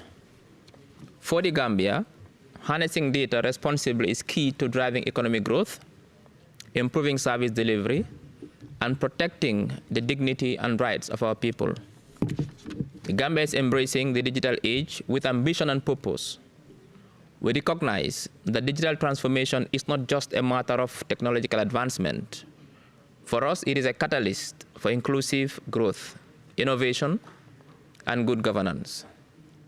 Our national broadband policy, our digital ID initiatives, and e-government platforms are all part of a comprehensive strategy to bridge the digital divide, empower citizens, and modernize our economy. We have made significant strides in putting data governance at the core of our digital development agenda. We are currently implementing our national data protection and privacy policy, grounded in principles of accountability, transparency, and human rights. Steps are also underway to establish an independent data protection authority, which will oversee the enforcement of data governance principles and build trust with citizens, businesses, and regional partners. We are also committed to finishing the development of the Gambian National Data Governance Policy, supported by the African Union and the European Union. The Gambia is actively engaged in regional frameworks under ECOWAS and the African Union, including alignment with the EU data policy framework. We recognize the interoperability, regulatory harmonization, and mutual trust are essential for effective cross-border data flows in Africa and beyond. We believe that effective cross-border data governance can unlock tremendous value, facilitating trade, strengthening regional integration, and enabling secure data flows across borders. We believe that international cooperation must be fair, inclusive, and development-oriented. We are fully aware that no country can do this alone. Advancing data governance across borders requires trust, coordination, and shared values. As countries in the Global South, we seek equitable participation in shaping global digital rules, and we emphasize the need for capacity support, infrastructure investments, and data governance models that reflect our local realities. The Gambia stands ready to work with partners on the continent and globally to build a data governance ecosystem that is secure, rights-respecting, and fit for the digital age. Let us advance together, bridging borders and building trust in the digital world. Thank you. Thank you, sir, for outlining the Gambia's efforts in its digital development agenda and also outlining its commitment to cooperative data governance. As Dr. Sise has touched on, the domestic as well as cross-border necessity to govern data effectively is crucial. And so to explore common challenges and valuable experiences from different regions, we are going to hear from our panelists and dive deeper into the varying contexts that can enable us to be able to accelerate responsible, future-ready, and rights-based data governance globally. I will therefore introduce our panelists today, beginning with next to Dr. Sise, Milan Marinovic, who was appointed Commissioner for Access to Public Information of Importance and Personal Data Protection of Serbia in 2019. Previously, Mr. Marinovic served as judge in different courts. He has authored various publications and participated in various working groups drafting and amending legislation in Serbia. And next to him, we have Dr. Olga Kyrylyuk, who currently serves as chair of the Southeastern European IGF, leading multi-stakeholder cooperation across 18 countries in the region. She's internationally recognized as an expert in digital governance, internet freedom, and international law with over 12 years of experience at the intersection of technology, policy, and human rights. And to my left, we have Mary Sherian, the co-founder of Digital Armenia, an NGO focused on advancing digital transformation through inclusive, user-centered approaches. As an IT expert, she is specializing in digital transformation in the public sector and public administrative systems, and she has extensive experience working within government institutions as well as with the development institutions. To the extreme left, we have Tatu Mambetalieva, the Director of Civil Initiative on Internet Policy based in Kyrgyzstan. She's also the initiator and founder of the public platform Kyrgyz Forum on Information Technology, KIT Forum, the annual Central Asian Forum on Internet Governance, which is a regional initiative of the Global Internet Governance Forum created under the auspices of the UN. We also have a participant online who has not been able to join us, and that is Folake Olagunju, the Acting Director of Digital Economy and Post at the Economic Community of West African States Commission, where she leads the Digitalization Directorate. We will now hear from our panelists, and to set the stage and get a sense of the state of data governance in the Gambia and Serbia, we'll start with Dr. Sese first. As the Gambia continues to develop its digital infrastructure and data policies, where are the country's priorities and challenges in developing and implementing effective national data governance frameworks, and how they align with the broader strategies of the African Union and the ECOWAS? Thank you very much once again, Mr. Moderator. As for our priorities, our number one priority is institutional capacity building. Now, as the Gambia is advancing the development of a comprehensive national data governance framework to support digital government, evidence-based policy making, and public service delivery, this initiative is supported by UNDESA and includes a series of stakeholder consultations and capacity building workshops led by the Ministry of Communication and Digital Economy of the Gambia. Our other priority also focus on legal and regulatory reforms. For example, we have the data protection and privacy legislation, which is currently in Parliament. This is building on the National Data Protection and Privacy Policy of 2019. The Gambia has formulated the Data Protection and Privacy Bill 2023, which is currently before the National Assembly. The bill provides a robust legal framework covering data subject rights, controller and processor responsibilities, transborder data flows, processing principles, safeguards, enforcement mechanisms, and sanctions. Under these reforms, we also have the statistical system reform. This is under the National Strategy for the Development of Statistics. The 2025 Statistics Act is being revised to strengthen coordination across the national statistical system. This reform aligns with the National Development Plan 2023 to 2027, Agenda 2063, the ECOWAS Regional Statistical Strategy, and the UN SDGs. We also have the National Data Policy reforms. With support from GIZ and UNDESA, the National Data Policy has been validated and is pending Cabinet submission. It aims to harmonize data governance across sectors and establish a foundation for secure, inclusive, and rights-based use. Another priority is the whole of government approach. The MOCD, which is the ministry responsible for digital economy, is spearheading cross-sectoral coordination to ensure that data governance is embedded across ministries, departments, and agencies. Once adopted, the policy will address data protection, cybersecurity, open data, and access to information, while balancing freedom of expression with the mitigation of online harm such as disinformation and misinformation.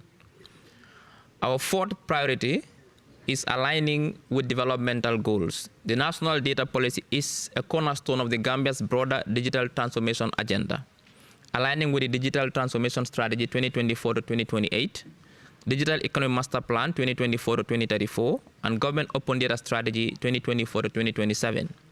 It supports the NDP, SDGs, and Agenda 2063 by promoting data availability, accessibility, and interoperability to drive innovation, transparency, and inclusive development.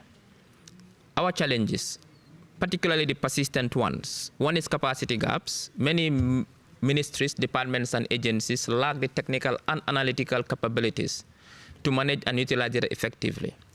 A second challenge is fragmentation. The national data ecosystem remains siloed with inconsistent standards for data collection, storage, and sharing. Another challenge we are facing is the digital divide, inequities in digital access and literacy, particularly across rural and undeserved populations. This limits inclusive participation in data-driven governance. And finally, our alignments with EU and ECOWAS strategies. The Gambia's data governance reforms are closely aligned with the African Union's data policy framework, which emphasizes data sovereignty, cross-border data flows, and inclusive digital economies. At the regional level, the Gambia is also actively engaged in the ECOWAS Supplementary Act on Personal Data Protection, which is expected to be endorsed by heads of state in the upcoming summit. These efforts underscore the Gambia's commitment to regional harmonization and digital trust. Thank you very much. That's a handful of measures that are being implemented to advance data governance in spite of the challenges, and it would be good here if the challenges are also shared across regions. But I have a follow-up question. The Gambia also recently launched a 5-year strategic plan to strengthen good governance. Its pillars include to improve transparency and access to information, to boost public participation, and strengthen institutional capacity and good governance. Could you please describe to us what is the role of the Ministry of Information that you lead in building public trust around data governance? Now, while the Ministry of Digital Economy leads on technical and regulatory aspects, the Ministry of Information, which I lead, plays a critical role in fostering public trust and civic engagement. One of the things we do, and which is our mandate, is public awareness and digital literacy activities. The ministry is responsible for sensitizing citizens on their data rights, the value of open data, and the safeguards in place to protect personal information. This includes campaigns to demystify data governance and promote responsible digital citizenship. Another initiative and activities we do is which focus on transparency and access to information. As a key pillar of the 2025-2029 strategic plan, the ministry is expected to champion proactive disclosure of government-held data, thereby reinforcing transparency and accountability in public institutions.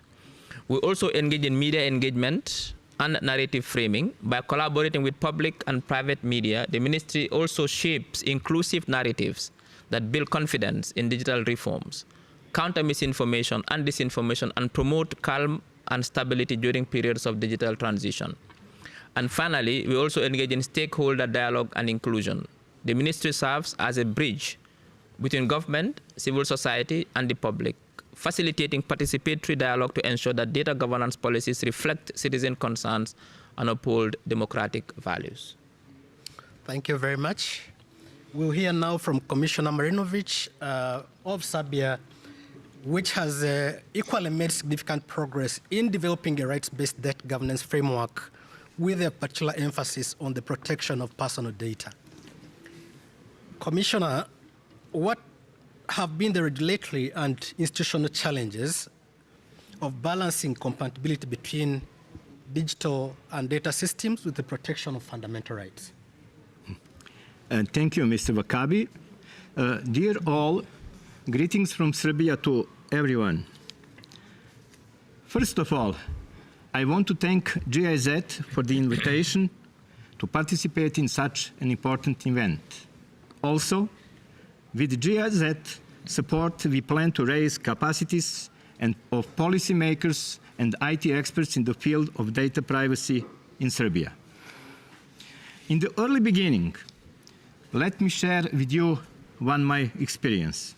Every time I find myself at such a large and important event dedicated to digitalization and the use of modern technologies, I, as someone who deals with the protection of personal data, feel like a cat at a dog's exhibition. It is an extraordinary pleasure and honor, but also a responsibility to be with you today at this fantastic forum. Protection of personal data, as well as the right to privacy in general, is one of the most threatened fundamental human rights in today's era of rapid development of modern technologies, widespread digitalization, and enormous use of artificial intelligence. That is why it is extremely difficult to find the appropriate balance between digital and data systems and the protection of personal data. Difficult, but not impossible. What is most important in creating that balance? Parallel, balanced development of both sides of the same story. This means that the accelerated development of digitalization in all areas of life must be accompanied by the development of personal data protection systems. Digitalization in general, and artificial intelligence in particular, cannot exist without data processing, especially personal data. They feed and depends of data. The processing of data is certainly necessary and useful, and it will be more and more in the future. But as the processing of personal data grows, so must grow protection of this data. Just as day cannot exist without night, summer without winter, so the processing of personal data cannot exist without its protection. There is a strong link between the processing and protection of personal data. This implies many things, of which I will mention only those which, in my opinion, are the most important. As a first, strengthening the system and the measures for the protection of personal data. As a second, strengthening data protection authorities around the world. As a third, strengthening cooperation and collaboration between data protection authorities from all over the world. Fourth, establishing and strengthening the communication and cooperation of the regulatory bodies with the most important controllers and processors of personal data, such as big tech companies and social networks. And fifth, last but not the least, raising the level of awareness of citizens about the importance of personal data protection. Thank you so much, Commissioner. I think all DPAs and many of us are always grappling with best ways in which we can be able to balance those two elements. And you've said parallel balanced development of both is the key. But you also mentioned the issue of deeper cooperation between DPAs in different countries. In your role, where you sit, what kind of cross-border and interregional cooperation is happening between different data protection authorities? Speaking of cross-border and interregional cooperation between data protection authorities, I would like to take this unique opportunity to introduce to you an initiative that I promoted this spring at the Privacy Symposium in Venice. My idea is to form an association of DPAs named EADPA, Association of DPA, from all over the world, on global level in online format. I call this future association EADPA, and idea is that all regulators, regardless of their status in the country they are from, have the opportunity to exchange practices in the field of personal data protection, to exchange their experience, provide mutual legal assistance, and solve common problems in a simple, easy, and efficient way on bilateral and multilateral level. As a first step in the realization of this idea, I plan next week to send to all DPAs in the world email in which I will explain the idea of creating an association and ask them, did they support this idea, and if they would like to be members of the future association. Depending on the answer, the activities we will undertake will also depend. Thank you very much. Great initiative. We hope you will be also partnering and associating with other actors, academia, civil society, etc. And they will not feel like cats at dogs exhibitions. No, I hope so. So thank you, our distinguished speakers, for those valuable insights into national approaches to foster regulated and inclusive data governance, with many lessons learned and a couple of common challenges.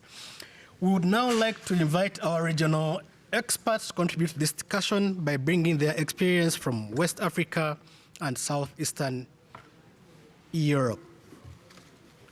We are going to begin with Folake Olagunju, who is online but was introduced.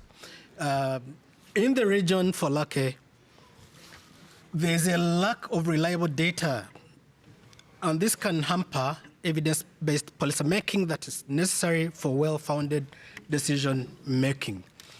How is the Economic Community for West Africa contributing to norm setting and coordination among its members facilitate cross-border data flow, and what lessons can be shared with other regional blocs that are willing to follow suit?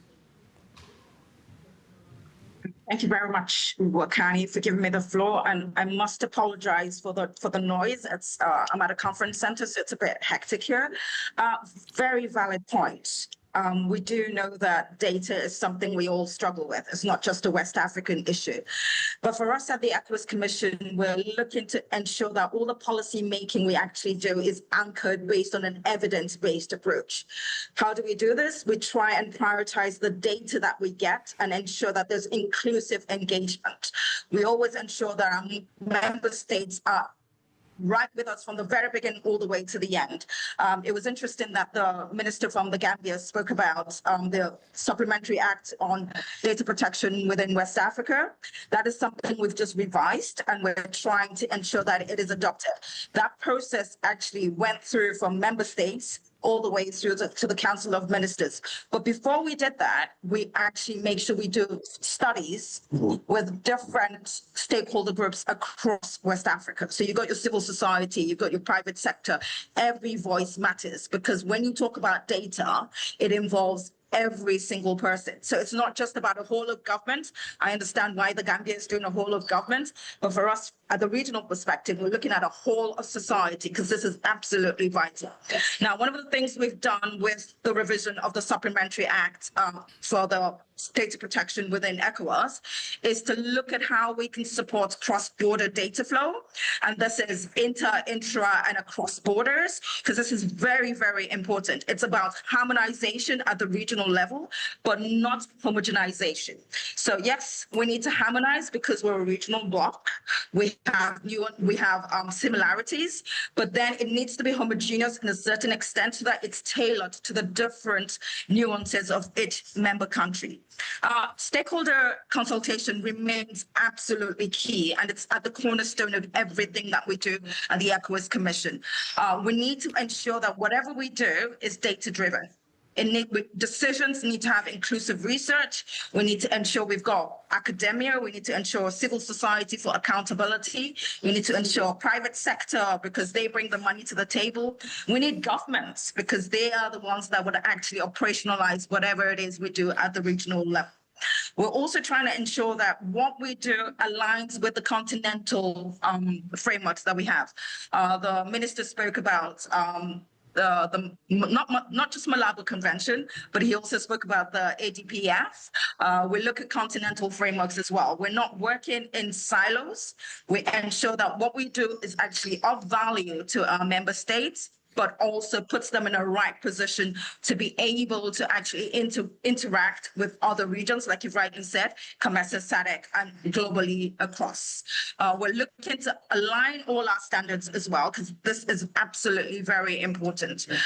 So that's what we're doing at the moment in terms of harmonization and ensuring that we have evidence frameworks that are backed up with evidence. Like you rightly said, again, data, not easy to find, but I think if you're able to actually include people across what's the word I'm looking, a plethora of people in the process, you will actually see that at the end of the day, you get the buy-in, and hopefully operationalization becomes a dot. Thank you. Thank you very much. And as a follow-up, how does ECOWAS support the creation of favorable conditions for data governance in the region, and what stakeholders does it take to effectively implement the strategies? That's an interesting question. So one of the things we're looking to do at the moment is actually have a regional instrument in place that will talk about open data. Now, why do we need open data? We're trying to ensure that all the frameworks that we put in place at the regional level will do three things: encourage transparency, promote interoperability, because that is absolutely key. And last but not least, but I think the most vital, is responsible data sharing. So data is only as good as who has it and who is willing to share it and how it's used. So we're doing that at the regional level. We're also looking at certain data priorities in the digital sector development strategy that we've got. And this is over 5 years. What we're trying to do is to ensure that we can define sensitive and non-sensitive data categories for our member countries. So what we find is when you ask someone to share data, they're a bit reluctant because they don't know which data needs to be sovereign and which data can be shared. And I think if we're able to actually elaborate a little bit more on this will actually help.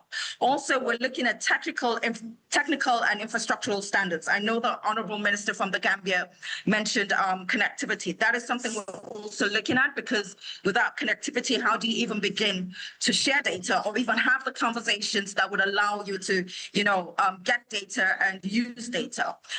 We're looking at how we can help member countries transform from a more, I don't want to say analog government to a more interactive government. So we're looking at quite a number of our member countries have static information portals. So we're trying to see how we can actually elevate those portals so that they become more interactive for their member countries, and it will actually bring more data and it will actually encourage innovation. Because if you've got data, you can also innovate. Like I said earlier on, it has to be across what's the word I'm looking at? Multi-stakeholder, we're at the IGF, multi-stakeholder collaboration. So we need private sector. Private sector are the big guns. They will actually help us build our data-driven solutions. We need governments and ICT regulators to actually adapt and adopt these regulations that we're putting in place and ensure that they're domesticated at the national level. We need academia. They're the ones that will tell us what we need to be looking at 2-3 years from now. Last but not least, we need our partners. We can't do it without them. It's not always about reinventing the wheel. You can actually take what has been done in a different region, bring it here and tailor it to the nuances of West Africa. And then I want to say we definitely cannot do it without the citizens. If the citizens don't use data, if the citizens don't understand the need for data, or the citizens don't actually use any of the solutions we put to place, it's pointless. So we definitely need to bring our citizens on board. They need to be recognized. It needs to be inclusive, and then we can hopefully have a trusted digital ecosystem. Thank you so much for Lake, much appreciated. That's what's happening in Western Africa. So let's move on and hear from Southeastern Europe. Olga, that region navigates national data ecosystems with broader regional dynamics. Yeah? How would you describe the current state of data governance in the region? What are the most prominent dynamics within the region?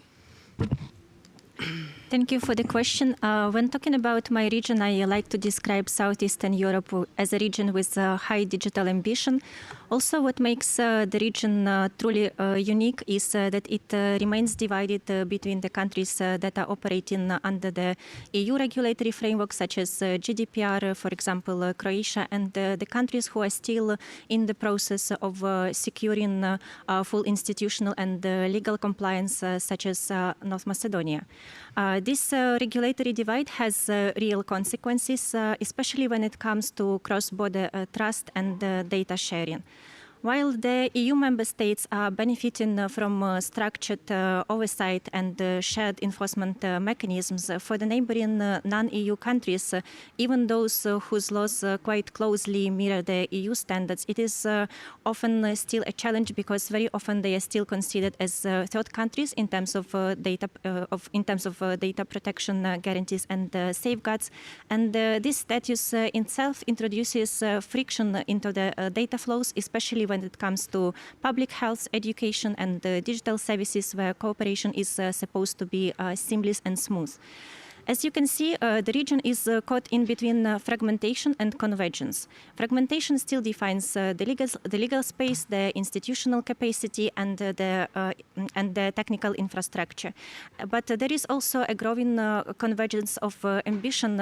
We know that there are almost all countries in the region who are having either the EU accession ambition or they are trying to integrate into the global digital markets, and this is why they are trying to take the example of the European Union and to standardize and harmonize their laws and their enforcement practices in the sphere of data protection and data governance with the European Union model.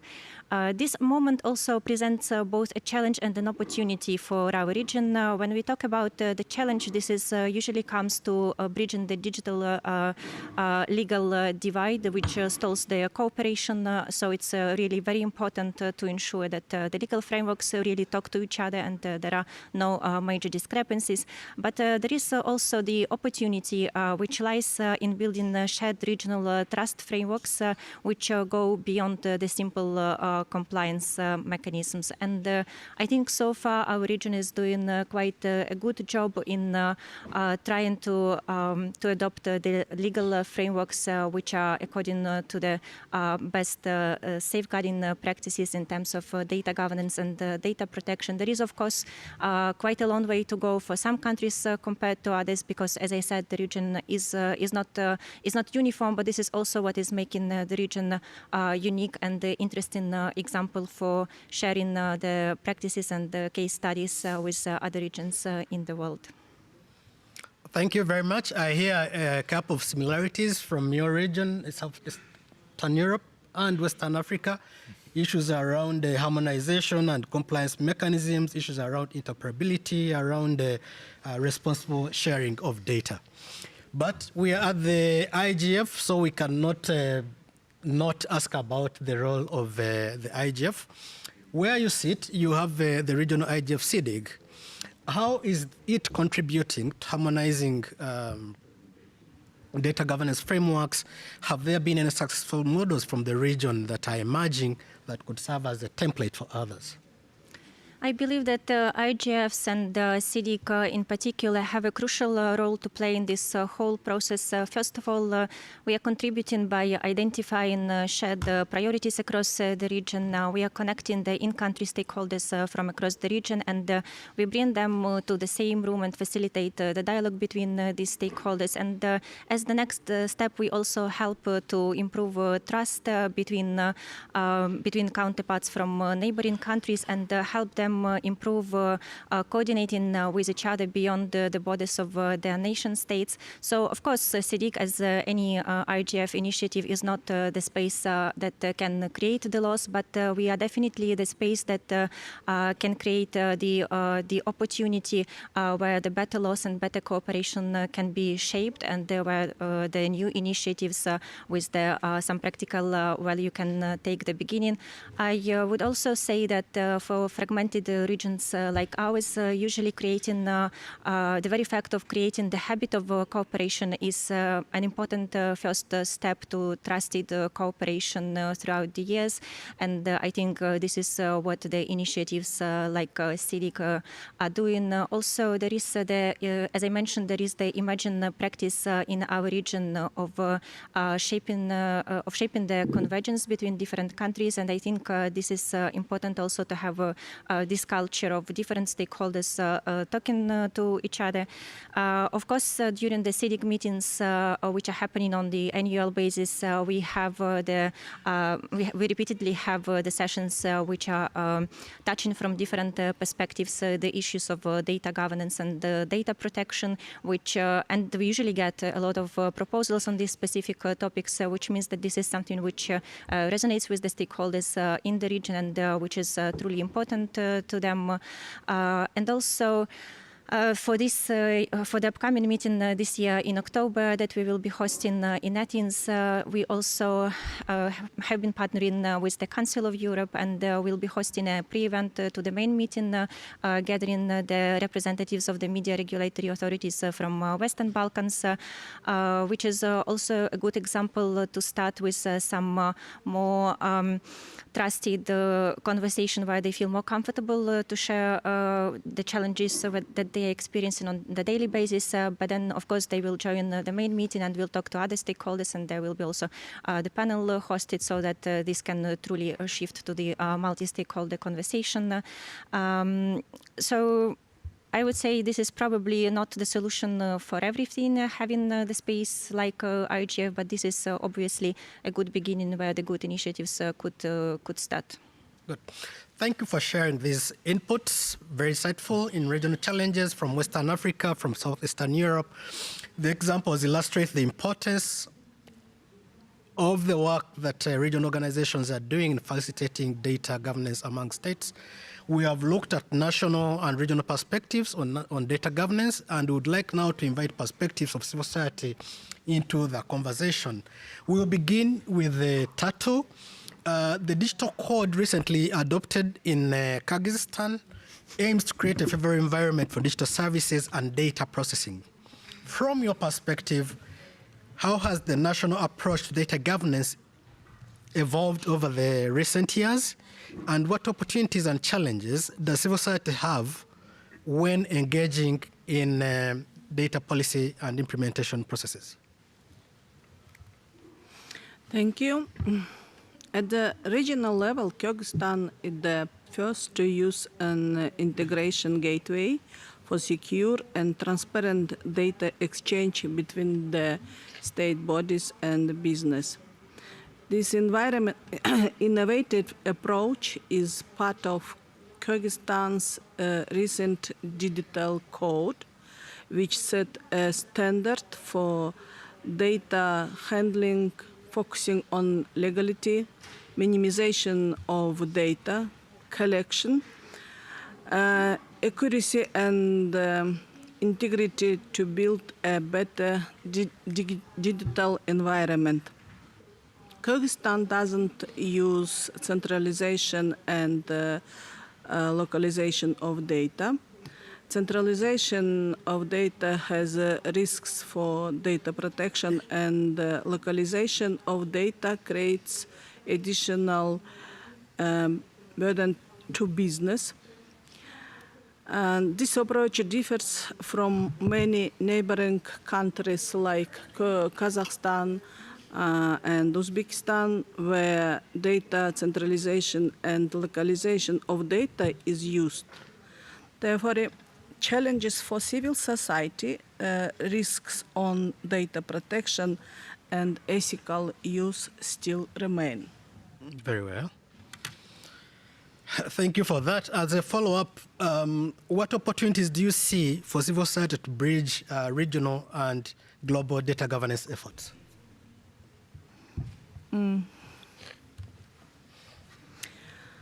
For Central Asia countries are economically interdependent, making data exchange crucial for interaction. However, cross-border data exchange raises concerns about ensuring adequate data security. Therefore, civil society must primarily monitor the arrangement of data exchange to ensure its countries guarantee transparency, accountability, and inclusivity. Thank you so much. I will now move to Mary quickly. Armenia is navigating digital transformation. Coming from the non-government sector, why is it important to bring civic tech voices into public policy processes, and what role are they playing today in advancing robust data frameworks? Thank you very much for the question, and you are completely right. Armenia is going toward digital transformation and had to make notable progress in recent years by launching e-governance platforms, digitizing public services, initiating important data governance projects. And currently the country working on building both legal and technical frameworks that needed to support these transformations. And these frameworks aim to define how public information is accessed, to set the standards for data collection and processing, and as well as to regulate the use and the management of databases. But from my perspective, I think that this effort not only depends on technological advancements or standards or rules or protocols, but also on inclusive and participatory governance. That's why I think that civic tech voices into public policy processes are essential. As Armenia built trust in public institutions, it needs the insights and oversights of actors that actually serves as a bridge between citizens and public institutions. And civic tech organizations such as nonprofits, such as watchdog groups or data advocates or digital rights defenders play a crucial role in the process. And I think our involvement does not only include just monitoring digital projects, but also to flag the ethical concerns, to identify the data misuse or to address barriers of the excess of data. And in areas like practically in procurement, in budget, or beneficiary transparency, beneficiary ownership platforms that Armenia has, these are the transparency tools that have shown the greatest impact when they are complemented by the engagement and oversight of the public.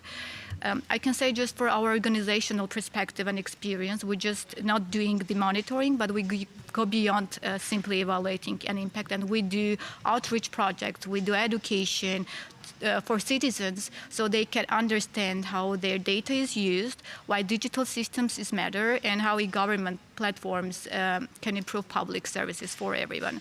So like in short, the civic tech voices are not just contributors, but are essential partners to build digital systems that are ethical, that are inclusive, and also serves for the public.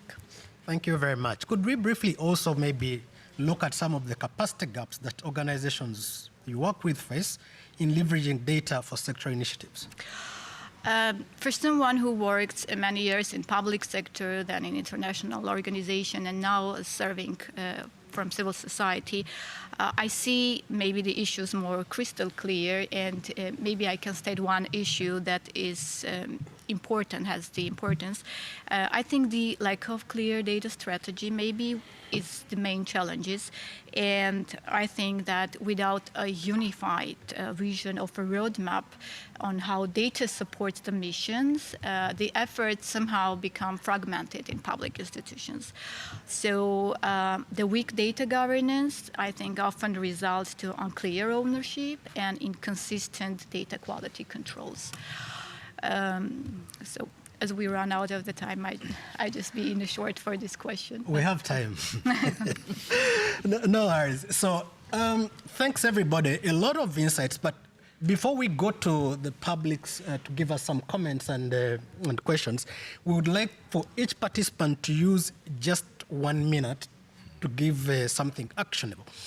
Considering the many common challenges that we've discussed, what practical steps can your regions take in the next 12 months to strengthen interregional, international cooperation on data governance, especially around areas like standard setting, like data interoperability and oversight mechanisms?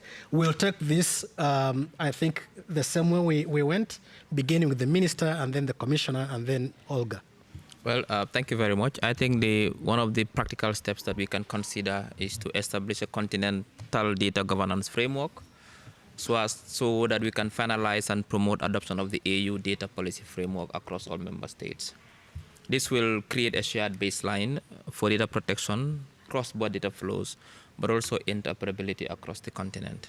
Another thing we can also consider is to harmonize national data protection laws across the continent. So we can encourage countries to align with continental standards like the Malabo Convention and the internationally, but also internationally with the GDPR style protections. This will reduce fragmentation, but also promote easier cross-border collaboration and trust in African data systems. Another thing to consider also is to engage in global standard setting bodies to increase African representation in ISO, IEEE, UN bodies, for example, the ITU and others.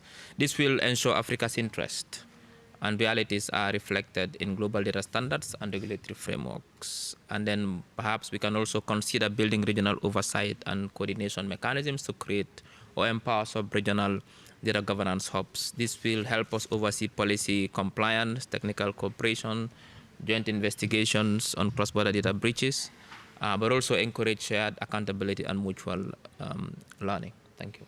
Thank you, Minister. Commissioner? Thank you. In the next 12 months, in order to strengthen regional and international cooperation in the field of data governance in our region of the Western Balkans, we plan to hold multilateral and bilateral meetings with DPAs from the region and with the relevant representatives of executive authorities, IT companies, and other companies. As a good example of that multilateral meetings, I can tell that existing initiative 2017, from 2017, on initiative of Slovenia, which gather all DPAs from former Yugoslavia. And it is a very interesting combination because we have two member states of EU, Slovenia and Croatia, and four which are not member of EU, as Bosnia and Herzegovina, Montenegro, North Macedonia, and Serbia. But from these four, Serbia and recently Bosnia and Herzegovina has a law of personal data protection which is complied with the GDPR and police directive of EU. Montenegro and North Macedonia has not yet. So it is one particular meeting, and the second is the meeting of data protection authorities of Bosnia and Herzegovina, Montenegro, and Serbia on our initiative, how to solve the problem which we have with the Meta and X according to a changing of their privacy policy to use data, personal data for strengthening artificial intelligence. Thank you. Olga. I think my job is now much easier responding to this question after Commissioner, because I don't actually need to reinvent the wheel. I would just align with the idea of having interregional dialogue on cross-border data sharing between the data protection authorities. And what I can offer from my side, as long as we are going to host our annual meeting in October, which is still pretty much time until that moment, I can suggest to have some side meeting or run the session with the DPAs during the CIDIC meeting, and so that we can also bring this conversation to the regional community. And this will be another step in developing this idea and making sure that what we have mentioned over here is not just staying at the level of ideas, but we actually take the follow-up action on what we are discussing here.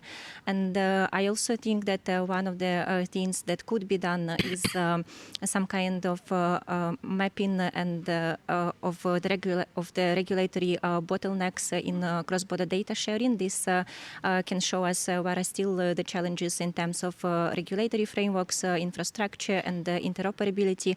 And then from there, different DPAs in different regions could take those findings and recommendations to ensure further alignment through bilateral and multilateral meetings.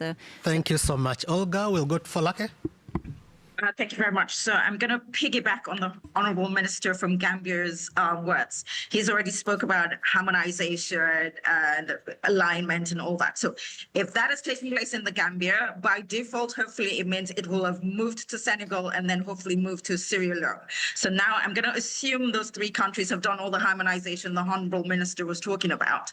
What I would like to see is a setup of a controlled tests environment where we can actually get all these member states, the public agencies of member states, to actually trial an interoperable platform. Now, if we're able to do this for certain sectors, such as health, education, identity systems, and it works, we will be able to then take those lessons and scale up to a regional event. Thank you.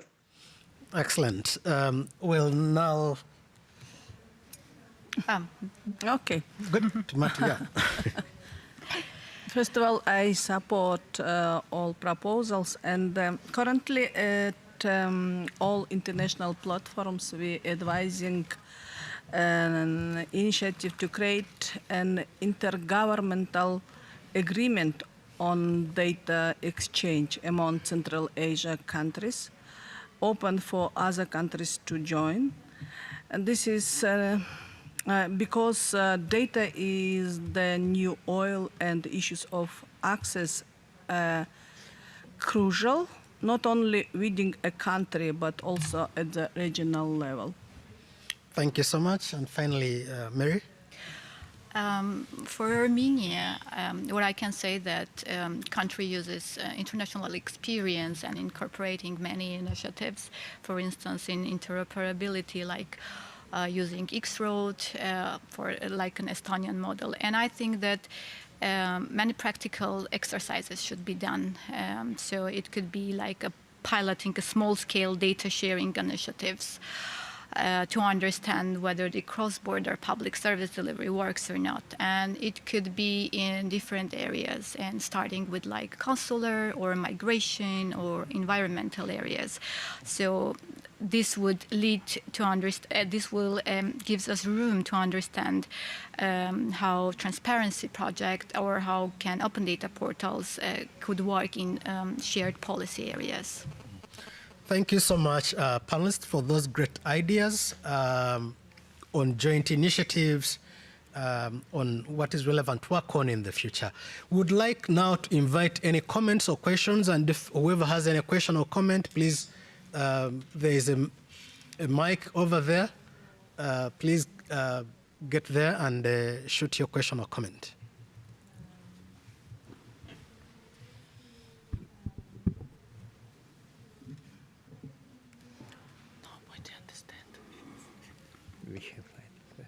Yes, we have 1 or 2 individuals going to ask questions. Any others, please go ahead and ask. You may mention your name and where you come from. If you want a particular individual to answer the question, you may also direct it to them. Thank you all, and very excellent panelists. So, and all the points actually you raised is, I mean, to the critical and the points of the data governance, cross-border governance. So there's one new protocol and a new framework about, it's called SOLID. And social linked data actually can help address all the issues and related to the cross-border governance. So currently, because all the panelists actually from, the emerging countries, and emerging countries currently also need the language to be supported by large language models. And all the language and the culture can be preserved if the language data sets can be owned by your own country, but also can be cross-border and with solid protocol and the Lingo AI. So Lingo AI is working on the whole solution and can address the issues that you raised. So, and my question is, and the solid is proposed, invented by the founding father of the World Wide Web, called Sir Tim Berners-Lee, and he joined IGF 3 times Okay, so I would like to know the, the deployment or awareness of the, your countries and to the new protocol of our next generation web. And this protocol was invented to take care of the data control and the data ownership and data sovereignty and cross-border issues. And I'm not sure whether in your nation, your country or region have adopted or have the awareness of solid protocol. Yeah, thank you. Thank you so much. The question we have received, anybody is welcome to respond to it. While speaking about not only the element of awareness of the protocol, but what kind of initiatives are underway in order to promote data ownership, but also encourage cross-data flows. Who is willing to give us a comment? Let me. Yes, Commissioner. As I know, Serbia didn't adopt that protocol yet, but when I heard how good is the protocol for data protection, I'm surely that Serbia will adopt soon. Thank you. Excellent. Other responses? Maybe I can add something. I think that Armenia or any other country localize sensitive data such as biometric information or health records. And also for Armenian cases, I know that government working on distinguish between the sensitive data and less sensitive data. And I think that having different kind of protocols or standards internationally recognized could also impact on the cross-border data sharing, but first of all, for countries that are in a process of implementation and adoption of data governance frameworks, first of all, need to distinguish between sensitive and less sensitive data, and then move forward on adopting international standardization. And I am hopeful that countries like Armenia that are landlocked or emerged will step forward to this initiative to make it possible the cross-border public service delivery across country and out of the country.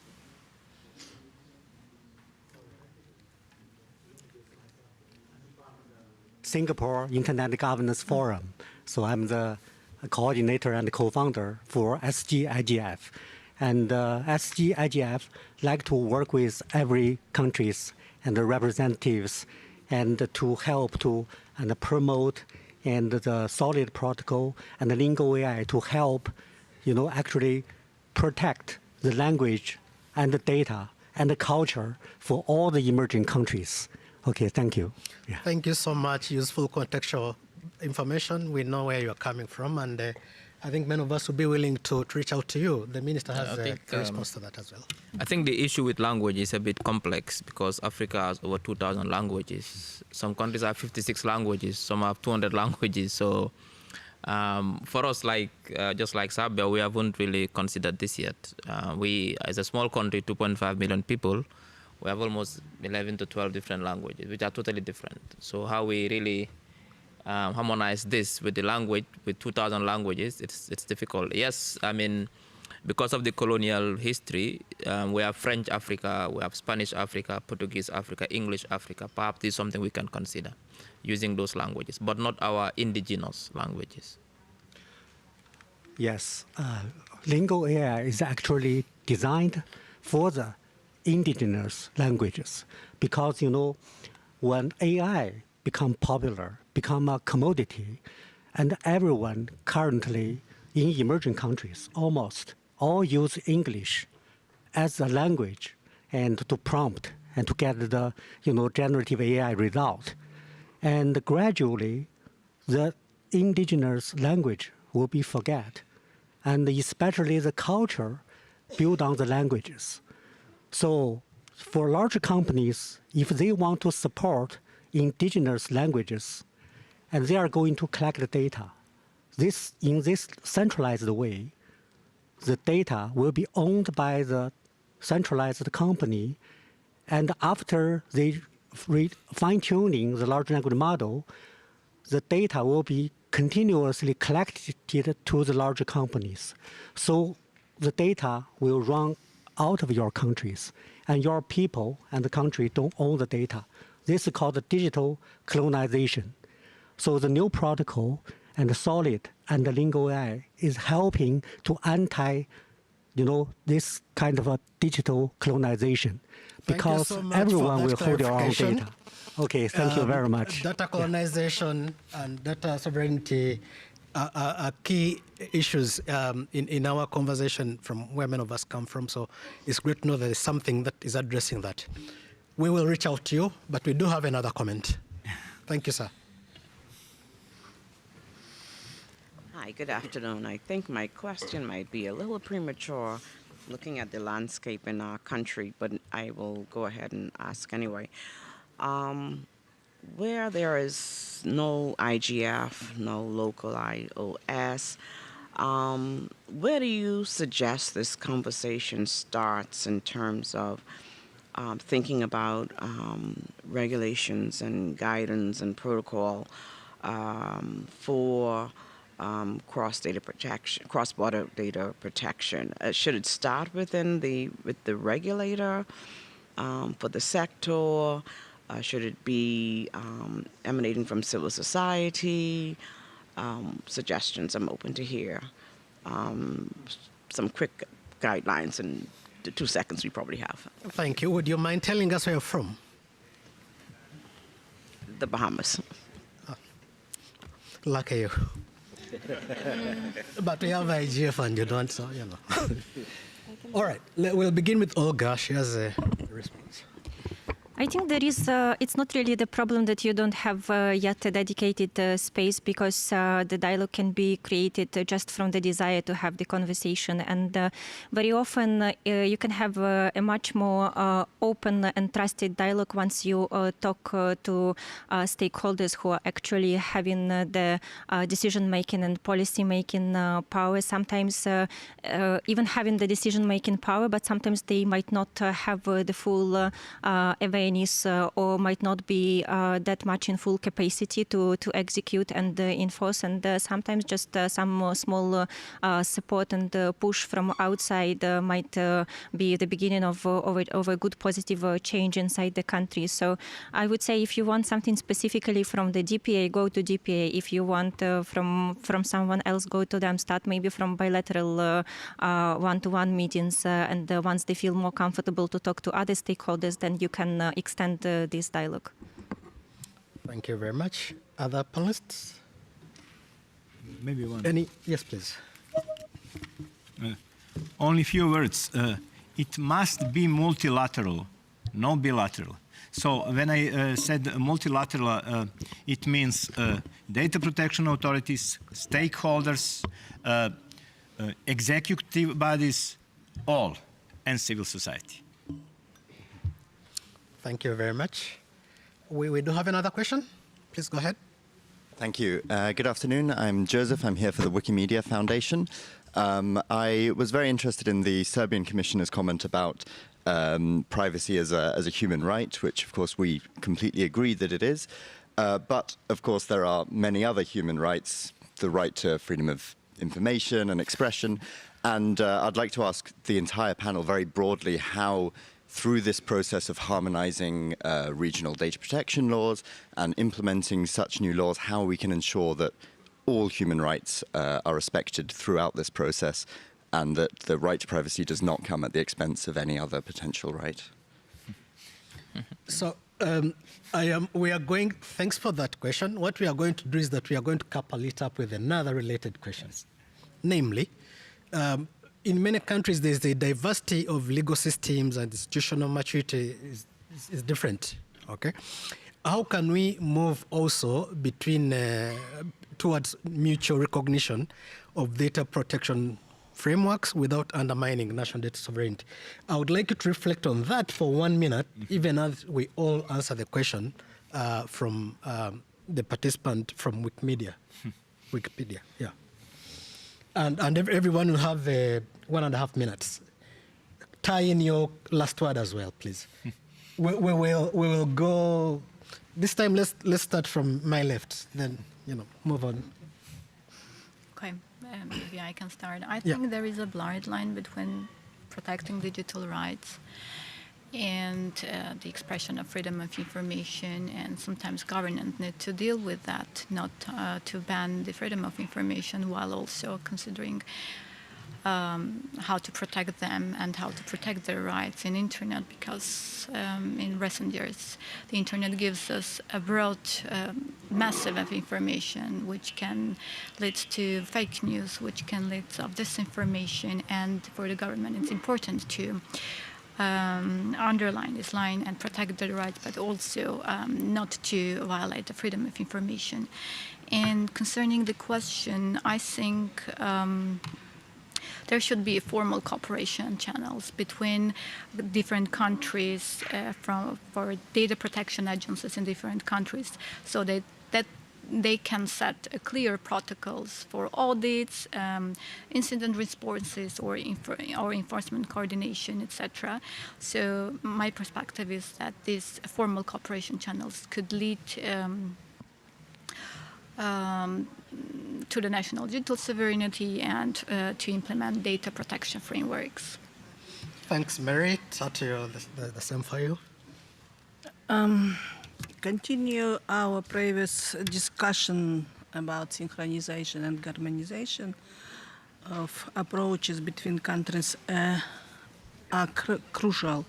We need to create an environment of trust and organize a transparent data exchange, making it clear who is using the data and for what purpose, I think. Thank you so much. We'll go to Olga and then the Commissioner. So as a lawyer, I don't see the mutual recognition of data protection frameworks as a threat to national sovereignty, but it's rather an issue of legal interoperability.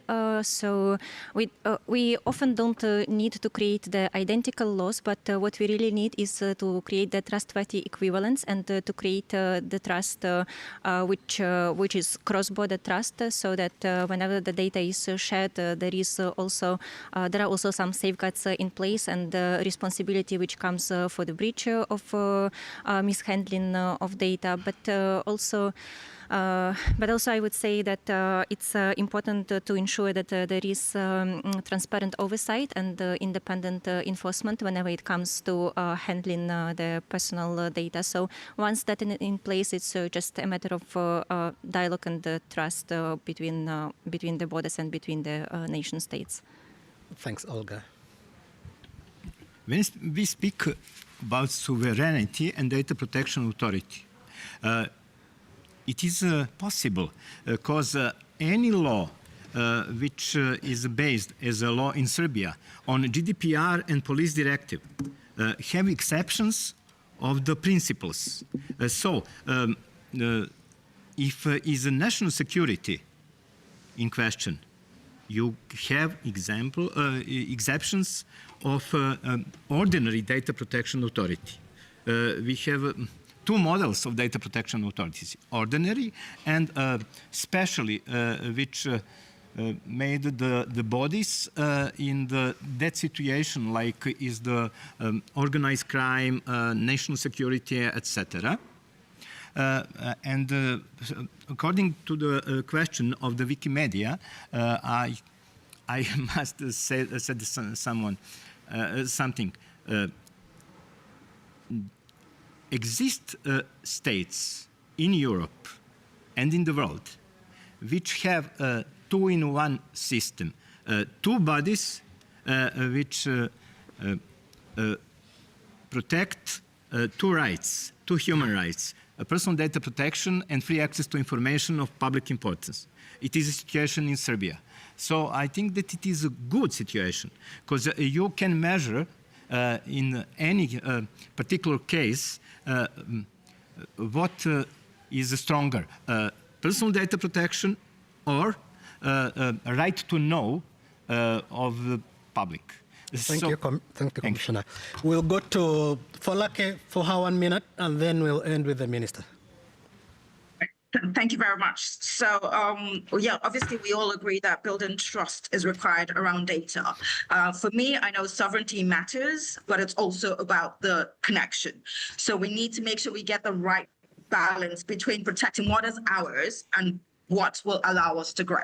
So I think those are my final words. Thank you. Thank you so much. And we'll end with the Yes, I think we were able to solve the problem by, we currently have the Access to Information Commission, which has been operationalized. And once we pass the data protection law by the end of this year, we're going to merge these two commissions so they can be able to fulfill that role of balancing each other, like the commissioner from Serbia has said, so that we are going to have one commission responsible for access to information, but also oversight over data protection. And my final words would be 3 words will summarize what I've been saying here today. There is harmonization, harmonization, harmonization. We need to harmonize legal and regulatory frameworks and legally binding EU-wide data governance charter aligned with the Malabo Convention, but also with the GDPR principles and Global Digital Compact. And finally, we need to create uniform standards for consent, privacy, cross-border flows, and AI ethics. Thank you.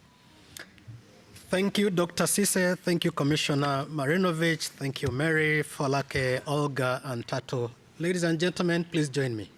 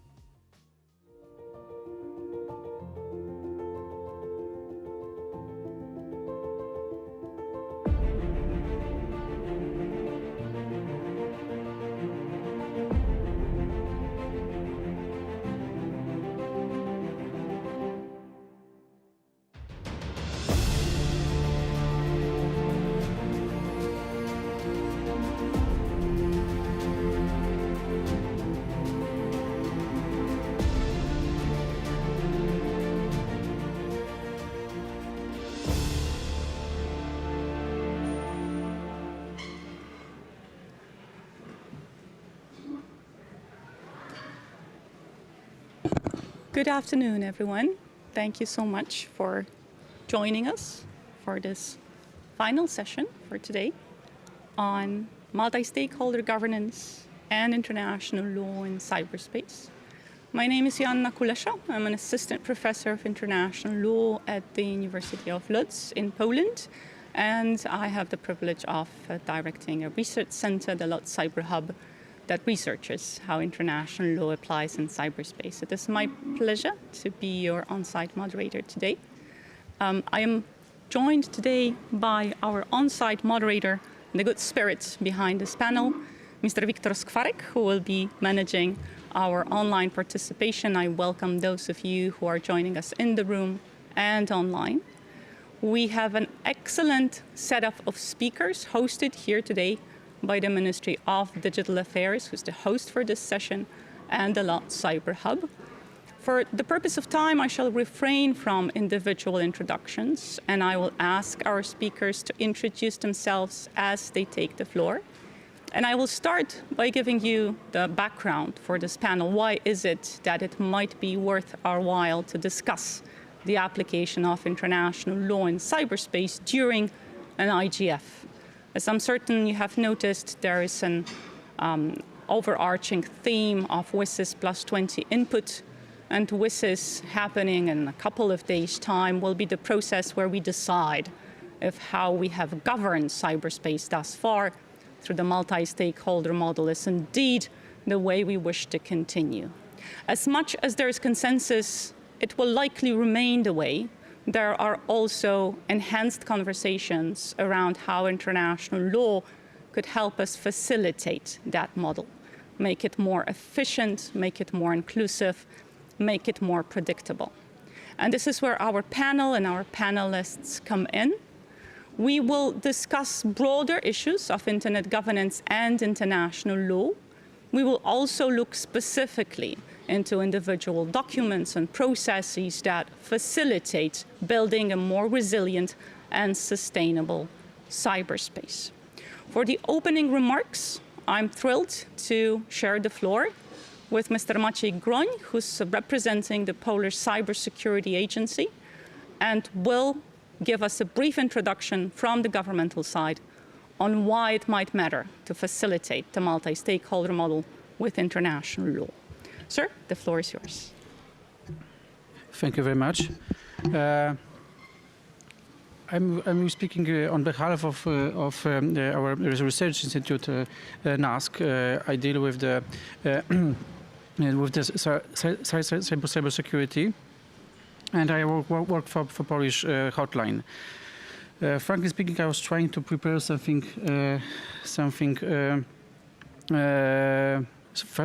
special, but you know, discussing the topic of multi-stakeholder governance and international law in cyberspace has been discussed extensively. Not only this IGF, but many IGF before. So I can only say that the multi-stakeholder model is not a nice thing to have. It's absolutely it's must-have. And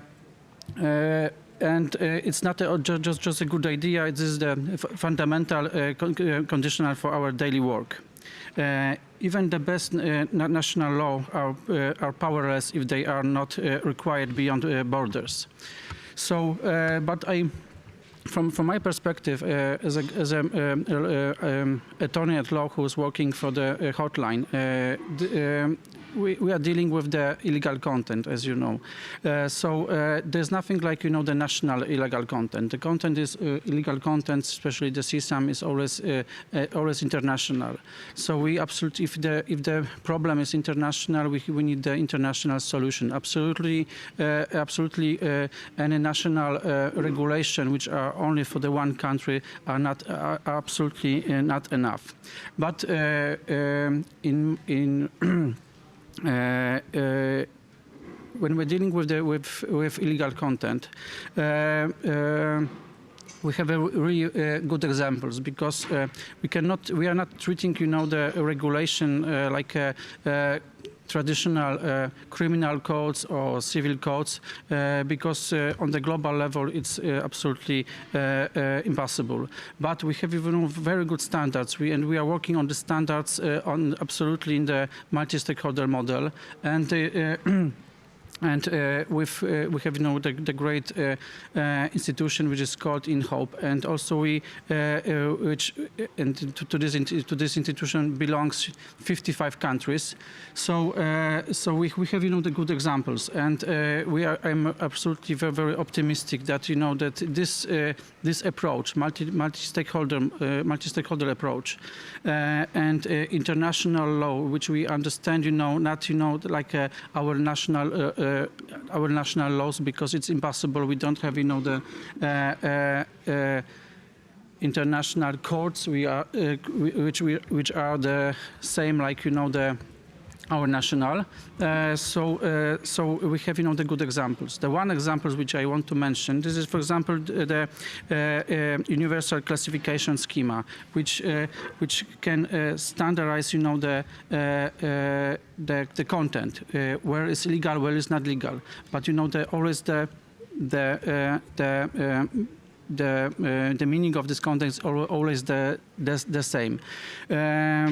And the cooperation is really very, very important, because, for example, the same material can be legal in one country and not legal in the others.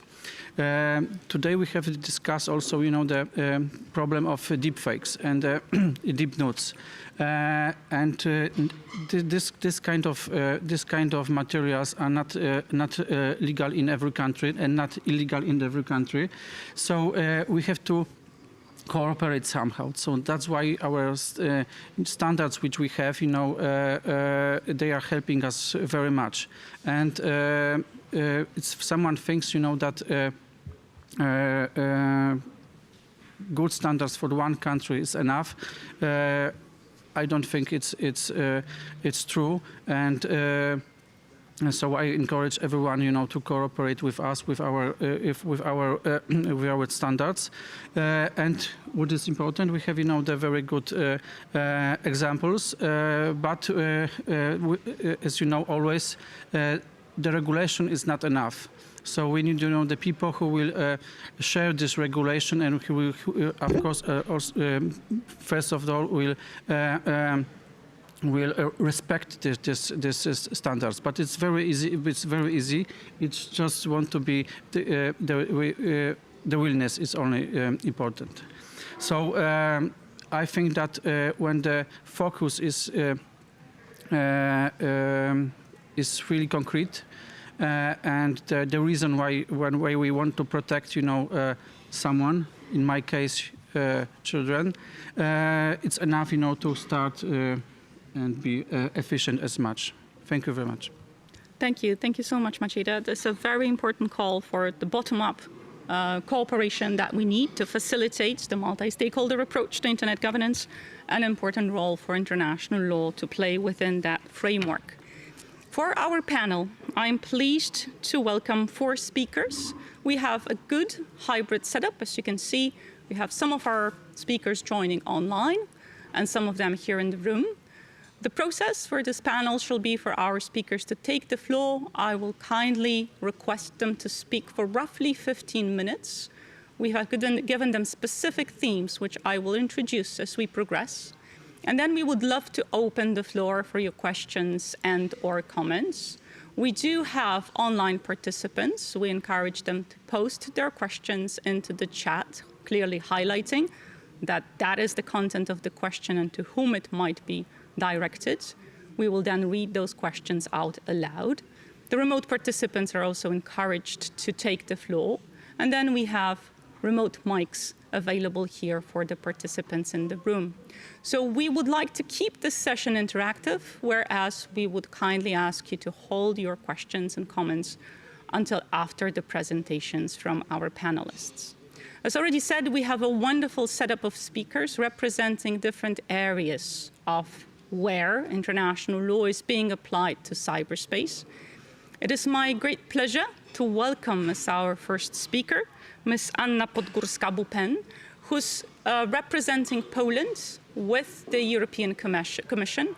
Anna also is representative of Poland within the ICANN community, and we've had fruitful conversations around how the work within the European Commission on internet governance and facilitating responsible state behavior in cyberspace could complement the WSIS plus 20 processes and the work done here within the IGF community. Anna has kindly agreed to offer a glimpse into the Polish presidency with that specific theme, and it is my great pleasure to hand the floor over to her with a brief, kind request for an introduction. Anna, the floor is yours. Thank you very much, Joanna. Good afternoon, colleagues, panelists, and good afternoon to all attendees.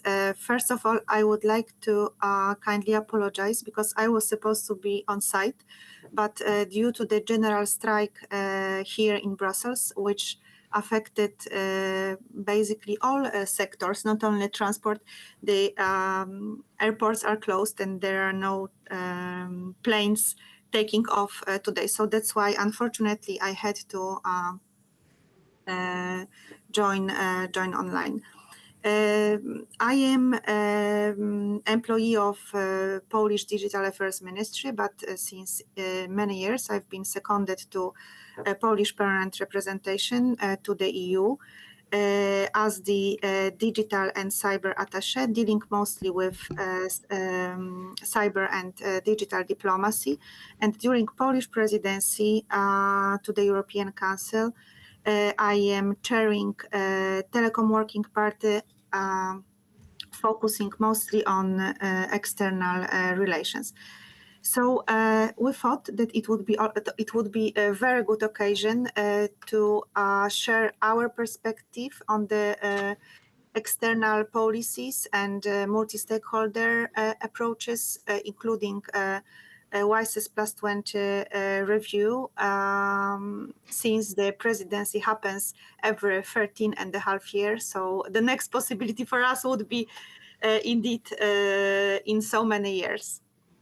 So just to very quickly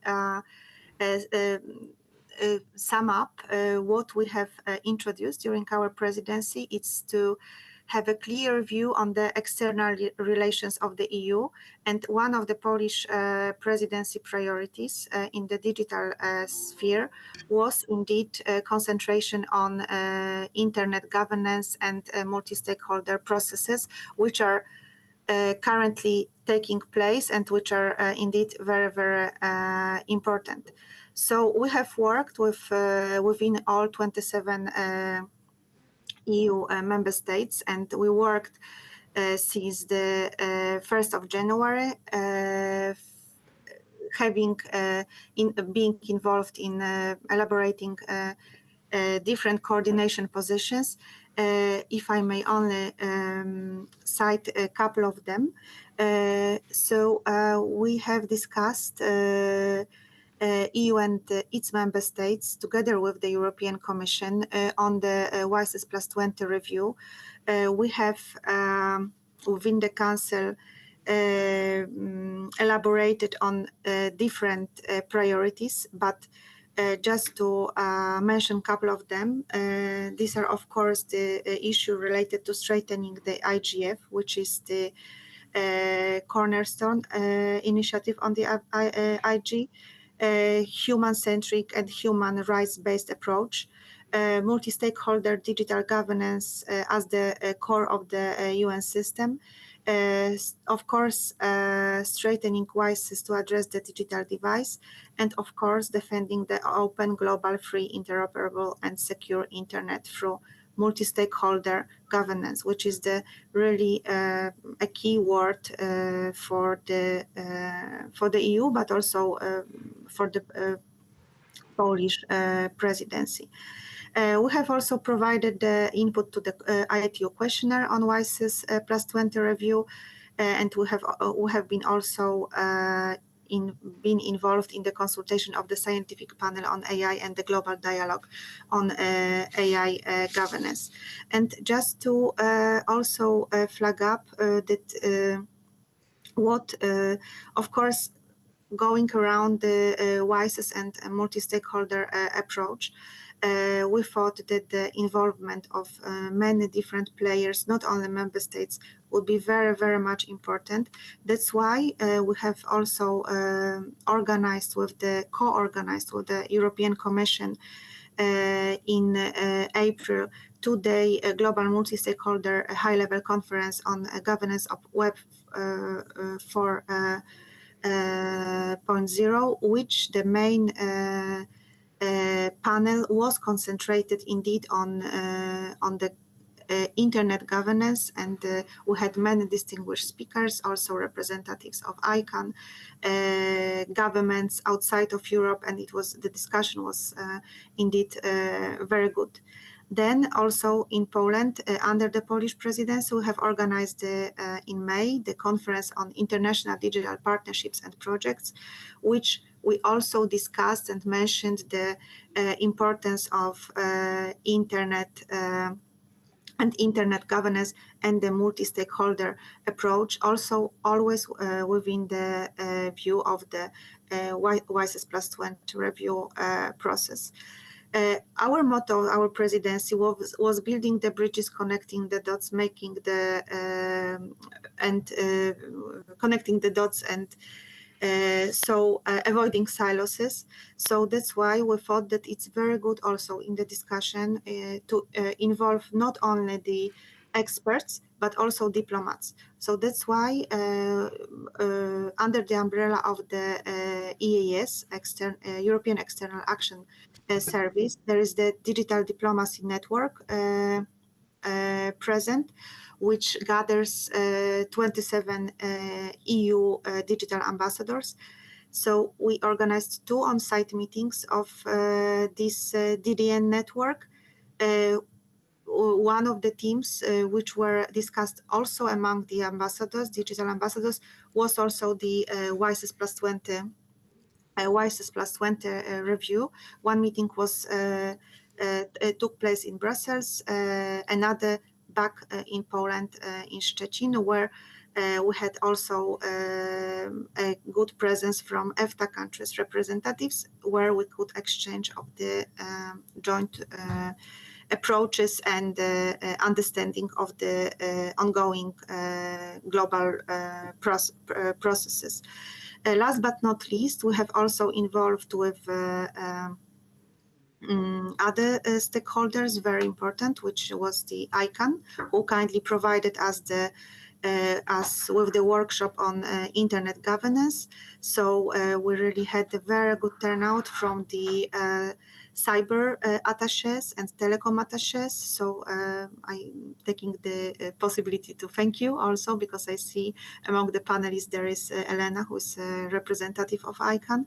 And then we had also very good discussion under the roundtable, which we have organized with RIPE NCC back in Brussels on digital and cyber diplomacy, when also the WISES processes and multi-stakeholderism was mentioned many times. So I would like to also mention that we are also willing to concentrate now, since the elements paper has been for the WISES Plus 20 review has been just published 5 days ago. So which address many issues, but also including cybersecurity being as a critical component to build confidence in the use of the ICT. So now we are analyzing this in details, and of course the discussion will on that will follow in the Council. And the other thing which I would also mention and draw to your attention, last year in April, the European Council has asked the European Commission and the European External Action Service for this external strategy for to the European Union, which has been published a couple of weeks ago. This is the joint communication from those 2 institutions. The document is available online and it's public, so whoever is interested it can be read through, but there is also indeed a very important component of internet governance in it, and multi-stakeholderism. So indeed, it is also worth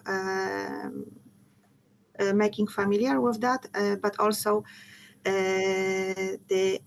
apart, of course, from digital partnerships and cooperating with like-minded countries and other regions and states and organizations, the internet governance has its place in this external EU digital strategy. And last but not least, I would like to mention also the focus which we have towards the involvement of youth. So not only as the country who has organized UN IGF also back in Poland, but also for the different processes and the technology importance which are now taking place, and the influence of the technology over the young people lives and their thinking, perception. So we also put a big and very important stress on that the young people who will be the legislators and the future policymakers, they are very important in this ecosystem to play a very active role. That's why we also, during the digital summit, which took place last week in Gdańsk, had the meeting of the very engaging, active, and interested in the digital world young people with the high representative of the European Commission, Henna Virkkunen. And this, I have to say that the discussion with the executive vice president went very smoothly, and it showed only how the young people, they are aware of what's going on in the internet and how it can influence their life, including subject topics like disinformation, AI, and others. So with that, this was just a brief overview from my side. I'm sure that my other colleagues, they can deep dive on the more legal issues on the related to cyberspace. So thank you very much, and I will, at the end, I will be open for any questions and comments you may have. Thank you so much, Anna. That was a very comprehensive overview of both the Polish presidency and its work around the multi-stakeholder model and support for the WSIS Plus 20, as well as of the processes themselves. In your intervention, you mentioned ICANN, and it is my pleasure to hand the floor over to our next speaker, Ms. Elena Plexida, who is representing ICANN for the purpose of this conversation. Elena has a long-standing experience in both European policymaking, policy development, and most recently, facilitating the cooperation between governments and the broader ICANN community. I have had the pleasure of working with Elena on multiple occasions before. It is my great honor today to welcome you to the panel, Elena. We have kindly asked you, for the purpose of this panel, to bridge that divide, perceived divide, between internet governance and international law. It is one of our joint favorite topics, and I know you have a very feasible, understandable way of explaining why international law might help with multi-stakeholder governance, also from the technical community's perspective. Thank you so much for finding the time, and thank you so much for contributing to the discussion. It is my great pleasure to hand you the floor. Thank you so much, Joanna. Hello to everyone. I hope you can hear me okay. Before I start, and having had the pleasure of hearing Anna, another person which we have worked with fantastically, not only during the past 6 months of the Polish presidency, but also before. Let me take the opportunity to thank the Polish presidency for setting up this discussion that we're having today, which I personally find very relevant as we're moving towards the WSIS Plus 20 review at the end of the year, but also beyond that. And also thank the presidency for the work they did on internet governance during the semester, for the special care the presidency took to involve all stakeholders, really helping connecting the dots, which is necessary, I think, if you ask me from my background, both in policy making, the classic way in European institutions, but also the multi-stakeholder policy making. It's an absolute must. So congratulations for the work you did in that space overall. Right, on the topic at hand, multi-stakeholder governance and international law. I think I would say to talk about multi-stakeholder governance and international law, we first have to define, if you will, multi-stakeholder governance, what it is that we're talking about, and see how this fits into, or not, it's a discussion, within the today's international order, within the Westphalian international order that we have today, and we do things, and then see how it interacts with international law. So let's do that. Try to define what is it that we're talking about, what is this governance, multi-stakeholder governance that we're talking about, and how it fits into the way we do things otherwise in the world. You know that I work for ICANN, it has been mentioned already. ICANN is one of the organizations that help maintain what we know as the global internet. It's a family of technical organizations. You have the IGF, and the regional internet registries, lots of organizations, it's not just one. They do what we say, they maintain the fundamentals, those that give you the network layer of the internet, hence you have a global internet. I'm not a technical person, hence the way I describe it usually is that we maintain some sort of common technical language. So all the machines and all the devices that are on the internet, they use the same language, which is unique.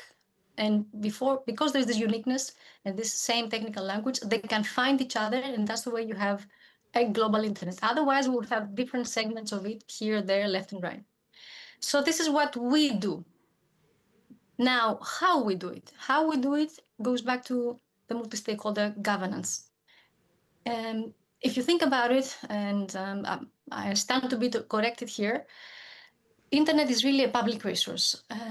I said that I stand to be corrected here because, at least to my knowledge, I'm not aware of any other public resource or public good, if you will, that is governed the way the fundamentals of the global internet are governed. Usually what you have is, let's take the example of spectrum. You have a global organization composed of governments, and you have governments sitting there in their sovereign right to do that and make decisions about how to govern a public resource.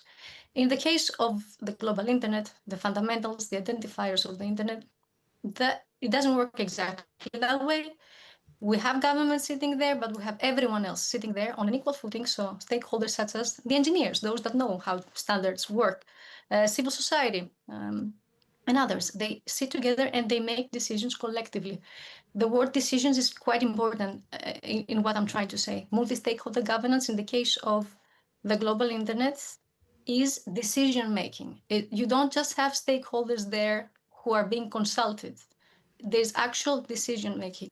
And in the case of ICANN, just to pick up on ICANN as an example, this decision making that is done by the technical community changes things, can change things like the very root of the internet. So you can imagine the gravity and the importance.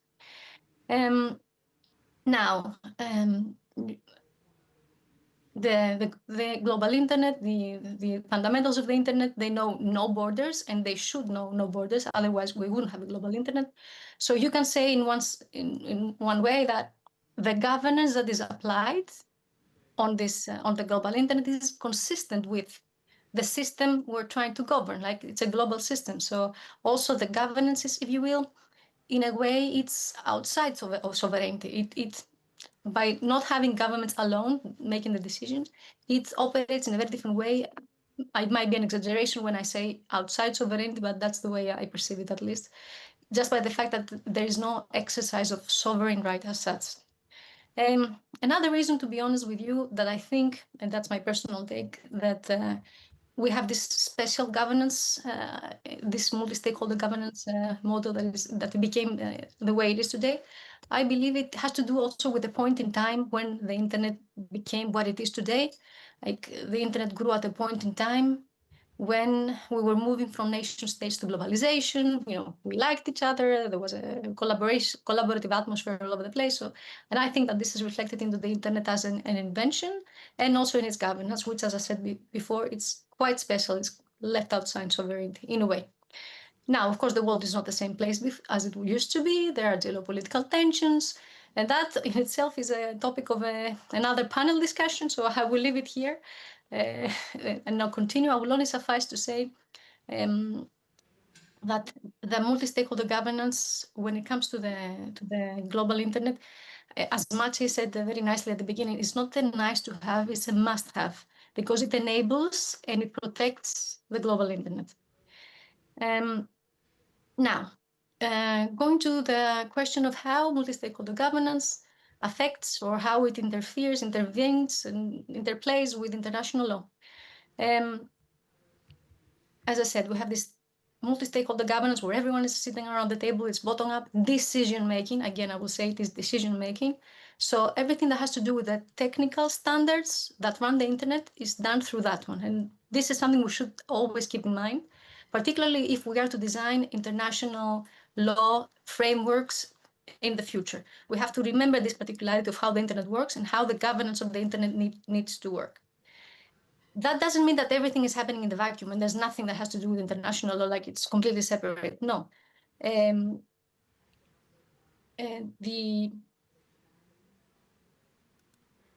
We don't have a vacuum, as I said.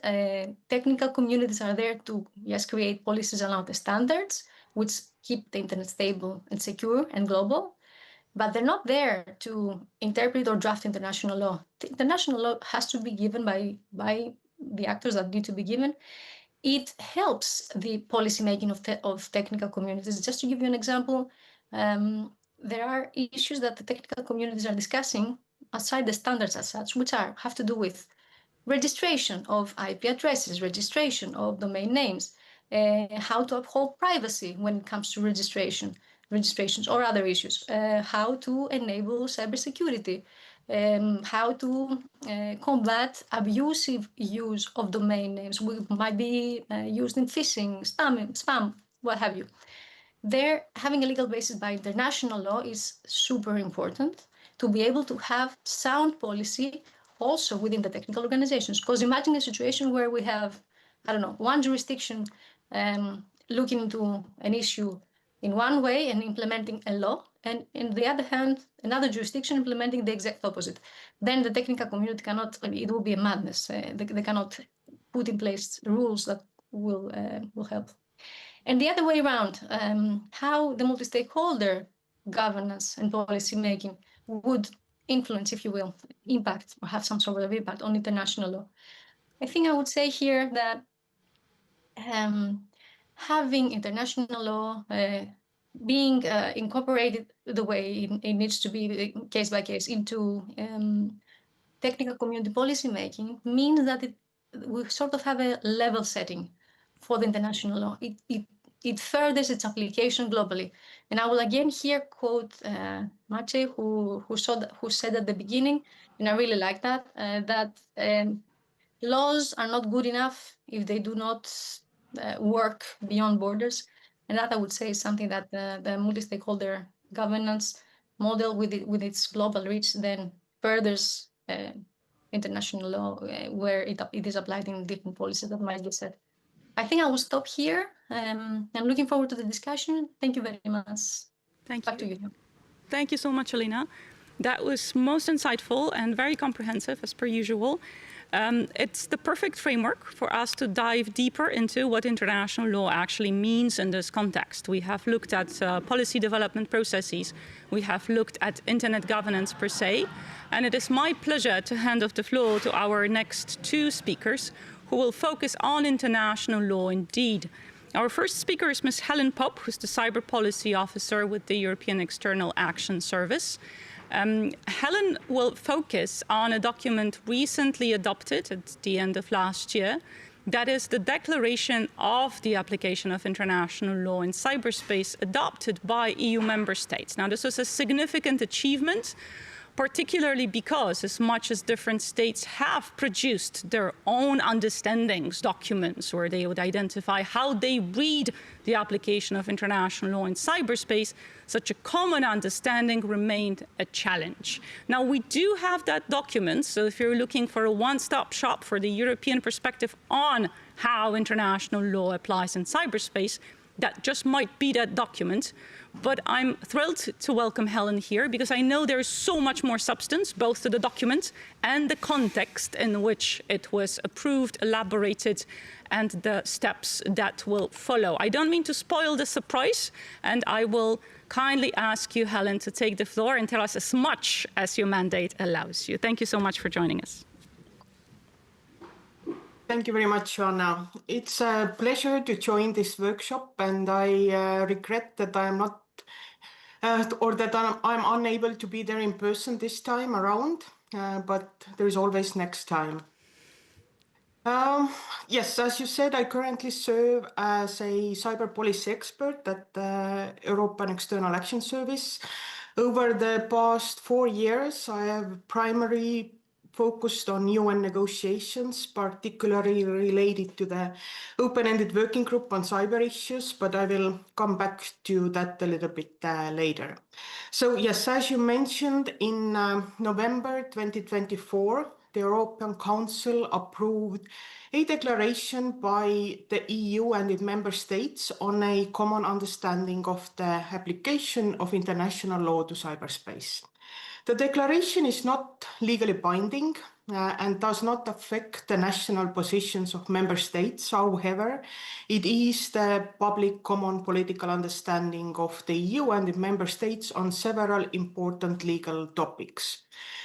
But most importantly, the declaration signals that international law remains fit for purpose in this digital domain and restates that the European Union states will obey by certain rules and obligations when conducting activities in cyberspace.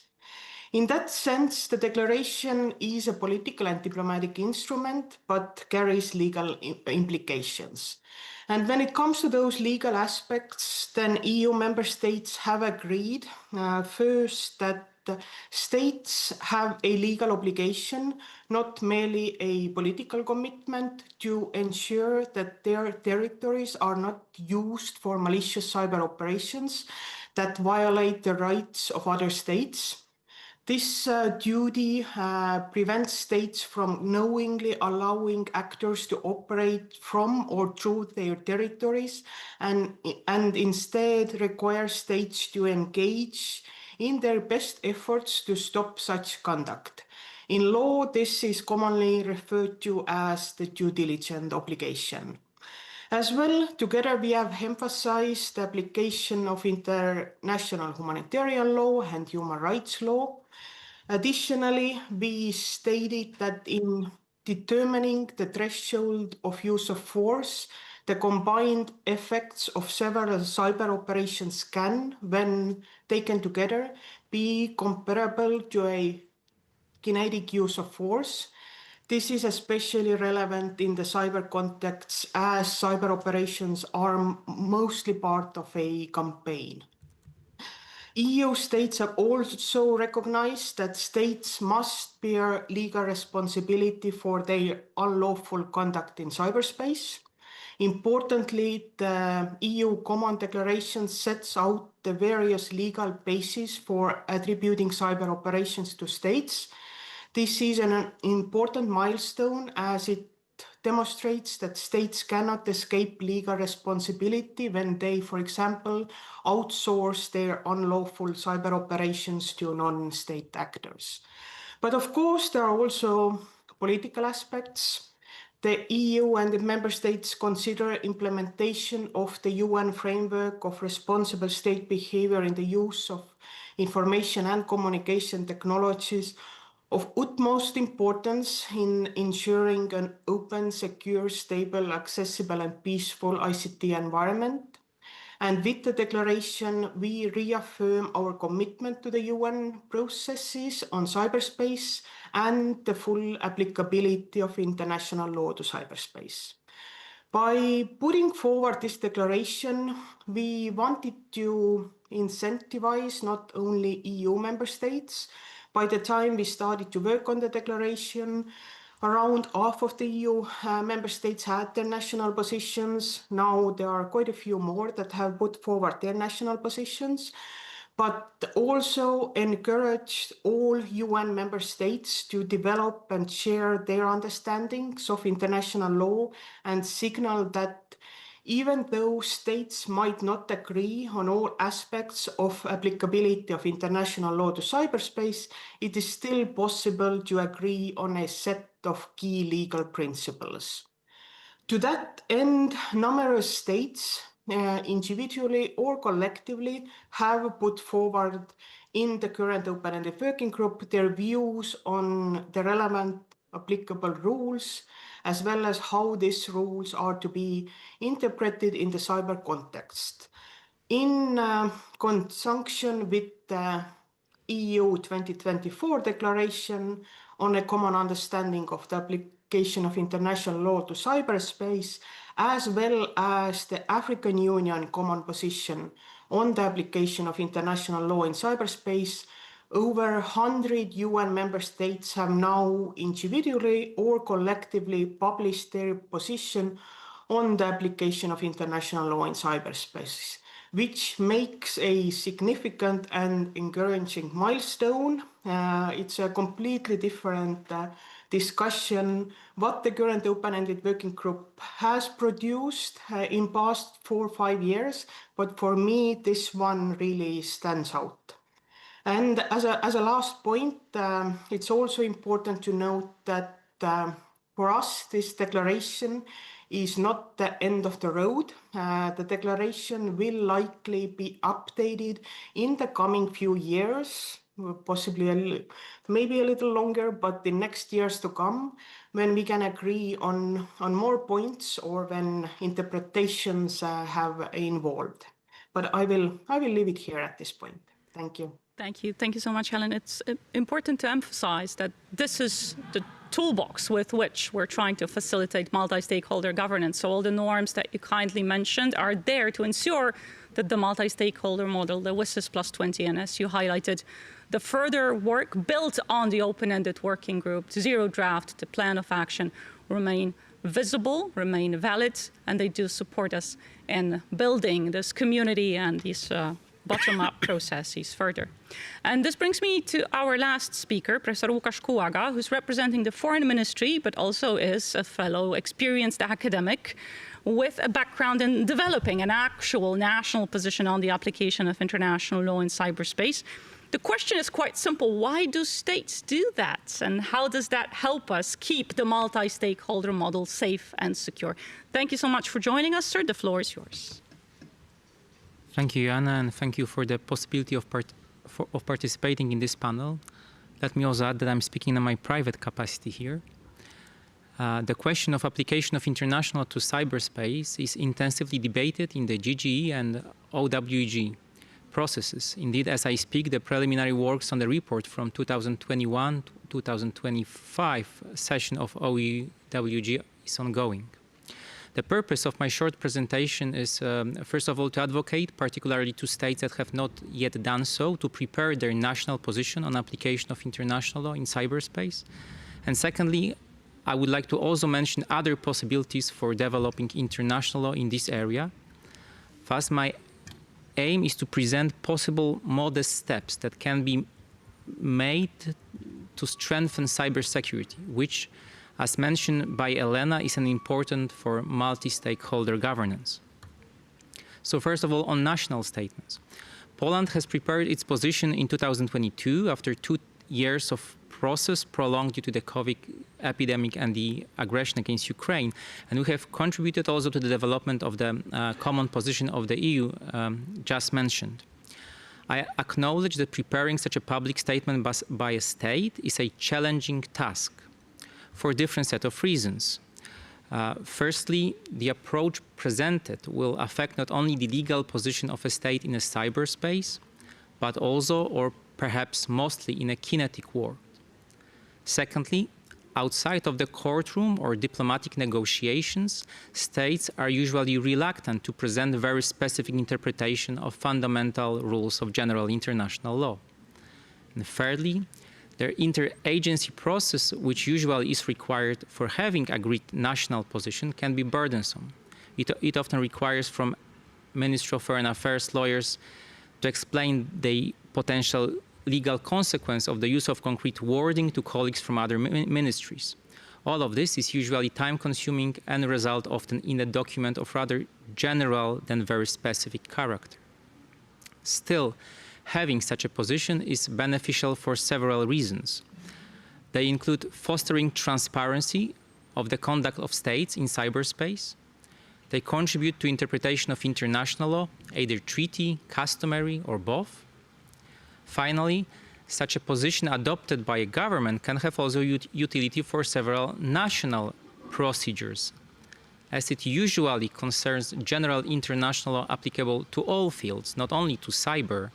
It can be an important point of reference for any discussion and decision-making processes at domestic level.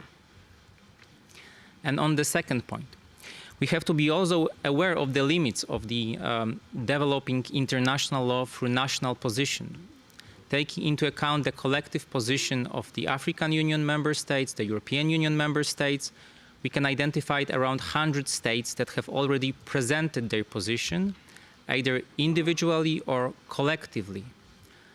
The rather obvious result of this practice is, at least to some extent, cacophony of variety of interpretations of law. Already existing different interpretations of international law offline influence approaches for its online application. Thus, I would like to draw your attention to some ideas discernible in international practice or academia that can also help to develop international law in this area. First, on the hardware aspect of cyberspace, existing international legal regimes do not adequately protect subsea data cables from international damage, nor do they effectively hold perpetrators of such a damage accountable. Thus, negotiating new instrument would be also an onerous process. Still, the new binding instrument, even if not accepted by all states, can contribute to crystallization of customary international law in this respect. Second, in the UN, recent 3 years showed the advisory competence of International Court of Justice that is used more often to solidify international legal framework in the specific area. In particular, currently, ICJ is deliberating on question of General Assembly concerning obligation of states in respect of climate change. The resolution formulating the question was the first request for an ICJ advisory opinion to be adopted by a consensus. In the written proceedings, 91 written comments have been filed, mostly by states. Thus, it is another proof that the general questions can be presented to the International Court of Justice for its explanation of existing law in a particular area. And third, point also worth reflecting is referring the issue of application of international law in the use of ICTs to the International Law Commission. Already in 2008, International Law Commission Working Group considered whether to work on the topic Internet and International Law. At that time, the Commission has not decided to progress on this issue. Certainly, the ILC would be an adequate forum to work on the application of international law in the use of ICTs, as the topic concerns fundamental principles of international law. In accordance with Articles 16 and 18 of the ILC statute, the General Assembly can refer to the Commission particular topics. The Commission conclusion, the potential Commission conclusion in this respect, could contribute to strengthening legal framework in this area. Thank you one more time for the possibility to participate in this panel, and I'm happy to engage in discussion if there's an interest. Thank you. Thank you so much. This brings us to the end of our panel. We've heard a plethora of views with regards to the most recent developments on the application of international law in cyberspace on internet governance. And this is the time for our audience to chime in. I warmly encourage our participants in the room to use the microphones that you have available. There's also a roaming mic standing right there. I encourage our online participants to post their questions in the chat or raise their hands. And while you're pondering on those questions, please let me refer a few general points to our speakers. I will ask them to try and answer these scoping questions in the order of their presentations. I believe the questions to pose here obviously reflect around how the internet governance community gathered here in the room can further facilitate bridging this relationship between international law and cyberspace. We've heard a lot about how states are working on making sure that international law indeed is a tool to facilitate multi-stakeholder governance and the peaceful use of ICTs.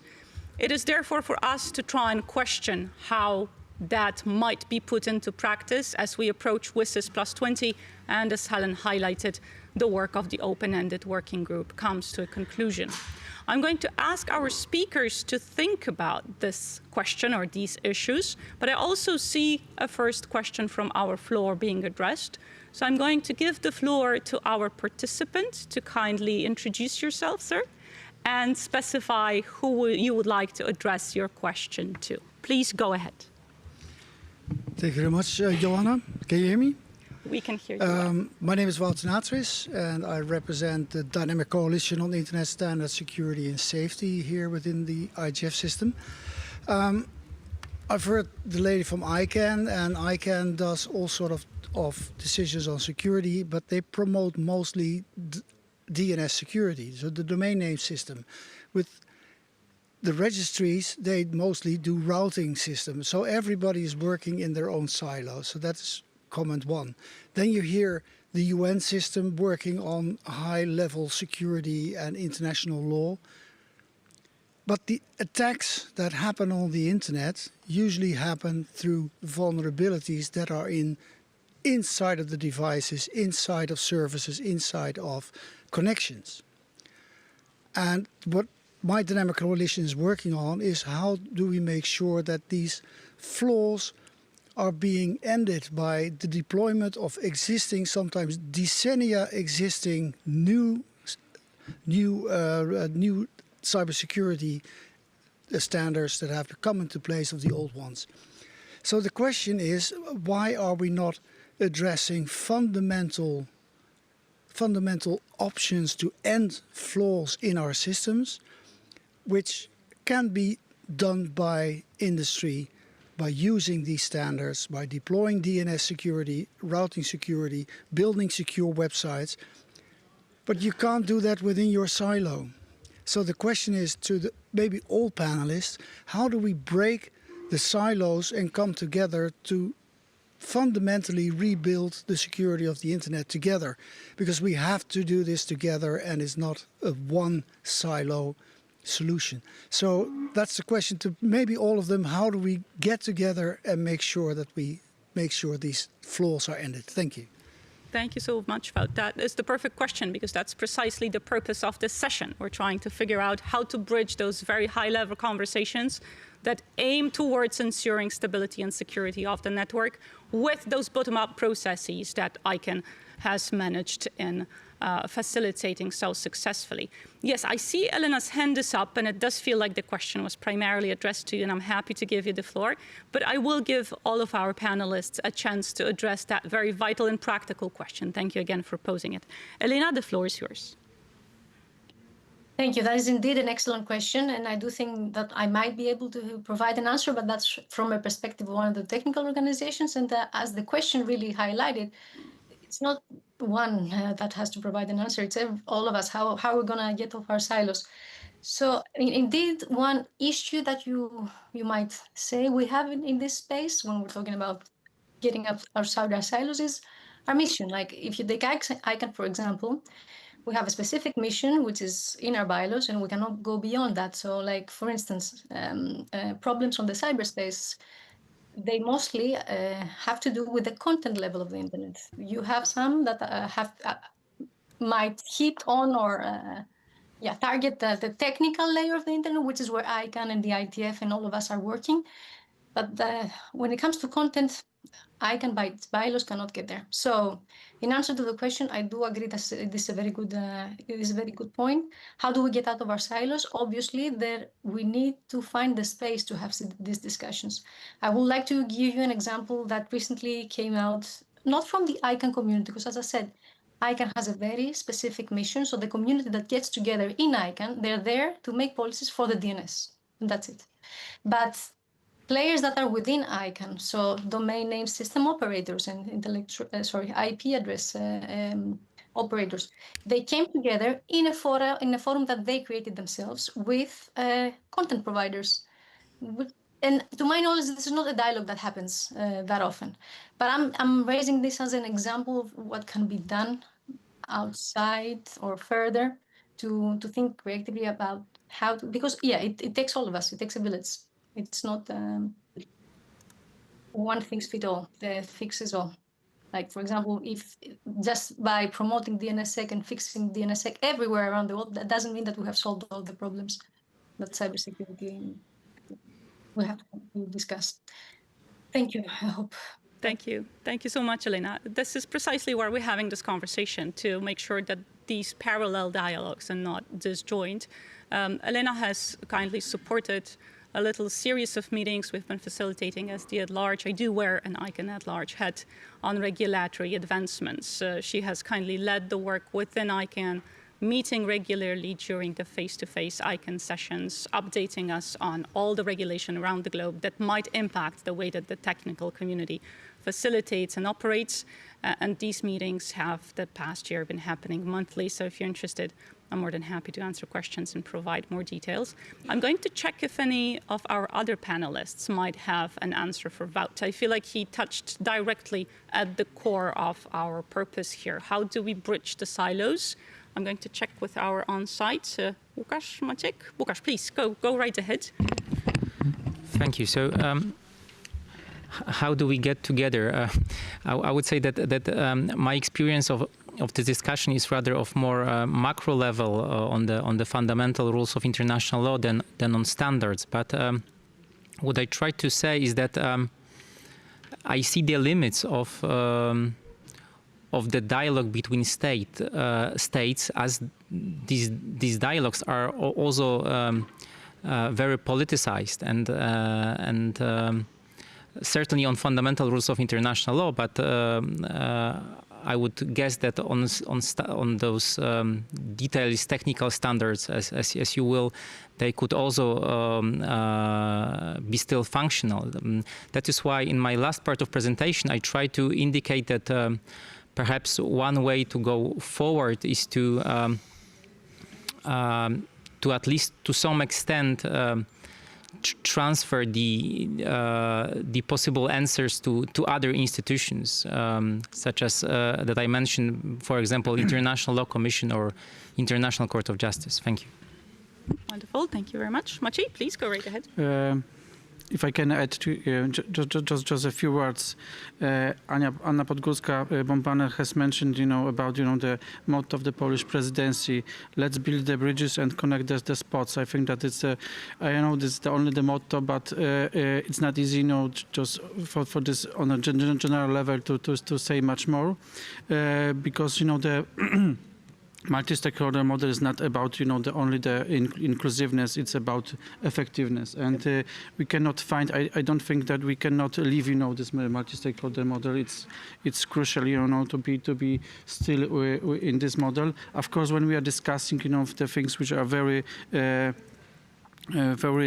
specific, we have to work with professionals. Not open doesn't mean that everyone can say everything, but this is the only reason how can we cooperate with. Yeah, wonderful. Great answer. Thank you so much. I'm going to check with there you go. I see Helen's hand is up and I see Anna's hand is up. Helen, please go right ahead, and I'm going to give the floor to Anna. I do note we have one question in the chat. I'm going to move to our remote participation moderator next. Helen, go right ahead. Yes, thank you very much. Maybe just to complement what was just said, that a key challenge with respect to the application of international law in cyberspace is the fact that the relevant rules of international law that regulate state conduct in cyberspace are inherently quite abstract and therefore need to be interpreted in light of their object and purpose. A key challenge is to ensure that states interpret those rules by and large in the same manner. A challenge we face today is not so much that states' interpretations vary significantly, but rather that too many states have thus far remained silent on this question, and therefore we do not know where they stand on those issues. Therefore, we need the trend of adopting national, regional positions to continue. And the next logical step will be to streamline views and interpretations where necessary. Thanks. Thank you. Anna, go right ahead. If I may only add, I subscribe under what was said by panelists, but I would like to also say that during the Polish presidency, cybersecurity was very high, if not saying highest on the agenda. So indeed, we had a lot of discussion in the Council among the member states.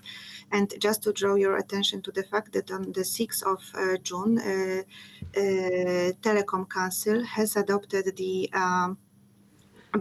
blueprint, EU blueprint, to better manage European cyber crises and incidents. So it is public. And it is important. It shows how important is to have the special kind of guidelines to member states to enhance preparedness and detection capabilities and response to cybersecurity incidents.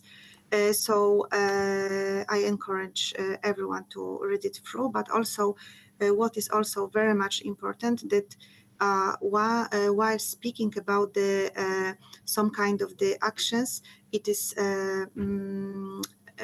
important to stress that we cannot multiply the efforts and having the new structures, but rather to build on the existing and have them well working together. So this is just... Thank you. Thank you, Anna. That's a very relevant point. This is why we're raising this at the IGF, an existing platform with decades of experience. That's the appropriate way to do it. My job here today, unfortunately, is also one of a timekeeper. I am mindful of 10 minutes remaining. I have been warned that if we go over time, the lights will just go out, so we don't want to do that. What I'm going to do is I'm going to kindly ask our remote participation facilitator, Mr. Viktor Skwarek, to address the question that is in the chat. So if you could kindly take us through that query, and then I'm going to solicit the speaker. I'm going to try and find those of you who might wish to address it. Mr. Skwarek, the floor is yours. Yes, we have a question online from Luke, and the question reads, how can we ensure that the governments, and in particular law enforcement agencies, don't attempt to circumvent the passing of international treaties by forcing private actors to abide by foreign laws and processes? Thank you. That is a very interesting, very practical question. I feel like it's a loaded question as well. There's a little bit of politics in there. I'm not sure who of our... Elena, thank you so much. The technical community has much more freedom to discuss political implications. Please kindly take the floor. I'm not sure it's the freedom, or rather maybe speaking from experience. There you go. If you will. And the question Luke is bringing up is really relevant and not that easy to answer, not a straightforward answer, or might not even be effective. So I would say, from one hand, you have to make sure that in the dialogue or whatever it is there before the policy making, all the voices are heard. And this goes back to the beauty and the relevance of the multi-stakeholder policy making, or the multi-stakeholder model, or the multi-stakeholder discussions, even if we're not talking about decision making, but we're talking about stakeholder consultation. So the safeguards that the civil society or academics can bring around human rights, they're absolutely essential. Because imagine a discussion, a debate leading up to policy that is dominated by law enforcement or by governments only. It's natural that you will only have one side of the story. So that's one way to make sure that things things do not go in one direction or another direction. You need to maintain the balance. The other thing I would say is the role of the technical community there. There has to be involvement in the sense of technical experts are also needed to explain things, explain how things technically work, because we've seen often that policymakers are rightfully so trying to address an issue, a problem that is an online problem that is at the content level, by intervening at the technical level of the internet or intervening at the multi-stakeholder policies, which, if you ask me, it's actually not consistent with championing the multi-stakeholder approach. So if we are agile to those things and we give input, I think, yeah, it's one way to try to ensure that things do not go south. If I may, just for one more minute, I have an example to share here, which comes from the Council of Europe, I would say. Council of Europe at some point in time, pretty recently, you might recall, worked on the second additional protocol to the Budapest Convention.